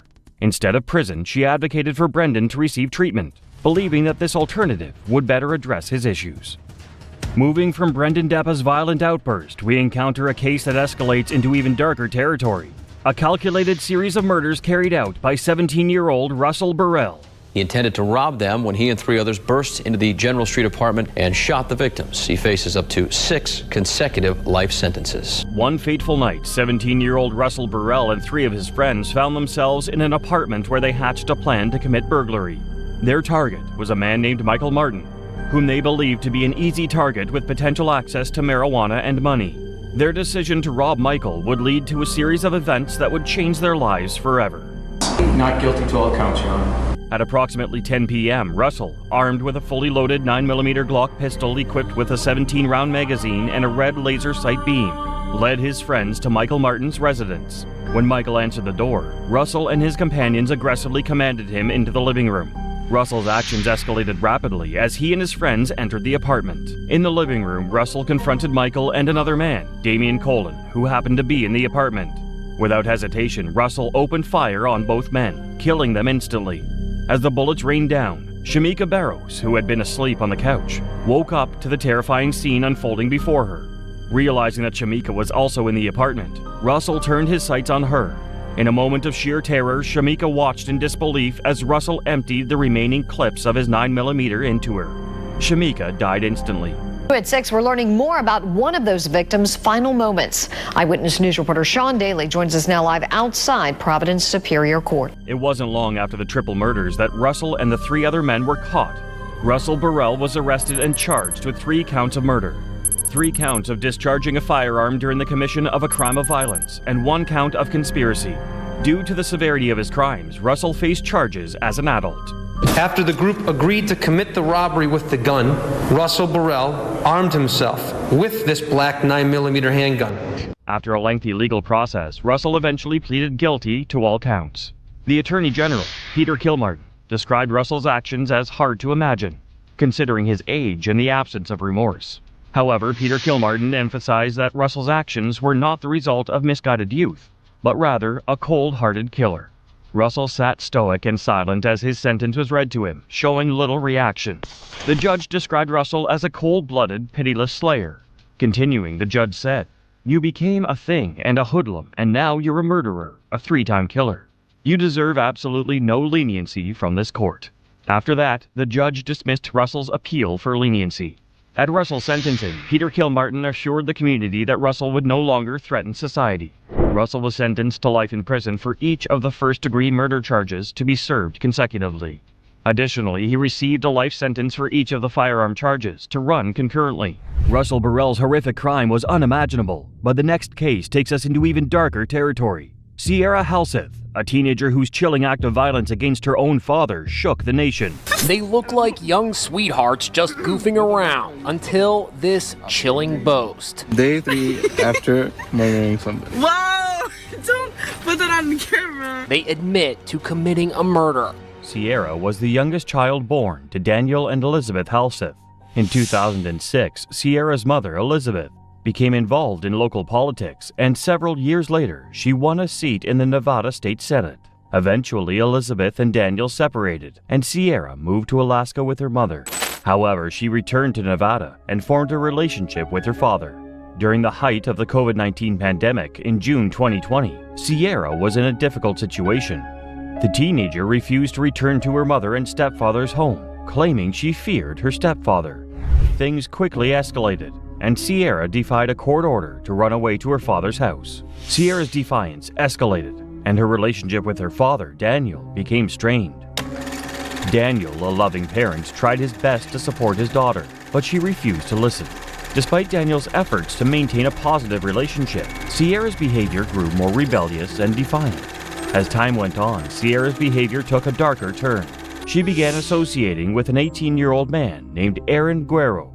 Despite his age, Sierra fell deeply in love with the young man. However, her father, aware of the potential dangers of such an age gap, banned her from having contact with Aaron. With their love for one another burning strong, Sierra and Aaron devised a plan to be together. They decided they could only be together by eliminating Daniel from their lives. On April 8, 2021, they shopped for gloves, bleach, and saws, effectively creating a murder kit. The following morning, when Daniel's mother was unable to contact him, she sent a friend to perform a welfare check on him. Little did she know that this check would uncover the devastating truth. When the friend arrived at Daniel's home, they found the front door unlocked, and upon entering, discovered Daniel's lifeless body. An autopsy would later determine that Daniel had been stabbed over 70 times. When crime scene investigators arrived at the scene, they discovered knives in the kitchen sink and a chainsaw on the living room floor. 4 days after the murder, Sierra and her boyfriend Aaron were tracked down and apprehended in Utah. Upon examining their phones, investigators discovered a video of the two laughing about killing Sierra's father. This chilling footage served as damning evidence against them, confirming their guilt in the minds of investigators. Sierra and Aaron were both arrested and charged with Daniel's murder. During their interrogation, Aaron admitted that he and Sierra had plotted to carry out the murder because Sierra said her father was abusive. However, Daniel's loved ones adamantly denied claims that Daniel had ever mistreated his daughter. In May 2022, Sierra and Aaron pleaded guilty to murder and a slew of other charges related to the murder. During the sentencing hearing, Aaron apologized for his actions, expressing regret for the pain and loss he had caused. However, Sierra remained silent, choosing not to address the heinous crime she had committed. The judge sentenced Sierra and Aaron to 22 years to life in prison. Sierra is serving her sentence at the Florence McClure Women's Correctional Facility in Nevada. Sierra Halseth's chilling role in a brutal murder shocked many, but Samantha Griggs' involvement in a heinous crime is just as disturbing. Just a year and a half ago, this high school band called Undecided was rocking the summer festival in Ann Arbor. Everything was looking up for them and lead singer Sam Griggs. Samantha Griggs was an 18-year-old senior at Saline High School in Michigan when she found herself involved in a tragic incident that resulted in the murder of a 19-year-old man. The fateful night began in February 2014 when Samantha, accompanied by two of her friends, Brendan Heim and Tyrell Braderners, drove to East Lansing, Michigan to meet Dustin Froka for a drug deal. However, their true intentions were to rob Dustin. Driven to gain quick money, Samantha agreed to serve as a getaway driver. As the trio approached East Lansing, they encountered Dustin, who willingly entered Samantha's Ford Explorer. Dustin was a student at Michigan State University. He studied marketing, was an up-and-coming rapper, and was the father of a 10-month-old daughter. However, at the time, Dustin was struggling with substance abuse. People who knew Dustin spoke to reporters with the Lansing State Journal and said that despite signing to a record label, he had been on a downward spiral since the fall. Unbeknownst to Dustin, his fate was already sealed when he entered Samantha Griggs' Ford Explorer. During the drive, the two teenage boys in the back seat with Dustin started to beat him, causing multiple skull fractures with brass knuckles. The violence escalated quickly, fueled by anger and greed. To escape, Dustin jumped out of the car, traveling up to 45 to 60 miles per hour. Unfortunately, his desperate attempt to escape ended in tragedy. After the incident, Dustin's lifeless body was discovered along the interstate. The Michigan State Police were called in to investigate, and a search quickly led to the discovery of Samantha, Brendan, and Tyrell, who were arrested and charged with Dustin's murder. Instead of heading off to Eastern Michigan University as she was supposed to after graduation from high school, Samantha was sentenced to between 6 and 15 years in prison after pleading guilty to manslaughter and unarmed robbery charges. During the sentencing hearing, Samantha expressed remorse and apologized for her actions. She tearfully claimed that she had never intended for harm to come to Dustin and that she believed he would only experience a robbery. However, Dustin's stepsister denied these claims, stating that Samantha lacked morals and consciousness. Dustin's stepmother agreed, emphasizing that Samantha had several opportunities to prevent Dustin's murder from happening, but never did.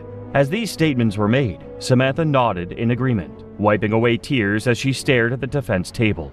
Before being convicted of Dustin's murder, Samantha had a clean criminal record, and she was a promising musician with a promising future laid out before her. However, her actions had tragically altered the course of her life forever. Samantha Griggs' case was chilling, but Kenneth Young's story takes us into an even darker side of teenage crime. His involvement in a string of armed robberies shocked everyone, and the courtroom reaction is one you won't forget. It was like, well, Mr. Young, you know, you're not going home no more, you're gonna die in prison. I'm like, who gonna die? I ain't dying in prison. So I was in denial of that because it happened so fast. It's just like, one day I'm 15 years old and I'm in society, then the next I'm out and you telling me I ain't gonna never go home? That's kind of like hard to deal with. Young was given consecutive life sentences for a crime he committed at the age of 14. Kenneth Young was just 14 years old when he was coerced into joining an armed robbery gang, founded by his mother's substance dealer, who was at the time 24 years old. He had participated in a series of armed robberies with the gang, and one other that was unsuccessful before they were apprehended by police. The prosecutor charged Kenneth Young and the rest of the gang with armed robbery and attempted armed robbery. Young was given consecutive life sentences without the option of parole, despite his young age and the circumstances surrounding the crime he'd committed. Firstly, there was no murder, and secondly, Young participated in these criminal activities alongside adults who should have known better and shouldn't have forced him to participate. Kenneth had also reportedly dissuaded his mother's substance dealer and fellow gang member from committing the crime of while they were on a robbery mission. Just as with Joshua Phillips, fortune smiled on Kenneth Young when the U.S. Supreme Court ruled in Graham v. Florida that it was unconstitutional to sentence a child to life imprisonment without parole for a crime that did not result in the death of any person. A documentary on children in prison, 15 to Life, featured Kenneth Young and his struggle as an adult who went to jail as a child was discussed. The point of the documentary was to educate the world on how the system convicts children, especially colored children, leaving them to grow old and rot in prison. The documentary stressed that children who committed crimes when they were none the wiser should be given a second chance. Sometimes mama locked me and my sister in a room and she just be gone. In most cases where a teenager or a child is involved in a criminal act, there is an adult who is either neglectful, indulgent, or abusive. In the case of Kenneth Young, his mother was neglectful. Kenneth Young's mother, a former substance addict, held herself responsible for how her son turned out and expressed that she prayed for forgiveness and hope that her son can get a second chance. She also said that her son has been very instrumental in her journey towards ending her addiction. When he found out about his sentence, Kenneth says he was in denial because it all happened so fast. Despite being astonished by his lengthy sentence, Young showed remorse for his actions. While Kenneth's mother bears responsibility for her negligence in exposing her son to dangerous influences, our next case plunges us into a chilling scenario involving two students and their unsuspecting Spanish teacher.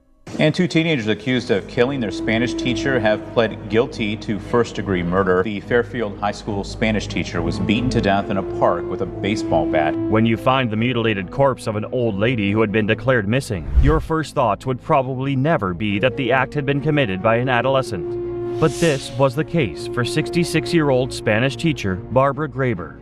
Graber had been brutally murdered by not one but two adolescents, her 16-year-old student Willard Miller and his friend Jeremy Goodale. The reason why is shocking, and the reaction of the perpetrators in court will send shivers down your spine.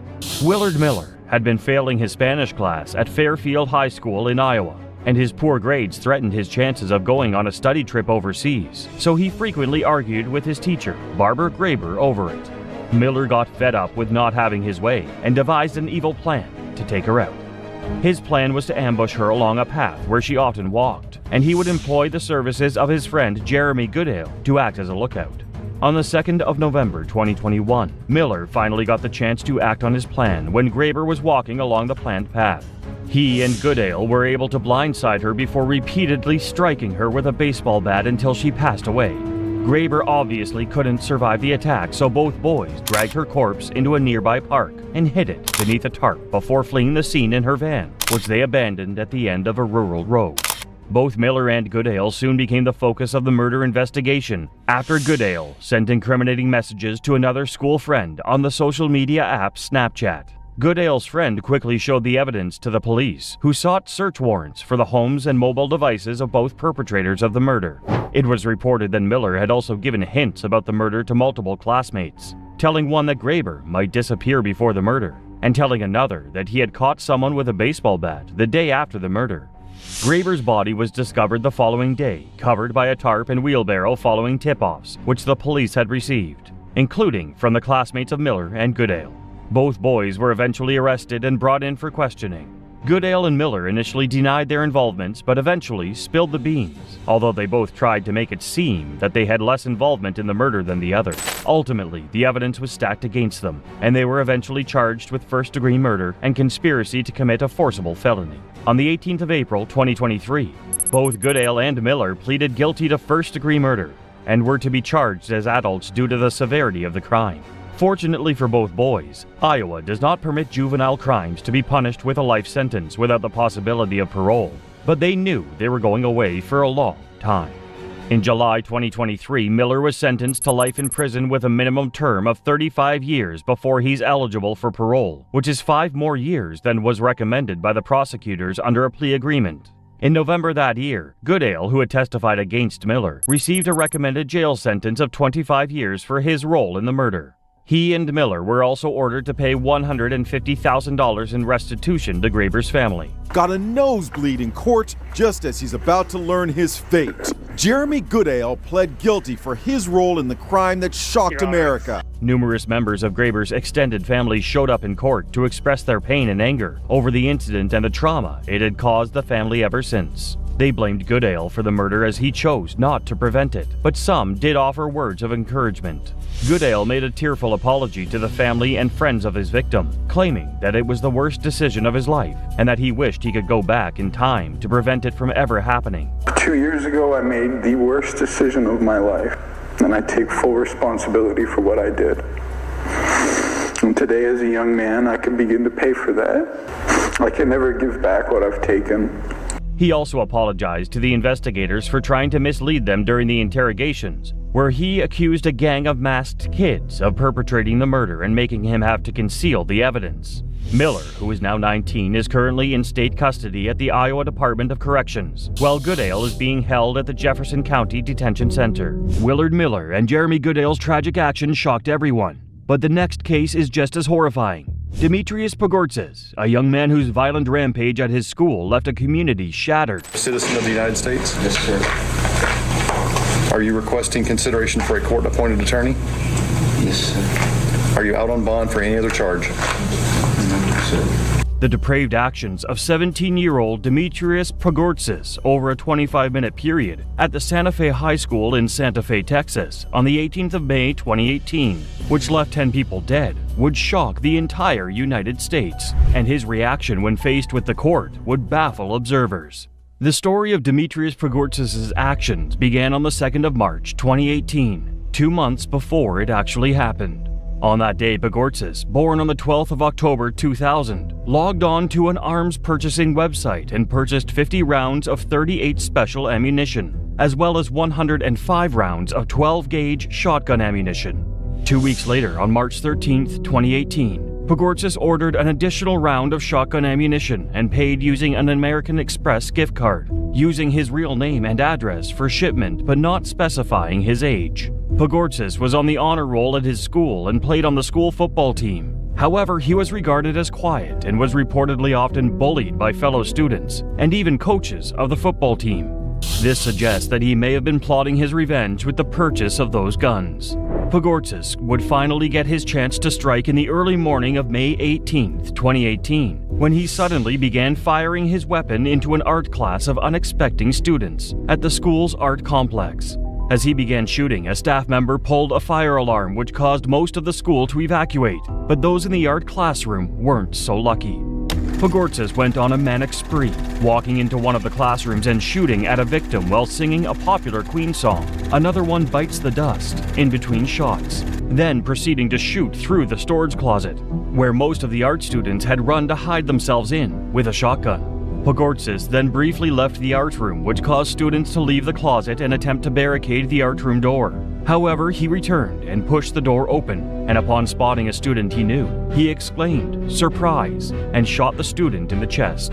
Pogortzis' shooting spree would continue for 25 minutes until Santa Fe ISD police officers arrived at the scene to confront him. Rather than surrender, he exchanged fire with the police officers and critically wounded one of them.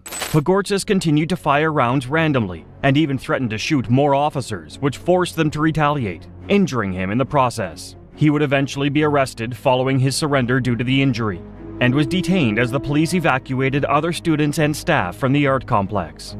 At the end of his shooting exercise, Pogortzis had claimed the lives of 10 people, including 8 students and 2 teachers, as well as injuring a further 13 individuals. This makes the shooting the 8th deadliest school shooting in United States history.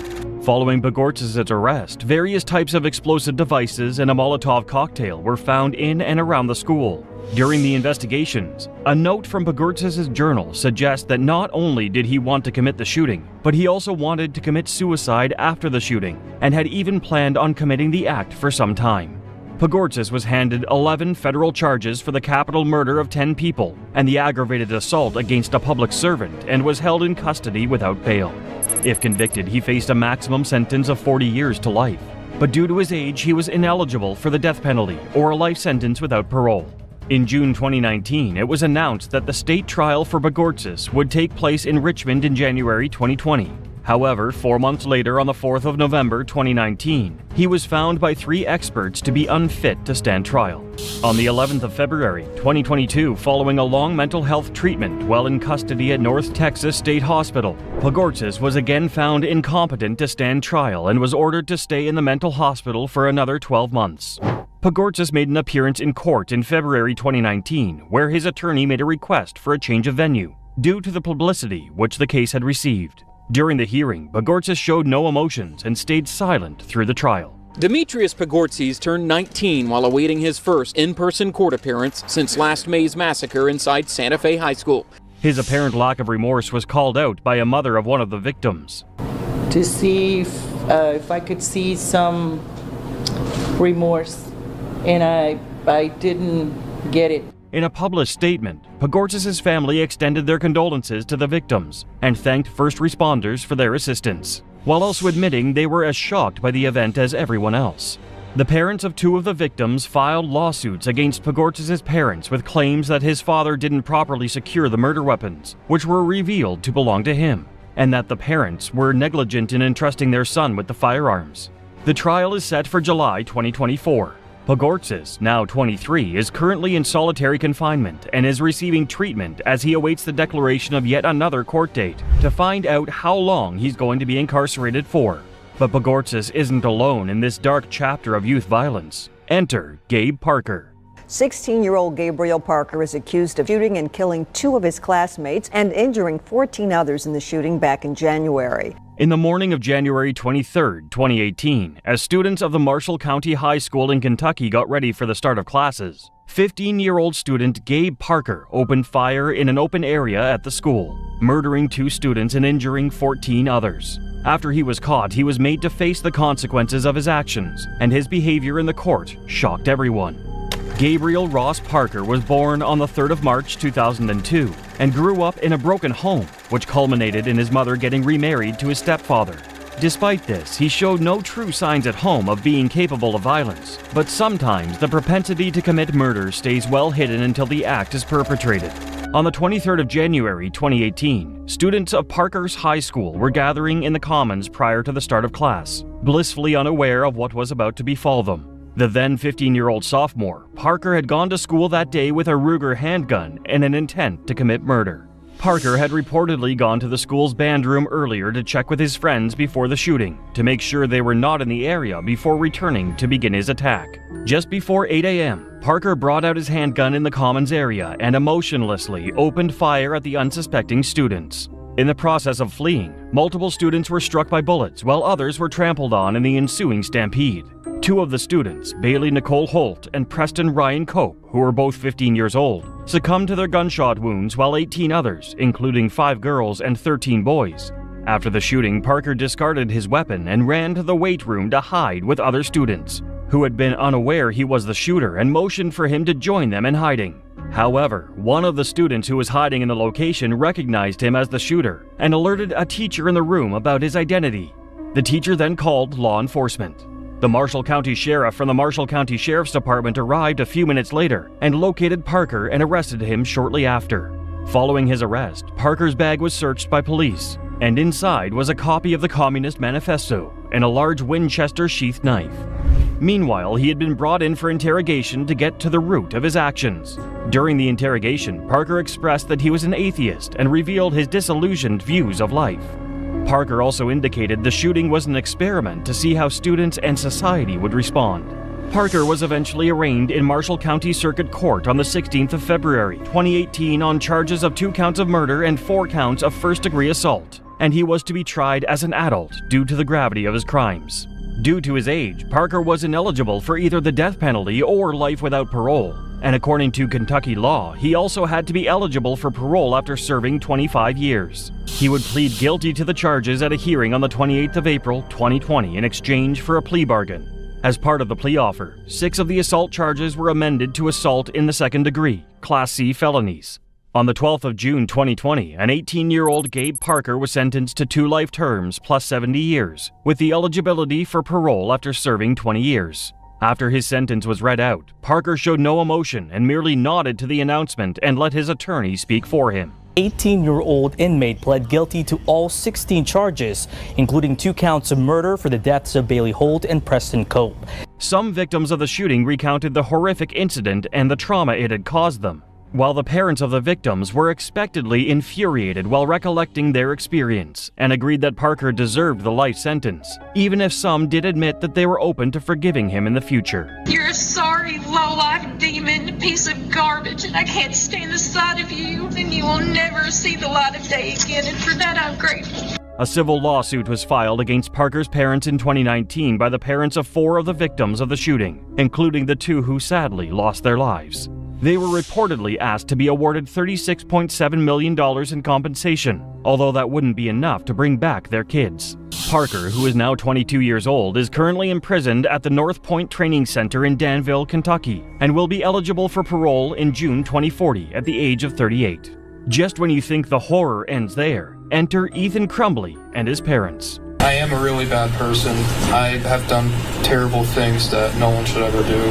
I have lied, been not trustworthy. I've hurt many people, and that's what I've done. On the 30th of November 2021, a 15-year-old Ethan Crumbly turned up at his high school in Oxford Township, Michigan, armed with a 9mm semi-automatic handgun and a strong will to kill.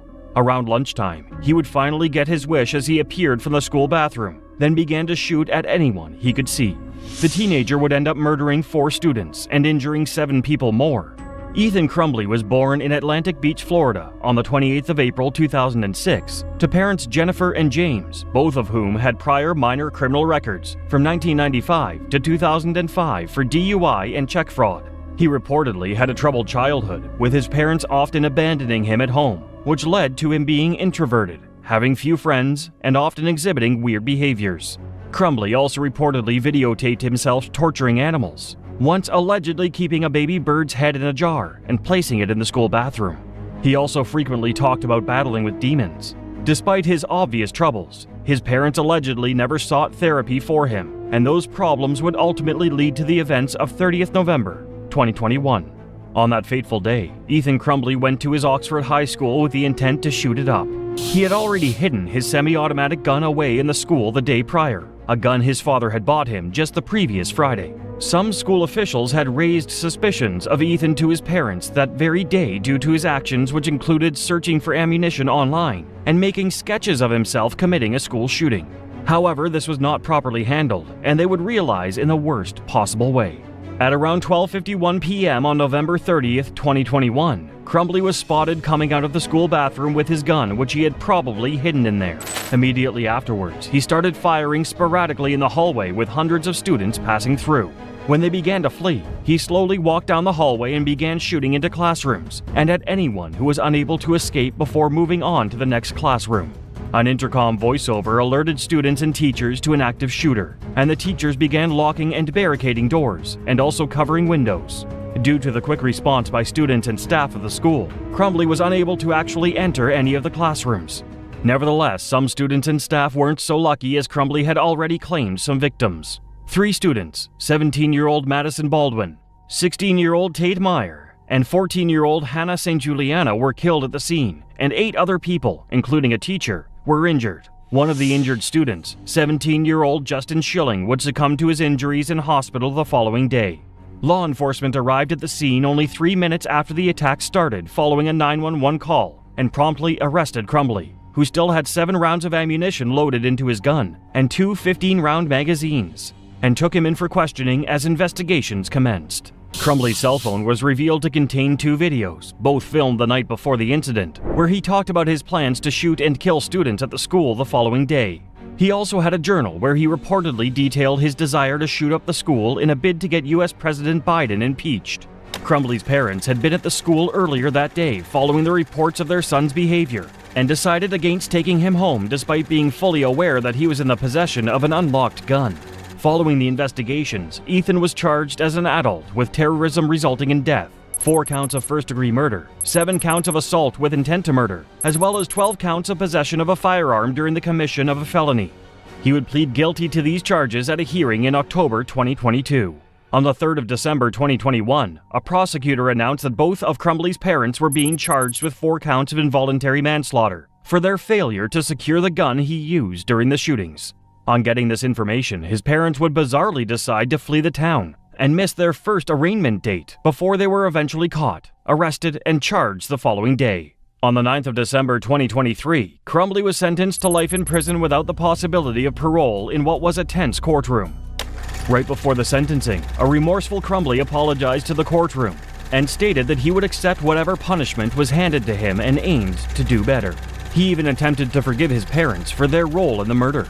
Whatever sentence it is, I do plan to be better than I am. I don't know if you'll believe that, but records of 15, 20, 25 years can show that I will change.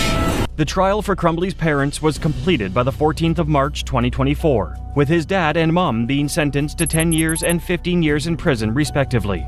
During the sentencing hearing, parents of the victims vehemently blamed Crumbley's parents for neglecting their responsibilities, which was what ultimately led to the deaths of their children. Crumbley's actions led to a series of copycat school shooting threats, which resulted in over 500 schools in Michigan and 6 other states being closed. Today, he is held at the Oaks Correctional Facility in Manistee, Michigan, as he has turned 18. His mother, Jennifer, is currently imprisoned in the Women's Huron Valley Correctional Facility, and his father, James, is in the Bellamy Creek Correctional Facility. Ethan and his parents may have set a precedent, but our next case centers on an 8-year-old girl and a baseball bat. Tonight, the sister of this 8-year-old girl killed by her then teenage neighbor in one of Jacksonville's biggest murder cases. Well, her sister says she is sick, thinking that her sister's killer could possibly walk free one day. Murder is not a crime that one would expect from a child, gruesome murder especially, and that is why to this day it is both shocking and sad to hear the story of Joshua Phillips. It was a day like any other in Duval County until it wasn't. An 8-year-old girl, Maddie Clifton, was mistakenly hit by a baseball and would not stop crying. Her cries scared 14-year-old neighbor Joshua Phillips, with whom she had been playing, and in fear that her crying would attract the attention of people around and get him in trouble with his father, who was reportedly mistreating him and would punish him for having friends in the house, the young teenager did the unimaginable. What Joshua Phillips did to avoid getting into trouble with his father will go down in history as one of the most brutal crimes committed in Jacksonville, Florida. In November 1998, the entire neighborhood and the police set out to search for its young member. Everyone, including Joshua Phillips' mother, began handing out flyers of the missing child to people, asking if they'd seen her. While the search party was still out there looking for the little girl, Joshua Phillips' mother made a shocking, gory discovery. Under her teenage son's waterbed was the lifeless body of the missing Maddie Clifton. It turns out that Joshua Phillips had, in a bid to stop Maddie from crying, dragged her into the house he lived in with his parents, hit her repeatedly with a baseball bat until he thought she was dead. When he finished, he then hid her body under his waterbed. His dad returned from work and Joshua was terrified to discover that Maddie was still breathing and moaning. He then stabbed her multiple times until she died. It wasn't until a week after Joshua had killed Maddie that Joshua's mother found the missing body and alerted the authorities. The murder of that little girl was traumatizing for everyone involved. Both the families of the girl who was murdered and the teenager who had committed the crime were distraught. The court initially sentenced Phillips to life imprisonment without parole. But in 2005, the Supreme Court ruled that it is unconstitutional to sentence a child to life imprisonment without the possibility of parole. State laws required that another hearing be conducted after 25 years to reassess the situation and see whether or not a person who is convicted as a child is fit to rejoin society. This is required for all juvenile convictions involving death. It eroded our marriage, replaced love with grief, deep sadness, and a pain that no family should ever have to bear. At the resentencing, the family of the deceased, her mother, father, and sister all came to testify against Phillips. Why should the defendant be allowed to live normally while Maddie lies in cold in a grave? The state of Phillips' mind is not certain as he watches the court proceeding, blinking repeatedly, his face expressionless. The late Maddie's mother then goes on to say that if her daughter's murderer was ever released from jail, she hoped she'd no longer be on Earth. Reports held that Phillips has been of good behavior in prison, has won multiple awards, and became a Buddhist monk. He also hopes to live in a monastery for the rest of his life if he gets out of jail.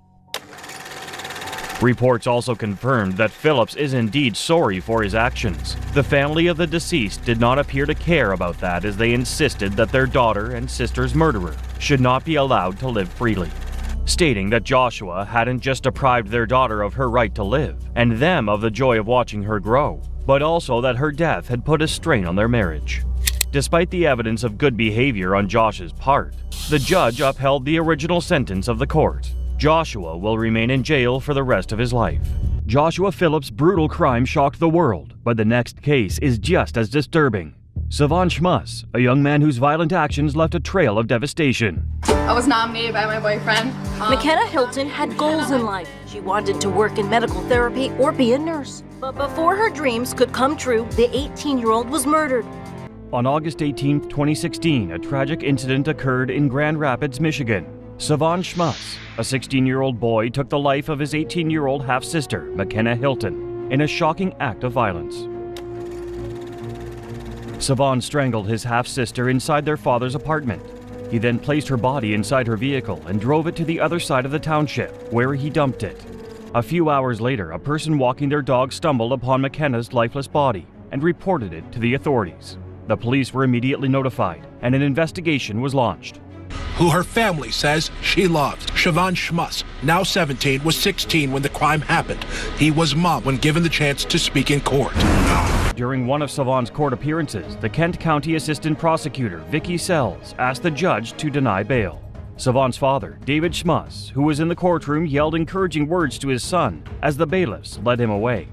Further investigation revealed that in 2010, David Schmuss pleaded guilty to taking a photo of McKenna, who was only 12 years old at the time, while she was showering. David Schmuss faced 15 years in prison because he had previous convictions for drug and illegal gun possession. Savon, who was 10 at the time, wrote a letter to the judge asking for leniency in his father's case. In the end, David accepted a plea deal. What he did was so heinous, it was premeditated, it was so hateful, so evil. He doesn't deserve a second chance. Savon Schmuss pleaded guilty to the murder of his sister McKenna in 2017. During the sentencing hearing, McKenna's mother, Stacy Hilton, delivered a powerful victim impact statement to Savon. Stacy voiced her hatred for Savon, stating that she would never forgive him for taking her daughter's life. She expressed her hope that Savon will be in a body bag when he leaves prison. Doesn't get what We don't get one. He doesn't deserve one. After losing her daughter, this is among the only ways she has to show her love. Graveside. Despite Savon expressing remorse for his actions through his attorney, Stacy expressed skepticism, stating that she did not believe his apologies. She went on to describe the pain of losing her precious daughter, saying that McKenna's absence had left an irreplaceable void in her life. Savon's father, David Schmuss, read a Bible verse about the endurance of love. The sentencing ended with Savon being sentenced to 40 to 100 years in prison. As the sentence was read, Savon's father wept openly. However, Savon himself remained silent. As we continue into the disturbing world of teen killers, we reach the chilling case of Craig Price, the youngest serial killer in U.S. history. Through a patchwork of charges for incidents in prison, prosecutors have so far been successful. But a Target 12 investigation revealed Price able to shave his sentence down by more than 4 years for earning Soane Heaton and her 2 daughters, 10-year-old Jennifer and 8-year-old Melissa, in 1989. On July 27, 1987, 13-year-old Craig Price committed his first murder when he broke into his neighbor Rebecca Spencer's home and stabbed the young woman over 50 times.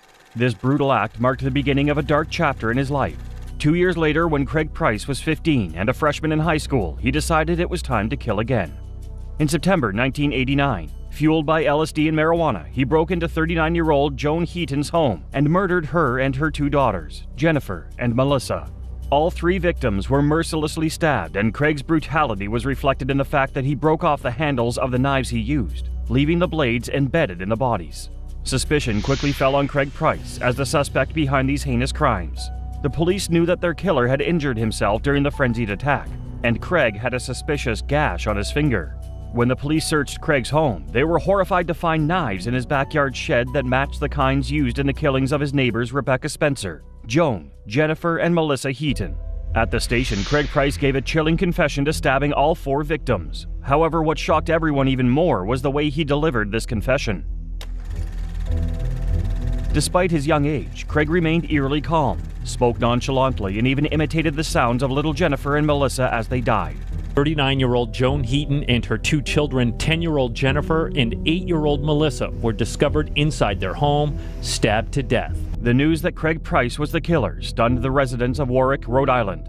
How could a seemingly harmless and friendly boy commit such heinous crimes? Craig was only 16 years old at the time of his arrest, which left many questioning how someone so young could be capable of such atrocities. Craig, I want you in your own words at this time. Tell me as clearly and as best you can what occurred there. Price told detectives he snuck through an open window in the Heaton's home in the dead of night. Craig was sentenced to be released from the Youth Correctional Center when he turned 21. This, unfortunately, was the maximum penalty allowed under the Rhode Island law. When Craig was sentenced to serve only 5 years in prison for these heinous crimes, it sparked a firestorm of anger and disbelief.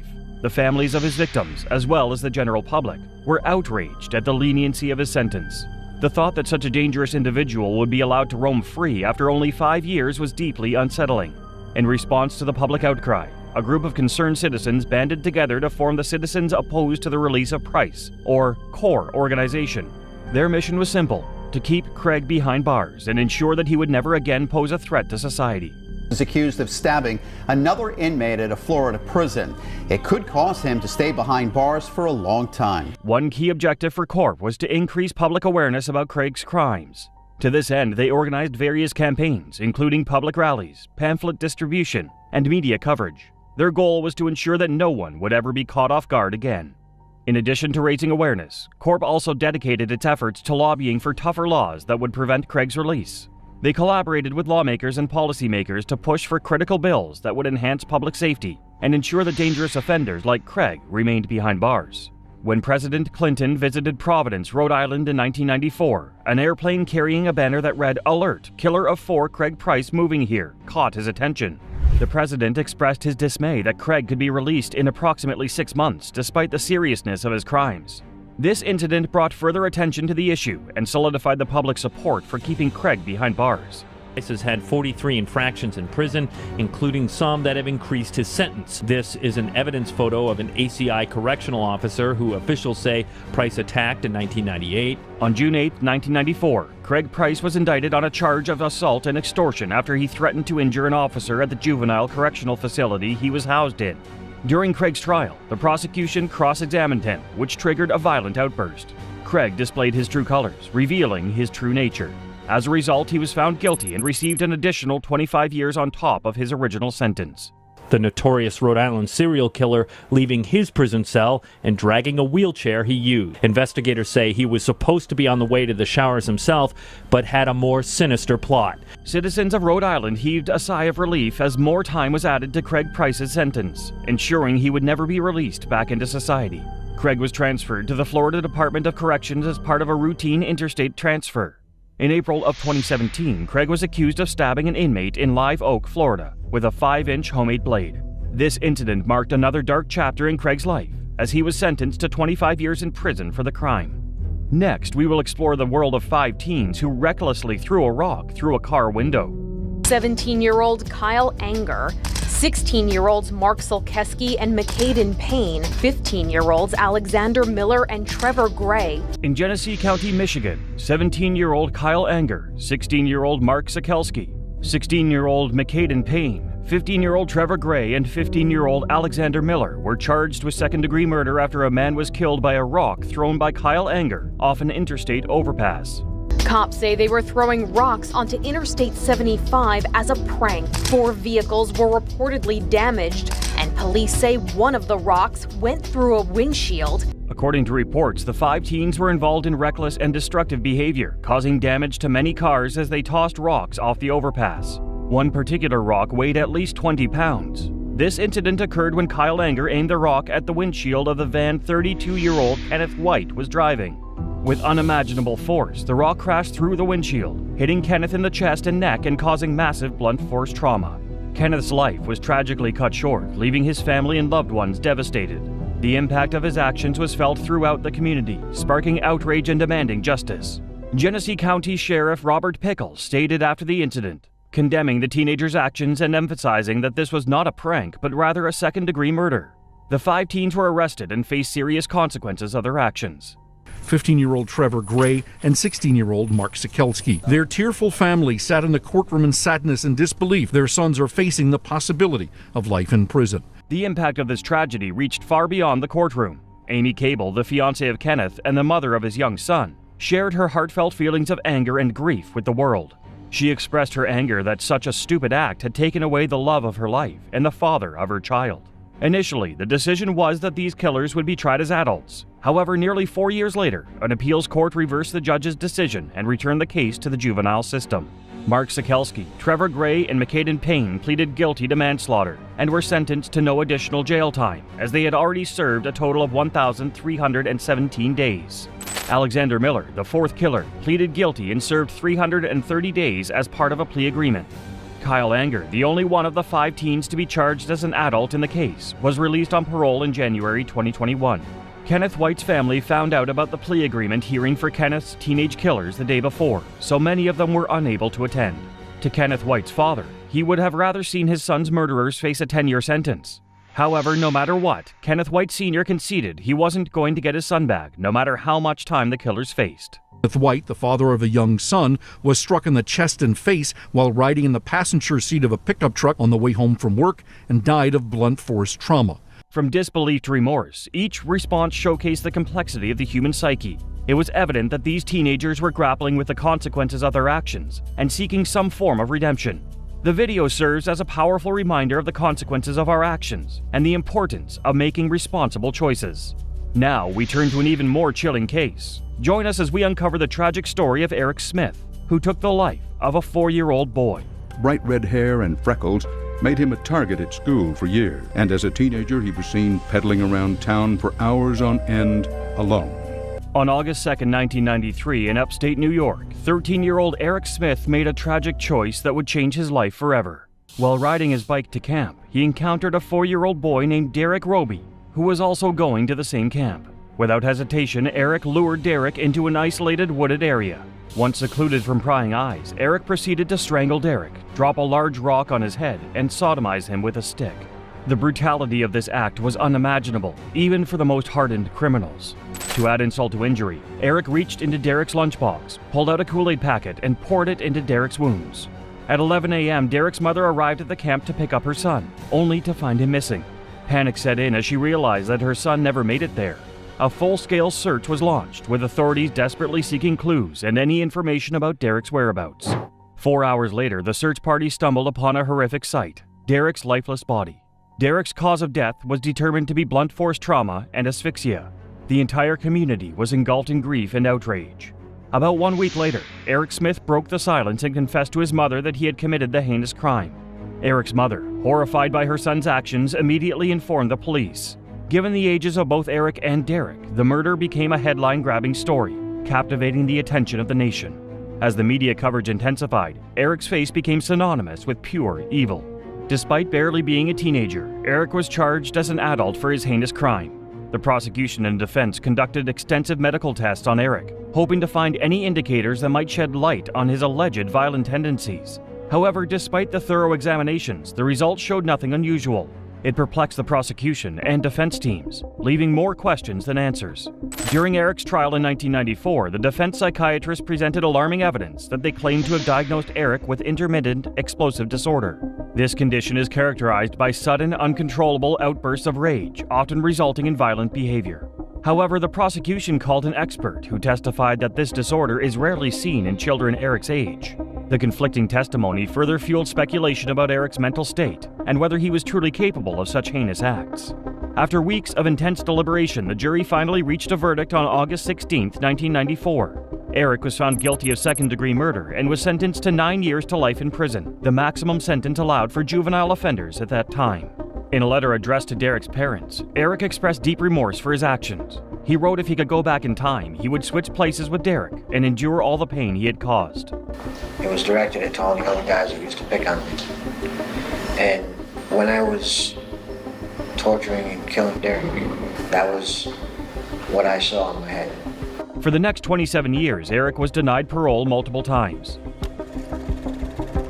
In October 2021, Eric's luck began to change. He was granted parole, sparking widespread outrage and disbelief among the citizens of the small upstate New York town where Derek was murdered. During the parole hearing, Eric shocked everyone by revealing that he had been engaged to an attorney since 2019.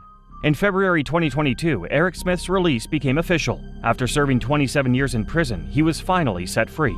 However, the news of his impending release was met with resistance by the small town citizens. Determined to make their voices heard, they held peaceful protests to let Eric know they did not want to see him back in their community. The outrage and concern were palpable as residents expressed their fears and unease about the impending release of someone who had committed such heinous crimes. Doreen Roby, Derek's mother, faced the harsh reality of her son's killer being set free. Despite her pain, Doreen vowed to shield herself from further torment. She explained that she doesn't allow Eric Smith to take up space in her head, as she doesn't care where he is or what he's doing as long as he remains distant from her friends and family. Today, Eric Smith is a free man living in New York City's Queens neighborhood. Despite his controversial release, he has avoided the spotlight and maintained a low profile. However, the scars left by his actions remain etched in the hearts of the victims and their families. While Eric Smith walks free, Alyssa Bustamante faces 30 years in prison for her heinous crime. A pocket knife, a kitchen knife. Kitchen knife. Okay. Where's that kitchen knife now? The sink. On October 21, 2009, 9-year-old Elizabeth Olton disappeared from her home and was never seen alive again. 2 days later, her body was in a wooded area near her home. Her throat had been slit and she had been stabbed and strangled to death. The police revealed that a juvenile had been caught and arrested for the murder of the 9-year-old. Later, the truth was revealed, and the perpetrator? 15-year-old Alyssa Bustamante. Alyssa and her 3 siblings started living with their grandparents in the same area as the Oltons in 2002.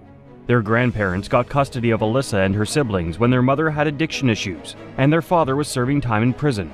Alyssa began to change around 2007 when she was admitted to the hospital after a failed suicide attempt. From that time, nothing was ever the same. Alyssa's behavior changed drastically, and it reflected everywhere, especially on the internet. Alyssa had listed cutting as one of her hobbies on her YouTube profile. She also posted a disturbing picture of herself where she held 2 fingers to her head, pretending to shoot herself. On the day of the murder, Alyssa planned to kill Olton for the fun of it. Alyssa convinced her younger sister to bring Olton to the forest near their home under the assumption that they were going to hang out. After her sister went to Elizabeth, who lived 4 houses away from them, Alyssa waited in the woods for Elizabeth to arrive. Her younger sister was gone before Elizabeth came. When she arrived, Alyssa strangled Elizabeth, slit her throat, and stabbed her 8 times in the chest. After she murdered her, Alyssa buried Elizabeth's body in a grave she had dug 5 days before. After Alyssa returned home, she wrote something disturbing in her journal that led to her conviction. She attempted to scribble the note out after, but it was too late. She wrote, "I just killed someone. I strangled them and slit their throat and stabbed them. Now they're dead. I don't know how to feel at the moment. It was amazing. As soon as you get over the 'oh my god, I can't do this' feeling, it's pretty enjoyable. I'm kinda nervous and shaky right now. Okay, I gotta go to church now, LOL." She attended a church dance after. When this note was revealed to the public, many were horrified to find that a 15-year-old had written it. Alyssa was arrested and first brought to court in November 2009. She pleaded not guilty, but was indicted on first-degree murder and armed criminal action charges. Basically, the main reason for accepting the offer was to avoid the absolute certainty of life without parole. If there was another option, then there would have been no reason to have accepted that offer. Eventually, she took a plea deal in 2012 and the charges were lessened to second-degree murder. She showed no remorse, and it was clear that she only did it to make sure she didn't spend life in prison. Alyssa was sentenced to life in prison with the possibility of conditional release and 30 years for armed criminal action. Where Alyssa killed Elizabeth for the fun of it, the same cannot be said for Christine Paolilla, who killed multiple people because of a failed robbery. I had made the gun go off, not purposely though, but like it went to the back of the room because I was like screaming, just like shaking. So somehow you pulled the trigger? Yes. Okay. This is Christine Paolilla, and she just confessed to a mass murder that had happened 3 years prior. In this clip, she is a nervous wreck, but is not always so. Christine had done well after years of ridicule and bullying. Paolilla was diagnosed with alopecia in kindergarten, and this caused her to lose her hair, eyebrows, and eyelashes. She had to wear wigs because of hair loss. She also had poor vision and wore thick glasses. All of this contributed to her being bullied by her classmates. Paolilla lost self-confidence, and it was not until 2003 that things began to improve. Christine came home one day, very happy. She said, "Mom," she said, "I made 2 new friends who are the sweetest girls I've ever met." I said, "Who are they?"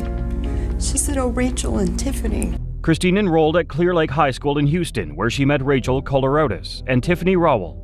Rachel and Tiffany were the school's popular girls and helped her change her appearance and fit in with the rest of the school. This greatly helped, and Christine became popular among the students.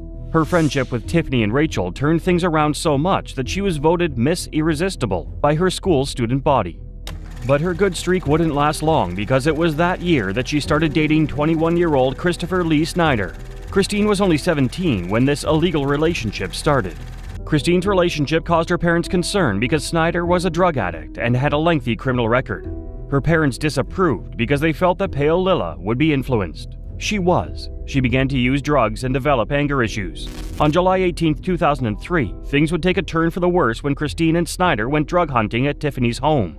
Tiffany, Rachel, Tiffany's boyfriend Marcus Priscilla, and Marcus's cousin Edelbert Sanchez were at the home before Christine and Snyder arrived. The two of them planned to steal drugs from Tiffany's home that night. However, Snyder got into an argument with Marcus, and this led to the shootings of the 4 teens who had been in the house. They were shot by Snyder and Christine. The kids themselves, drenched in blood. There's blood spatter that's on the walls. There's bullet holes from rounds that have gone into the victims and outside of them. Rachel attempted to call 911 but was hit in the head by Paolilla with the butt of a gun that was used to shoot her. The rest died almost immediately before fleeing. As for the teens, they were considered victims of a drug deal gone wrong. In 2004, Paolilla entered rehab where she met Stanley Rott, a heroin user. Her relationship with Snyder ended when the latter was jailed for stealing a car. She got married to Rott in 2005. Paolilla came into a trust fund of $360,000 that had been left to her by her father. She used part of the money to buy an apartment. It was in this home that Paolilla would discover on the news that the case of her friend's murder was still open. She confessed to Rott and told him what happened. Because of this, they went into hiding. In 2006, Paolilla and her husband were arrested. Paolilla for the murders and her husband for the 70 vials of heroin that were found in their room. Rott told the police that Paolilla had confessed to him. After Paolilla was interrogated, she confessed to killing her friends. However, she said that Snyder had made her do it. I had made the gun go off, not purposely though, but like it went to the back of the room because I was like screaming, just like shaking. So somehow you pulled the trigger? Yes. Okay. Snyder himself was never caught. When he was informed that the police had a search warrant out for him, he committed suicide by overdose in 2006. Paolilla was spared the death penalty because she was a minor at the time of the killings. Paolilla was convicted of 4 counts of capital murder on October 13, 2008. On October 14, she was sentenced to life in prison with a minimum of 40 years in prison. Like Paolilla, Nathaniel Abraham claimed he didn't know what he was doing when he shot someone else. Or did he? A young killer, an 11-year-old Pontiac boy, may be tried as an adult after going on a random shooting spree that left an innocent man dead. Nathaniel Abraham became the youngest American to be convicted of murder as an adult. On October 29, 1997, 18-year-old Ronnie Green was shot while he was standing outside a party store. A single .22 caliber bullet had been shot into his head. He died a day later. The person who had shot the gun was 11-year-old Nathaniel Abraham. He admitted that he had been firing a .22 caliber rifle in the direction of the store. He insisted that he had not meant to shoot anyone. He said he was firing randomly at trees and balloons. Nathaniel should have gotten off with accidental manslaughter, but Oakland County prosecutors said that Nathaniel had intentionally planned to kill someone that day and then bragged about it afterward. Prosecutors got permission to charge Nathaniel as an adult. He was charged with first-degree murder and the case went to trial. Nathaniel was described as someone who knew what he was doing. He reportedly told his girlfriend days before the killing that he was going to shoot someone. Despite the initial charge, the judge in charge of the case reduced the list of charges to lesser punishments. On November 16, 1999, Nathaniel Abraham was found guilty of second-degree murder. He was 13 years old at the time, but he was tried and convicted as an adult. He was sentenced to a maximum security juvenile detention center until he was 21. Even though Nathaniel showed signs of rehabilitation by the time he was released from detention, he was back in court again a few months later. Full support. I know I disappointed them again. In 2008, he was arrested for possession of ecstasy. He assaulted 2 guards in 2010. He was released in 2018, but he didn't last more than a year outside. In 2019, he was once again arrested for selling meth and heroin to undercover cops. Ultimately, he was sentenced to 6 to 40 years in prison for his stint of crimes and offenses. Abraham apologized to his family for disappointing them again before he left the courtroom. Nathaniel Abraham committed a crime, but how does it compare to the horrors that Erin Caffey put her family through? He got tired of them bickering and said, just do it. Is that true? I'm sorry? 16-year-old Erin Caffey did the unthinkable because of love. Caffey was working as a part-time waitress when she met 18-year-old Charlie Wilkinson. Things became serious between them and Charlie gave Caffey a promise ring. Erin's parents didn't like the relationship because they felt that something about Wilkinson was off. Because of their suspicions, they went online to see what they could find about Wilkinson. They found out that his page was littered with sexual references and talks about drinking alcohol. Because of this, Erin became scared that her parents would stop her from seeing Wilkinson, so she started talking about killing her family. On March 1, 2008, Erin carried her evil plan out with the help of Wilkinson and his friend, Charles Wade. Wilkinson claimed that even though he suggested that they should run away, Caffey said they should kill her parents instead. So on that day, Wilkinson and Wade entered Caffey's house while they were sleeping and shot her parents multiple times. When Caffey's mother didn't die immediately, Wade used a samurai-style sword and almost decapitated her. This killed her immediately. He was to get revenge because we made him break up with our daughter. I heard my son Matthew cry out. He said, Charlie, why are you doing this? No, Charlie, no, please, why are you doing this? Wilkinson and Wade shot Tyler, Erin's younger brother, and took turns slicing Erin's other brother, Matthew, till he died. Wilkinson and Wade then set fire to the house before leaving with Erin and Wade's girlfriend. Terry Caffey, Erin's father, survived the attack and told the officers that Charlie Wilkinson had attacked them. Charlie Wilkinson was found in his trailer and he was arrested. Erin was in the trailer as well, but she claimed that she had been kidnapped. Charles Wade and his girlfriend were arrested as well. However, the horrific revelation came after the police interrogated the 4 of them. Erin's story quickly fell apart because Wilkinson and Wade told the same story. Erin had orchestrated the murders. Caffey insisted that she had nothing to do with the murders. I honestly believe that she was not the mastermind, and I'm not saying that out of denial because it's my daughter, but I don't believe my daughter's evil. In the end, Wilkinson and Wade were sentenced to life in prison without the possibility of parole. Caffey, on the other hand, was sentenced to life in prison with the possibility of parole after 40 years. Her father, who survived the attack, forgave her, saying that she was manipulated by Wilkinson. Erin Caffey's shocking betrayal of her own family was heartbreaking, but the next case is just as chilling. Keandrick Hook, a young woman whose violent actions tore apart the lives of those around her.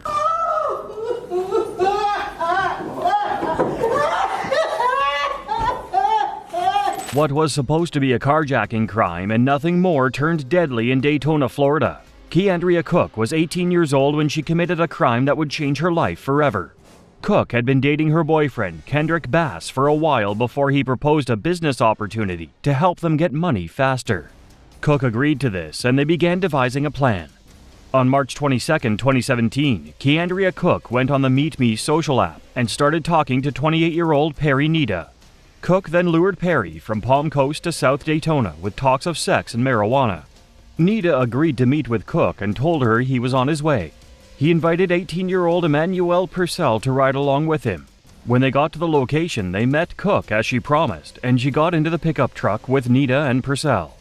After she entered the pickup, Bass waited for a while before he jumped in the back seat with a gun. When Purcell noticed this, he pushed Bass, who shot Purcell before he and Cook escaped. Purcell survived and soon talked to the police about what had happened. 2 days after this happened, Cook and Bass teamed up for another carjacking. It was at the time that Cook was arrested. Bass, on the other hand, ran away and would go on to evade police for 10 months. Meanwhile, Keandria was arrested and charged under the impression that she would not be sent to jail. Regardless, she was charged with conspiracy, carjacking, attempted carjacking with a deadly weapon, and felony battery. The conspiracy charge meant that Keandria could be sentenced to life in prison without the possibility of parole. Because of miscommunication with her lawyer, Keandria and her mother were assured that she would not be going to prison if she took a plea deal. Her attorney told her to enter a no-contest plea to get the conspiracy charge dropped. If she pleaded no contest to principal to carjacking with a deadly weapon, principal to attempted carjacking with a deadly weapon, and principal to aggravated battery with a deadly weapon, she would get probation and not go to jail. Or at least that's what she thought. Following the advice of her attorney, Keandria pleaded no contest and appeared in court with the belief that it was just a formality. Keandria and her mother were shocked when Circuit Judge Matt Foxman sentenced Keandria to 20 years in prison, with 20 years of probation to run concurrent with her jail time. Hearing this, Keandria and her mother began to wail very loudly.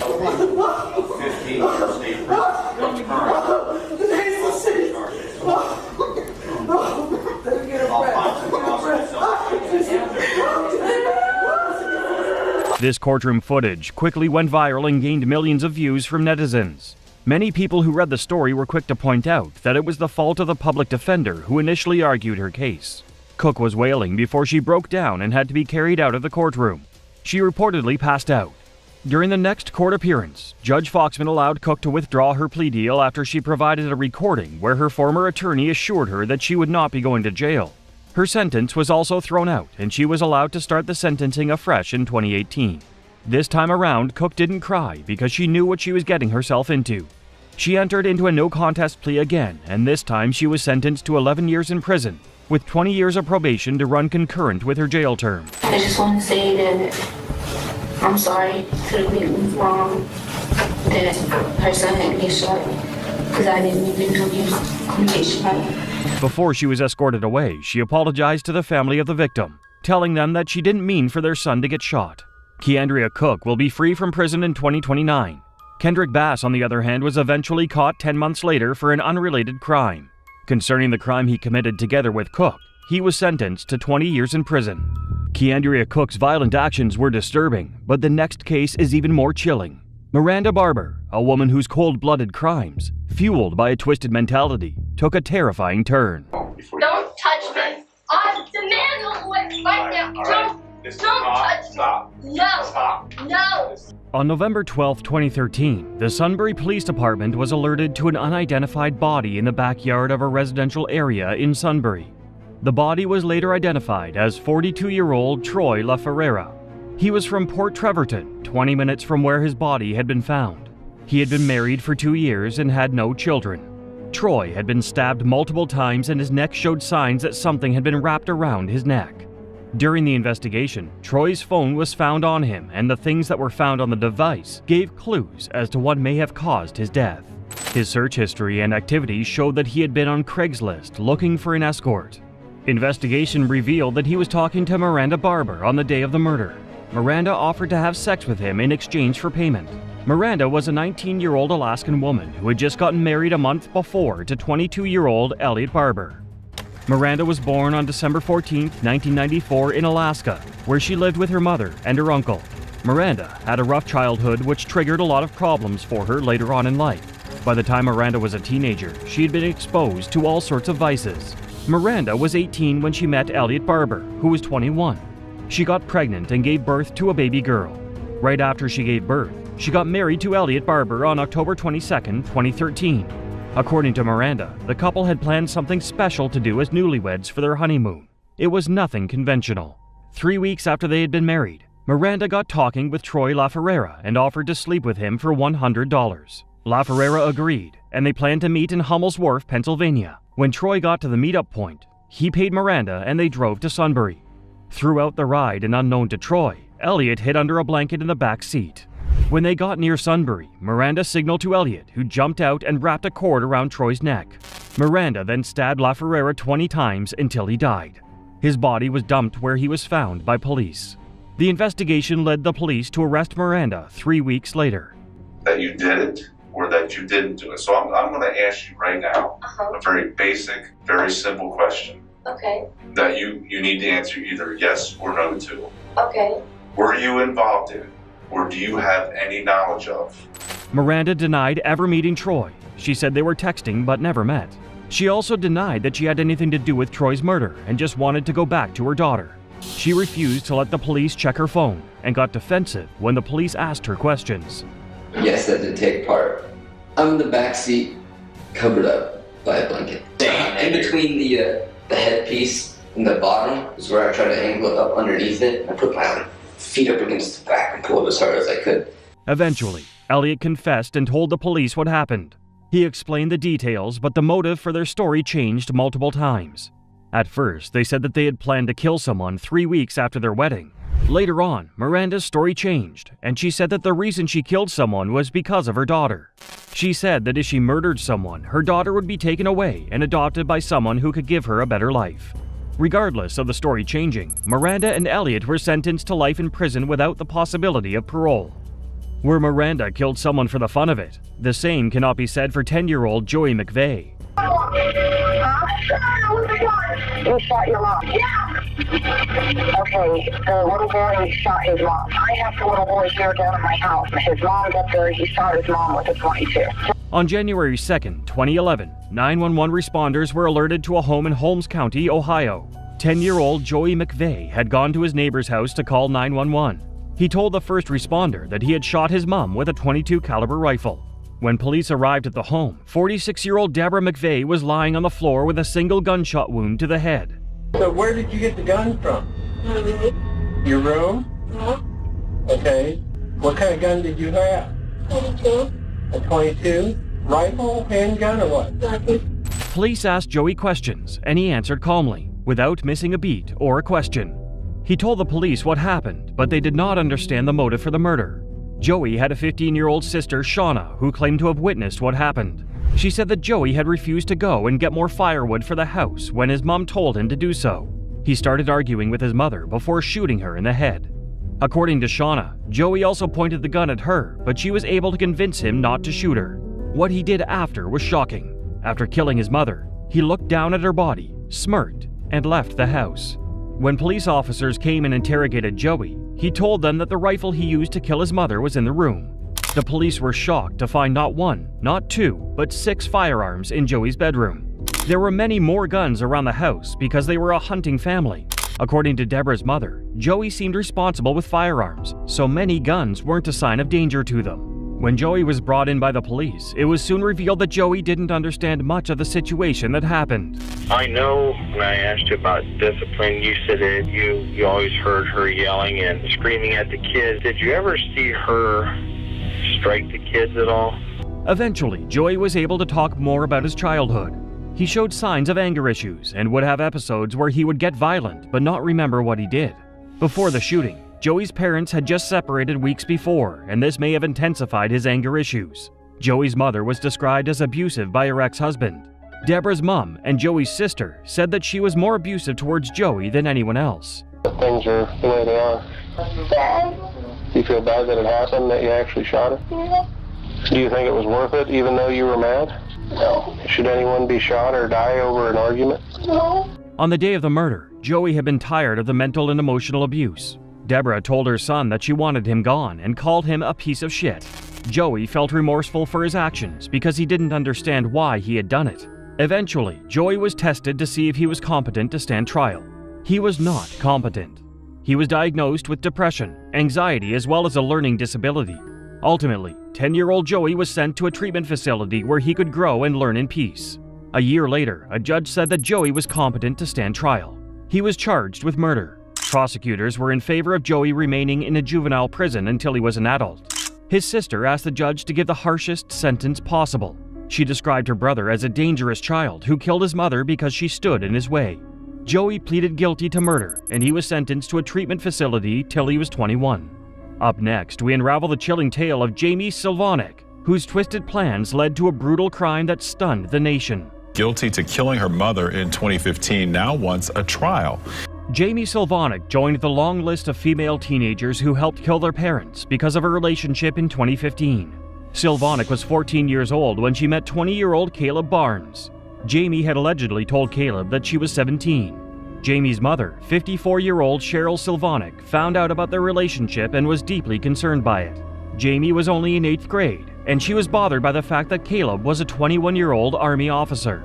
Because she didn't want to cause too many problems and force her daughter into ending the relationship, which could lead to something worse, Cheryl kept trying to persuade her daughter. She kept this on for a while to Jamie's irritation, but her mother kept persisting because they were in an illegal relationship. Jamie became worried that she wouldn't be able to see Caleb again and began plotting to kill her mother with Caleb. On March 15, 2015, Jamie's mother offered to drive Jamie and Caleb to a concert in her car. She did this in an attempt to talk the two of them out of the illegal relationship. While they were on their way back from the concert, Jamie's mother made a stop at a gas station to buy some things. To Cheryl's horror, she came back to the car and saw Jamie and Caleb having sex. In a fit of panic, she entered the car and showed Caleb Jamie's passport and how old she was. She accused Caleb of rape and threatened to have him arrested. All the way home, Jamie was texting Caleb, telling him that it was time to carry out the plot to kill her mother. They got to the driveway of their family home, and Cheryl confronted Caleb for maintaining a relationship with a minor. Caleb, if she asks about your age, say 16 and a half again, and that the reason you said 20 is you were used to lying about it to fellow soldiers in the Army to avoid harassment. So when you're in stressful scenarios, it just comes out. She needs to go, Caleb, right now. You don't understand. She threatened to throw me out of the house. I want her gone. At that moment, Caleb strangled Cheryl.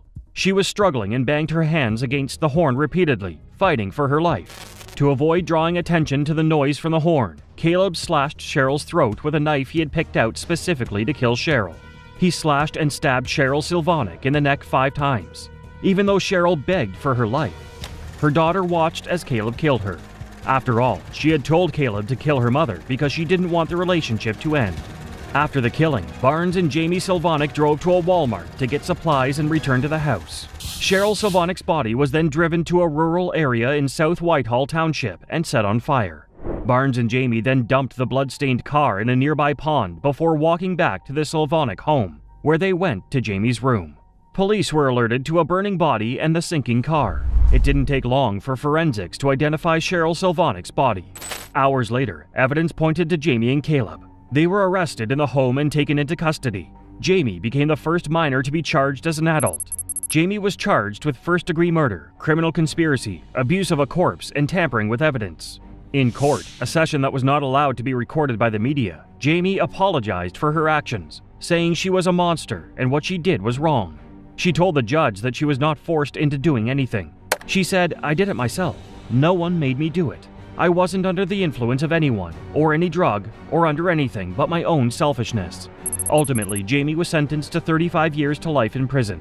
Barnes, on the other hand, was sentenced to life in prison without the possibility of parole. Jamie plotted to kill her mother, but didn't deliver the killing blow. How does it compare to Natasha Ellis, who was the actual murderer? I want you to know I'm sorry for everything that happened to you and your family. I'm sorry for the attack on you.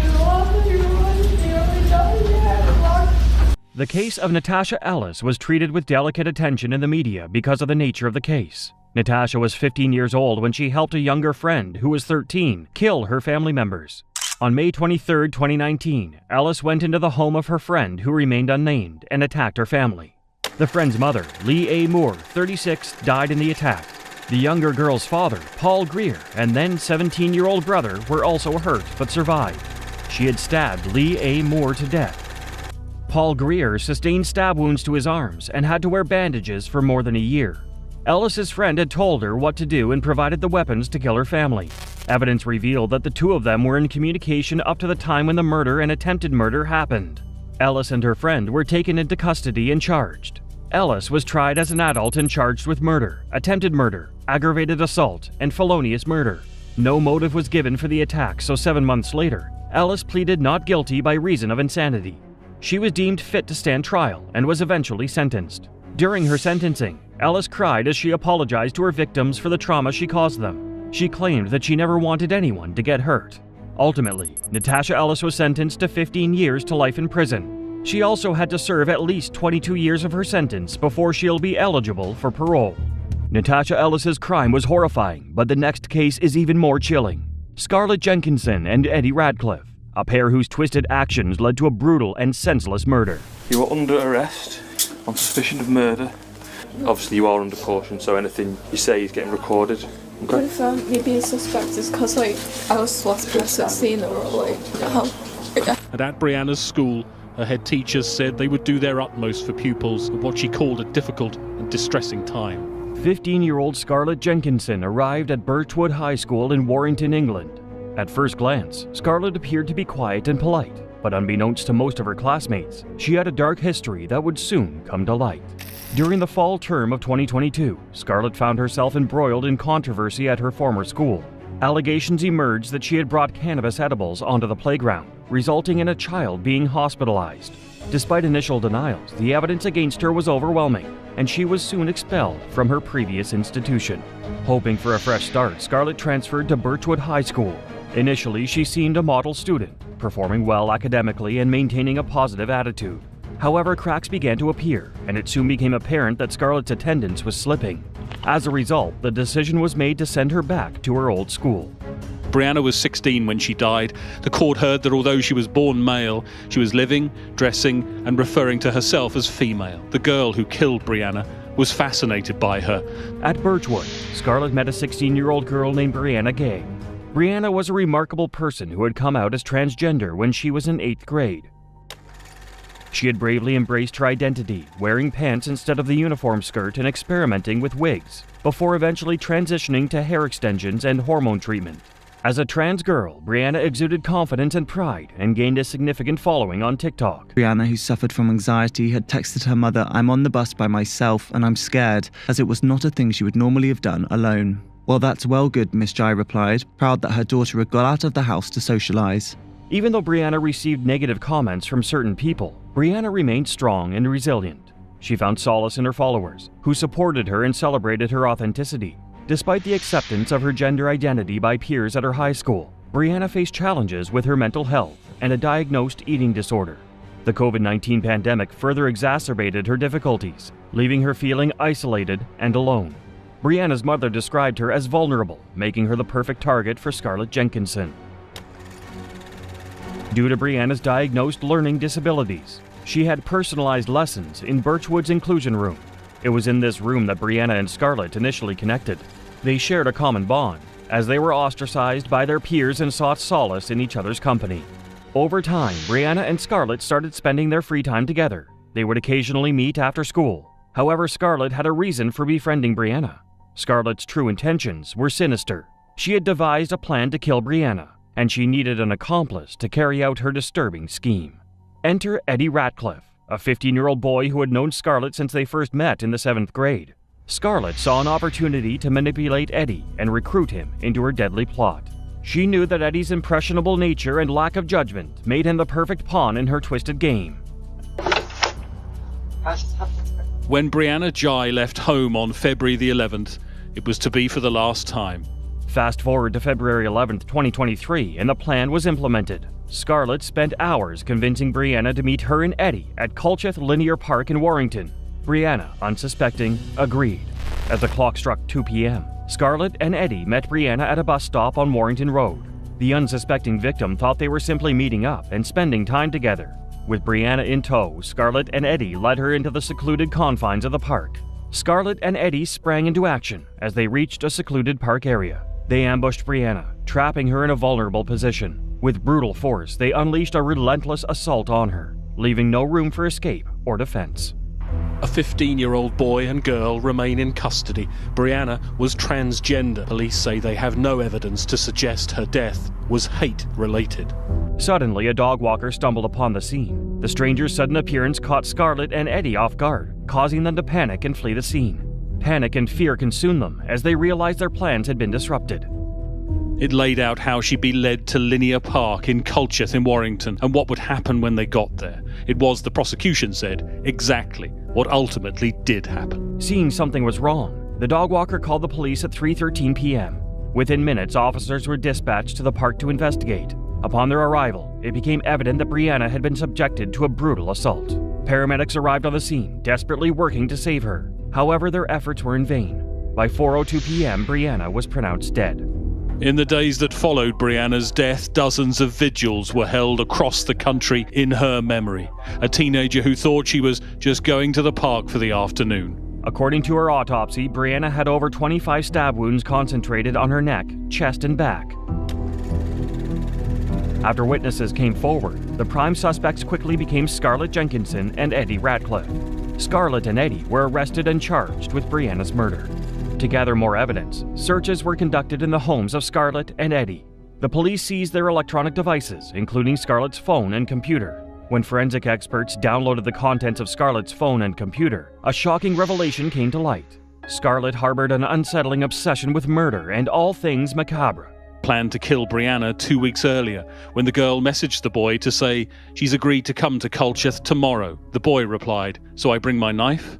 The girl said yes. Is it definitely sharp enough, by the way? The investigators discovered a handwritten note in Scarlett's bedroom that detailed her and Eddie's plan to kill Brianna. During their investigation, the detectives stumbled upon a series of text messages between Scarlett and Eddie. Through these messages, they learned that the two teams had attempted to murder Brianna earlier in the year. Scarlett confessed that she had given Brianna ibuprofen, which made her very sick but did not kill her. In Scarlett's case, the aggravating features are significant and would have led to a substantial uplift to the starting point, but for the mitigation, particularly that relating to maturity and mental disorder. After a 4-week trial on December 20th, 2023, Scarlett and Eddie were found guilty of murder. Scarlett was sentenced to serve a minimum of 22 years in prison, while Eddie received a term of 20 years. The judge labeled the killing as exceptionally brutal and accused Scarlett of displaying elements of sadism and transphobic hate. Detective Inspector Nigel Parr, who worked on the case, shared his thoughts on Scarlett and Eddie's lack of remorse. When she was alone in that park with someone that she called her friend will haunt me forever. Prior to the trial, I had moments where I felt sorry for the defendants. Scarlett's family expressed gratitude for Brianna's mother's selflessness and empathy throughout the ordeal. They acknowledged the unimaginable pain she had endured, sharing that their last year had been beyond their worst nightmare. During an inquest into Brianna's murder, Eddie's mother spoke to defend her son, stating that he was a good child with good morals and a loving, caring family supporting him. She emphasized that he was highly intelligent, well-behaved, and on track to apply to Oxford. Our next case involves Senseless Brown and exposes the devastating consequences of trauma and systemic failures in our justice system. Cameras were rolling as she described cutthroat to a psychiatrist. I remember one time, the first time he did something to me is when he choked me and I passed out because he said I thought he was a joke. Tests would show Brown was on the fetal alcohol spectrum, a disorder that impacts the brain and behavior. Senseless Brown was born to a mother struggling with drug addiction and faced a difficult journey from the start. Her mother, unable to care for her, made the difficult decision to give her up for adoption. She was adopted by loving parents. What else did he do to you? He talked real bad to me. He was jacking me. He pulled me by my hair and dragged me and stuff. He put guns up me, told me to strap and stuff like that, getting that out of other people. Unfortunately, Senseless' life was not without its challenges. As a young teen, she made a series of bad choices, leading to her being handed over to the custody of the Department of Children and Family Services. Senseless' determination to escape her circumstances led her to run away, leaving her homeless on the streets of Nashville. C granted Berman access to the then teenager all the way through her criminal trial. During her tumultuous time on the streets, Senseless encountered a ruthless predator. This individual, taking advantage of her vulnerability, started to traffic her. On August 6, 2004, Centoya's fateful encounter with Johnny Allen, a 43-year-old real estate agent and Sunday school teacher, would change her life forever. I think he's gonna hit me or do something like that, but then he rolls over and reaches, like he's reaching to the side of the bed or something, so I'm thinking, now he's not finna hit me, he's finna get a gun. And what did you do at that time? I just grabbed the gun and I shot him. Centoya claims she agreed to engage in intercourse with Johnny for $150, but according to her testimony, the deed never happened. At some point, she thought Johnny was reaching for his weapon. Terrified, Centoya reached for the gun Johnny had hidden in his nightstand and shot him in the back of the head, killing him instantly. Panic-stricken, Centoya stole $172 from Johnny, as well as 2 guns. She then fled the scene in his truck. Despite Centoya's young age, the courts decided to try her as an adult, which sparked debate. The Metro Juvenile Court judge justified their decision by saying it was too great a risk to the community to keep Centoya in the juvenile system. Centoya alleged she killed Johnny in self-defense. She said Johnny had intimidated her by standing over her while she was in his bed. However, the prosecution argued that when Johnny was found, he was in a sleeping pose, casting doubt on her self-defense claim. They alleged that Centoya killed Johnny as he slept in bed to rob him. During Centoya's trial, 3 inmates who had spent time with her in prison testified that Centoya confessed to killing Johnny Allen. These inmates claimed that Centoya admitted the murder and even expressed satisfaction in taking another human being's life. Another inmate came forward with a letter allegedly written by Centoya. In the letter, Centoya supposedly admitted to lying to the police about certain aspects of the case. She allegedly stated that everything she had told police was true, except for one crucial detail: her belief that Johnny was reaching for a gun. To further complicate matters, a forensic document expert testified in his opinion regarding the letter. He stated that the note written by Centoya appeared to be authentic and consistent with her handwriting. This revelation left the jury questioning the credibility of Centoya's statements. 60 years behind bars. Even with good behavior, Brown would have to serve at least 51 years before any chance of parole. Yeah, it's over with now. Centoya's defense argued that Johnny had planned to sexually assault Centoya if she did not kill him in self-defense. They presented witnesses who testified that Johnny had a dark side and had previously engaged in inappropriate behavior towards women. One witness claimed that Johnny took her to his home, kissed her against her will, and when she told him she didn't want to be intimate, he assaulted her. Allen's murder, Brown was eventually charged, tried, and convicted as an adult. Guilty, first-degree murder. The jury ultimately found Centoya guilty of first-degree murder, felony murder, and aggravated robbery, leading to her receiving a life sentence. This sentence was particularly shocking, considering Centoya's age at her conviction. In 2018, the Tennessee Board of Parole held a hearing on Centoya's clemency petition. This hearing allowed witnesses who knew Centoya to testify on her behalf. I just wanted to say thank you. I know a lot of people get to see you, but I have prayed for a very long time. Centoya's hearing took place on May 28, 2018, with Centoya's fate hanging in the balance. After months of deliberation, on January 7, 2019, Centoya's sentence of life in prison was commuted to 15 years plus 10 years of supervised parole. This significant decision marked a turning point in Centoya's life, offering her a chance at rehabilitation and reintegration into society. The judge presiding over the case stated that transformation should be accompanied by hope, echoing the importance of second chances and the potential for redemption. Johnny's family, devastated by the loss of their son, strongly disagreed with the decision to allow Centoya to walk free. They believed that justice had not been served and that her life sentence should have been upheld. The officers involved in the case shared the same sentiment, believing that Centoya's release was a miscarriage of justice. She is someone that has completely rehabilitated herself. The president granted Johnson's pardon, saying those who pay their debt to society and better themselves in prison deserve a second chance. Since her release, Centoya Brown has become a prominent figure, using her voice to raise awareness about domestic minor sex trafficking and the criminal justice system's treatment of young offenders. She has been the featured keynote speaker for different groups nationwide, captivating audiences with her story of survival and resilience. As we turn from the chilling case of Centoya Brown, prepare to meet Amber Wright. Family showed baby pictures of Seth. Kyle Hooper himself took the stand. 15-year-old Seth Jackson lived in Bellevue, Florida, and dated 15-year-old Amber Wright for 3 months. However, unbeknownst to Seth, Amber had also been seeing 18-year-old Michael Bargo. This love triangle created intense jealousy and resentment, becoming a full-blown toxic dynamic between Seth and Amber. In March 2011, Seth and Amber decided to end their relationship. However, since this was the age of social media, Facebook played a crucial role in the aftermath. Both Seth and Amber took shots at one another, exchanging insults and fueling the flames of their broken relationship. And then Amber Wright started dating Michael Bargo. When Amber was with Michael, she would lie and tell him that Seth had harmed her. This false information enraged Michael, and on one particular day, he confronted Seth in their yard, threatening him with, "I have a bullet with your name on it." And Michael Bargo started talking about, we need to kill Seth Jackson. Nobody likes him. We need to kill him. On April 17, 2011, Michael approached Amber's brother, 16-year-old Kyle Hooper, and told him that they needed to kill Seth Jackson. Michael then recruited 20-year-old Justin Soto and 18-year-old Charlie Ely to assist him in the murder plot.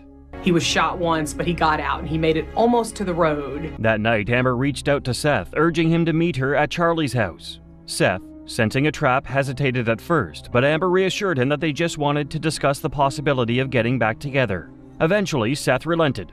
When he arrived, he was immediately attacked by Kyle, who struck him on the head with a wooden object. Amber and Charlie watched from the sidelines as Michael emerged armed, aiming a .22 caliber gun at Seth. In a shocking turn of events, Michael opened fire, wounding Seth. Despite suffering injuries, Seth managed to escape the confines of the trailer and reach safety outside. However, Justin tackled him. Still armed with his gun, Michael pursued Seth and shot him again. Weak and disoriented, Seth managed to reach safety outside Charlie's trailer. However, Justin and Michael promptly brought him back inside, restraining him in the bathtub. Michael continued to shoot at Seth, aiming for his face, eventually killing him.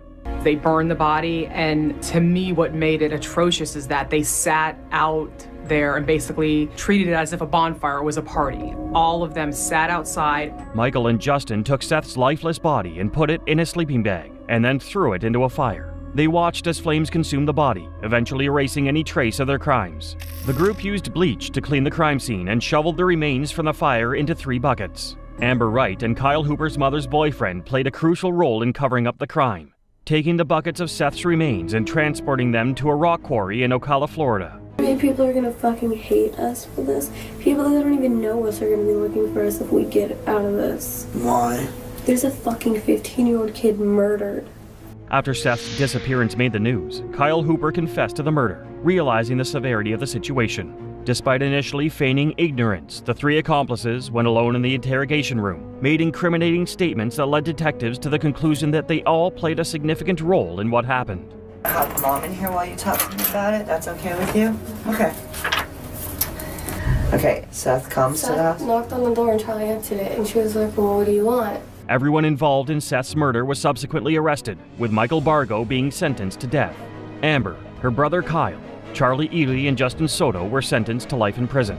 Amber's mother's boyfriend pleaded guilty to accessory after the fact, acknowledging his role in the cover-up. Amber was retried for Seth's murder in 2016 after an appellate court raised questions about the timing of her Miranda rights during the initial trial.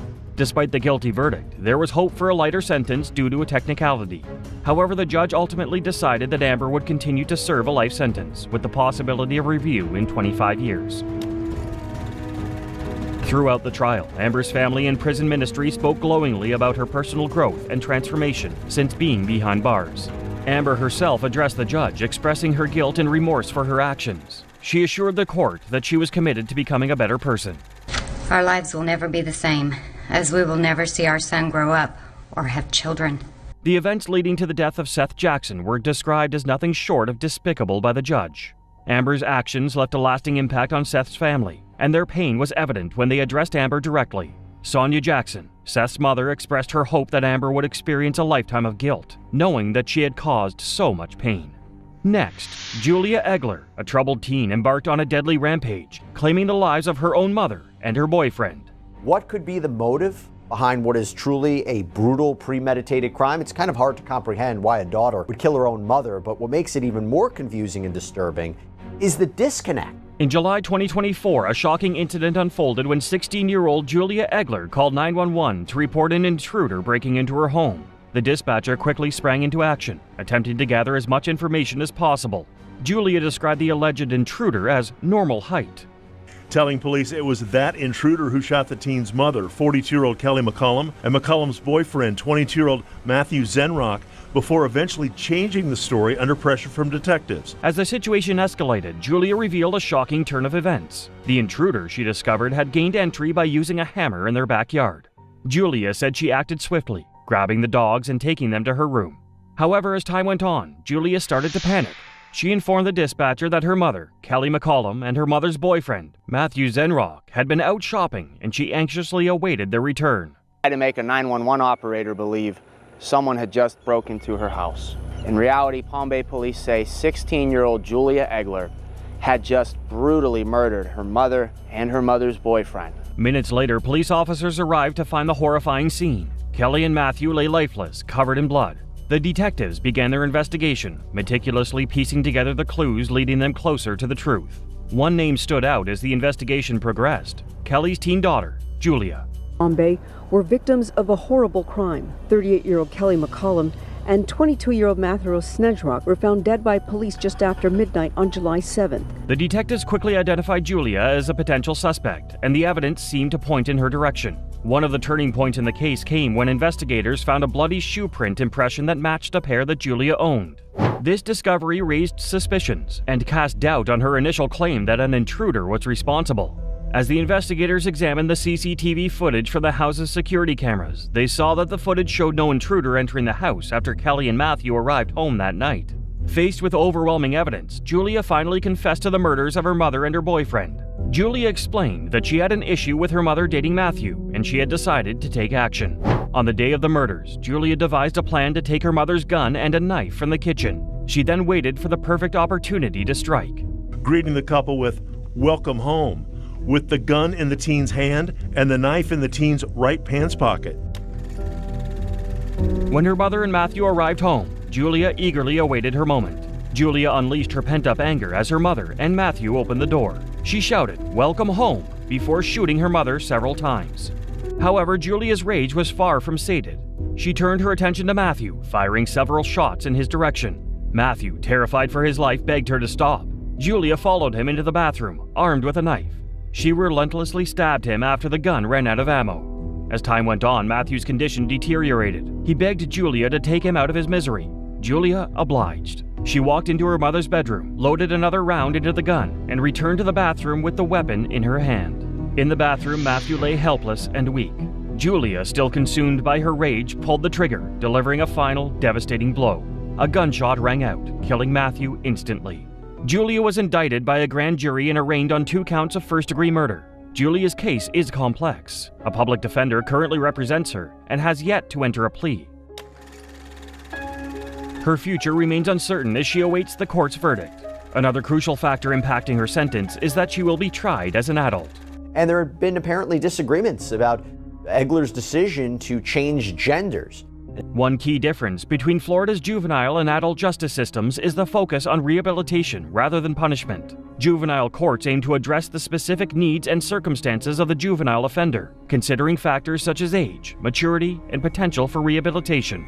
This allows the court to consider alternative sentencing options, such as probation or community service, rather than incarceration. Julia Egler's tragic crime was haunting, but the next case is just as disturbing. Lionel Tate, a young boy whose brutal actions at just 12 years old left everyone in disbelief. Our first case comes from Florida. In 2001, Lionel Alexander Tate found himself at the center of a tragic incident that changed his entire life in the worst way possible.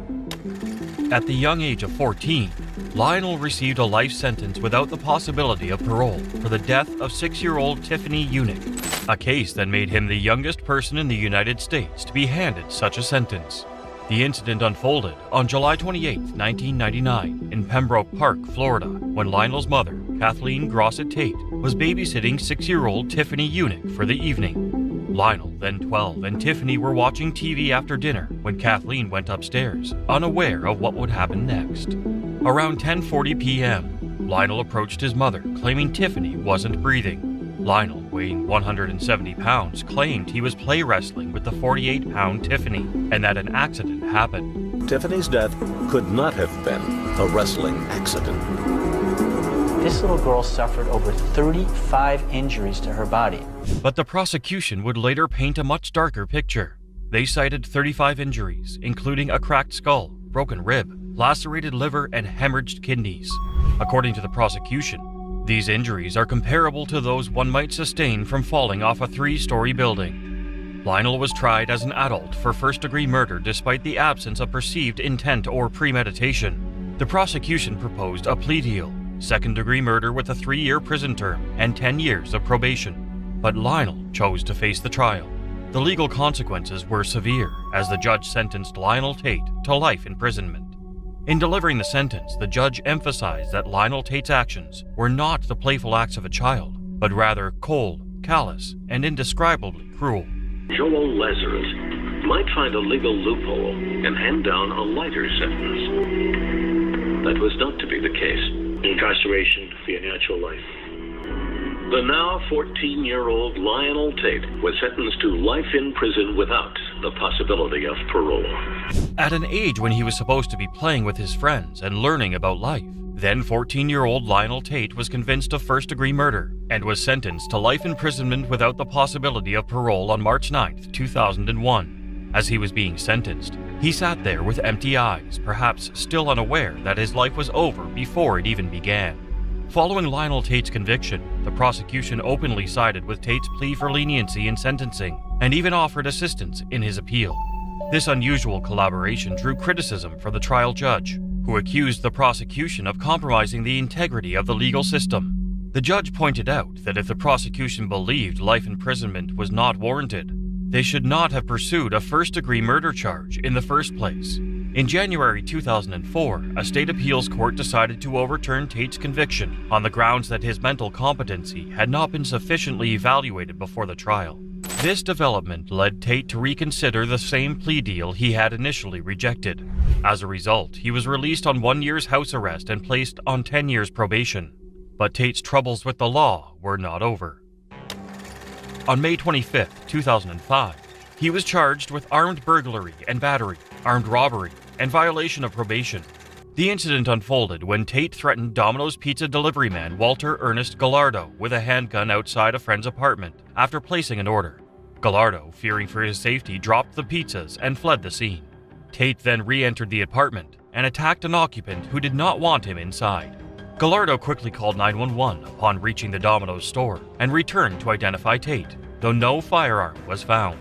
On March 1, 2006, Tate accepted a plea bargain, admitting to violating probation by carrying a firearm during the robbery. Despite withdrawing his guilty plea for robbery, he was sentenced to 30 years in prison on May 18, 2006 for violating probation. Florida's 4th District Court of Appeal upheld this sentence on October 24, 2007. On February 19, 2008, Tate entered a no-contest plea for the robbery charge and received a sentence of 10 years in state prison.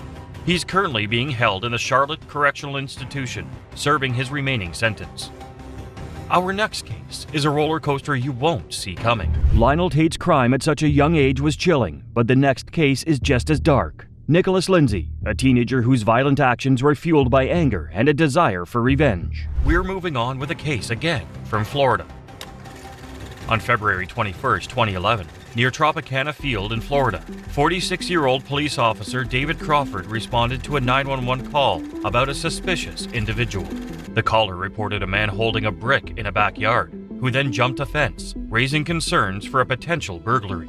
Upon arriving at the scene, Officer Crawford spotted the individual and left his vehicle. At 10:37 p.m., Officer Donald J. Ziegler observed and reported an exchange of gunfire.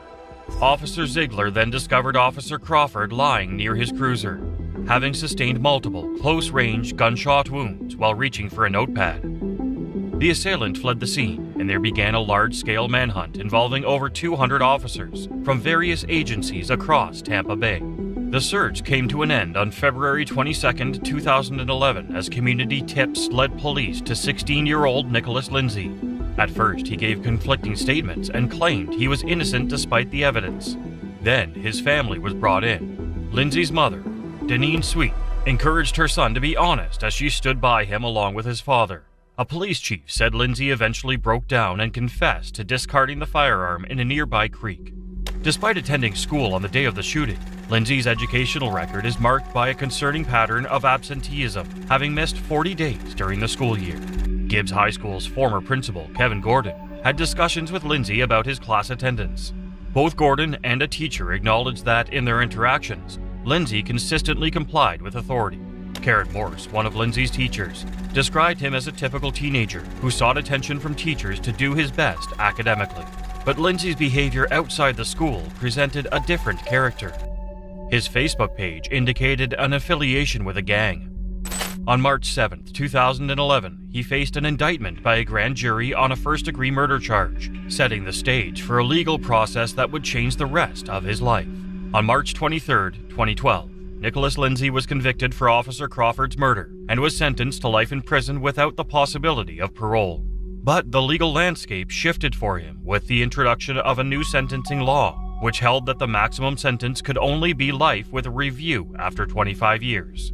In October 2013, this law played a role in upholding Nicholas Lindsay's life sentence after an appeal.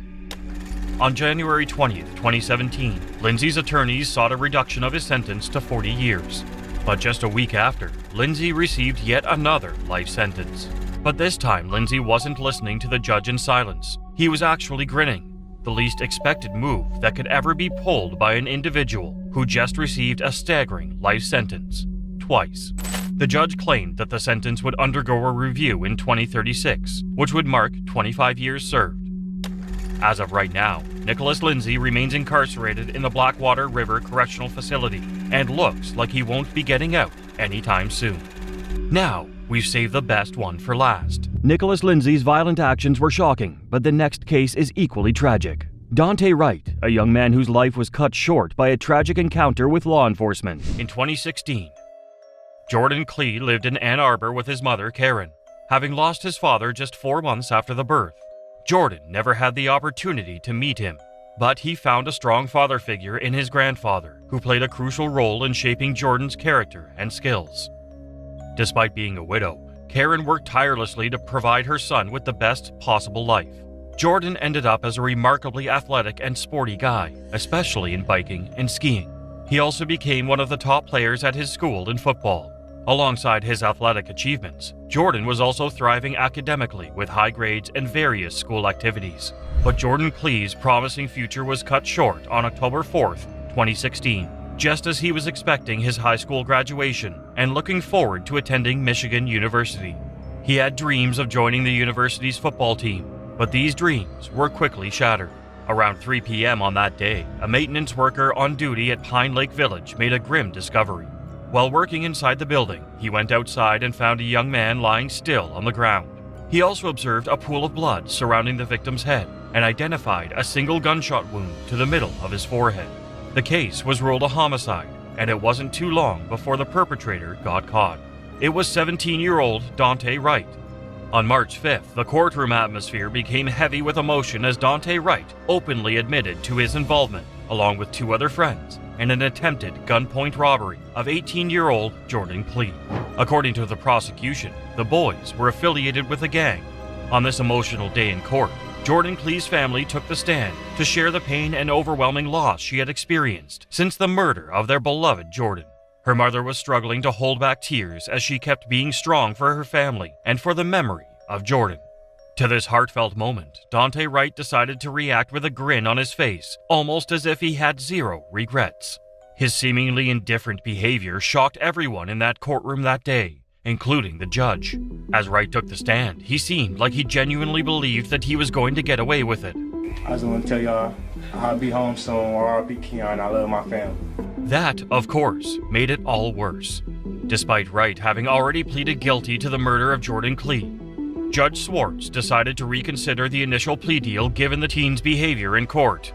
Wright's smirk only faded when the judge sentenced Wright for the second-degree murder of 23 to 50 years. Dante Wright's defense lawyer, David Goldstein, attempted to offer an explanation for his client's disturbing behavior in court. Goldstein argued that Wright was only 17 years old and that he grinned because he was afraid, not because he was proud of what he did. But the judge obviously wasn't convinced. The trial surrounding Jordan Clee's murder was a challenging and emotional process for all involved, but it played a very important role in bringing closure to Clee's family and making sure that justice was served. The intensity doesn't stop here. On screen now are more shocking stories and unbelievable cases that will leave you questioning everything. Watch now and uncover even more jaw-dropping moments. You won't want to miss what's coming.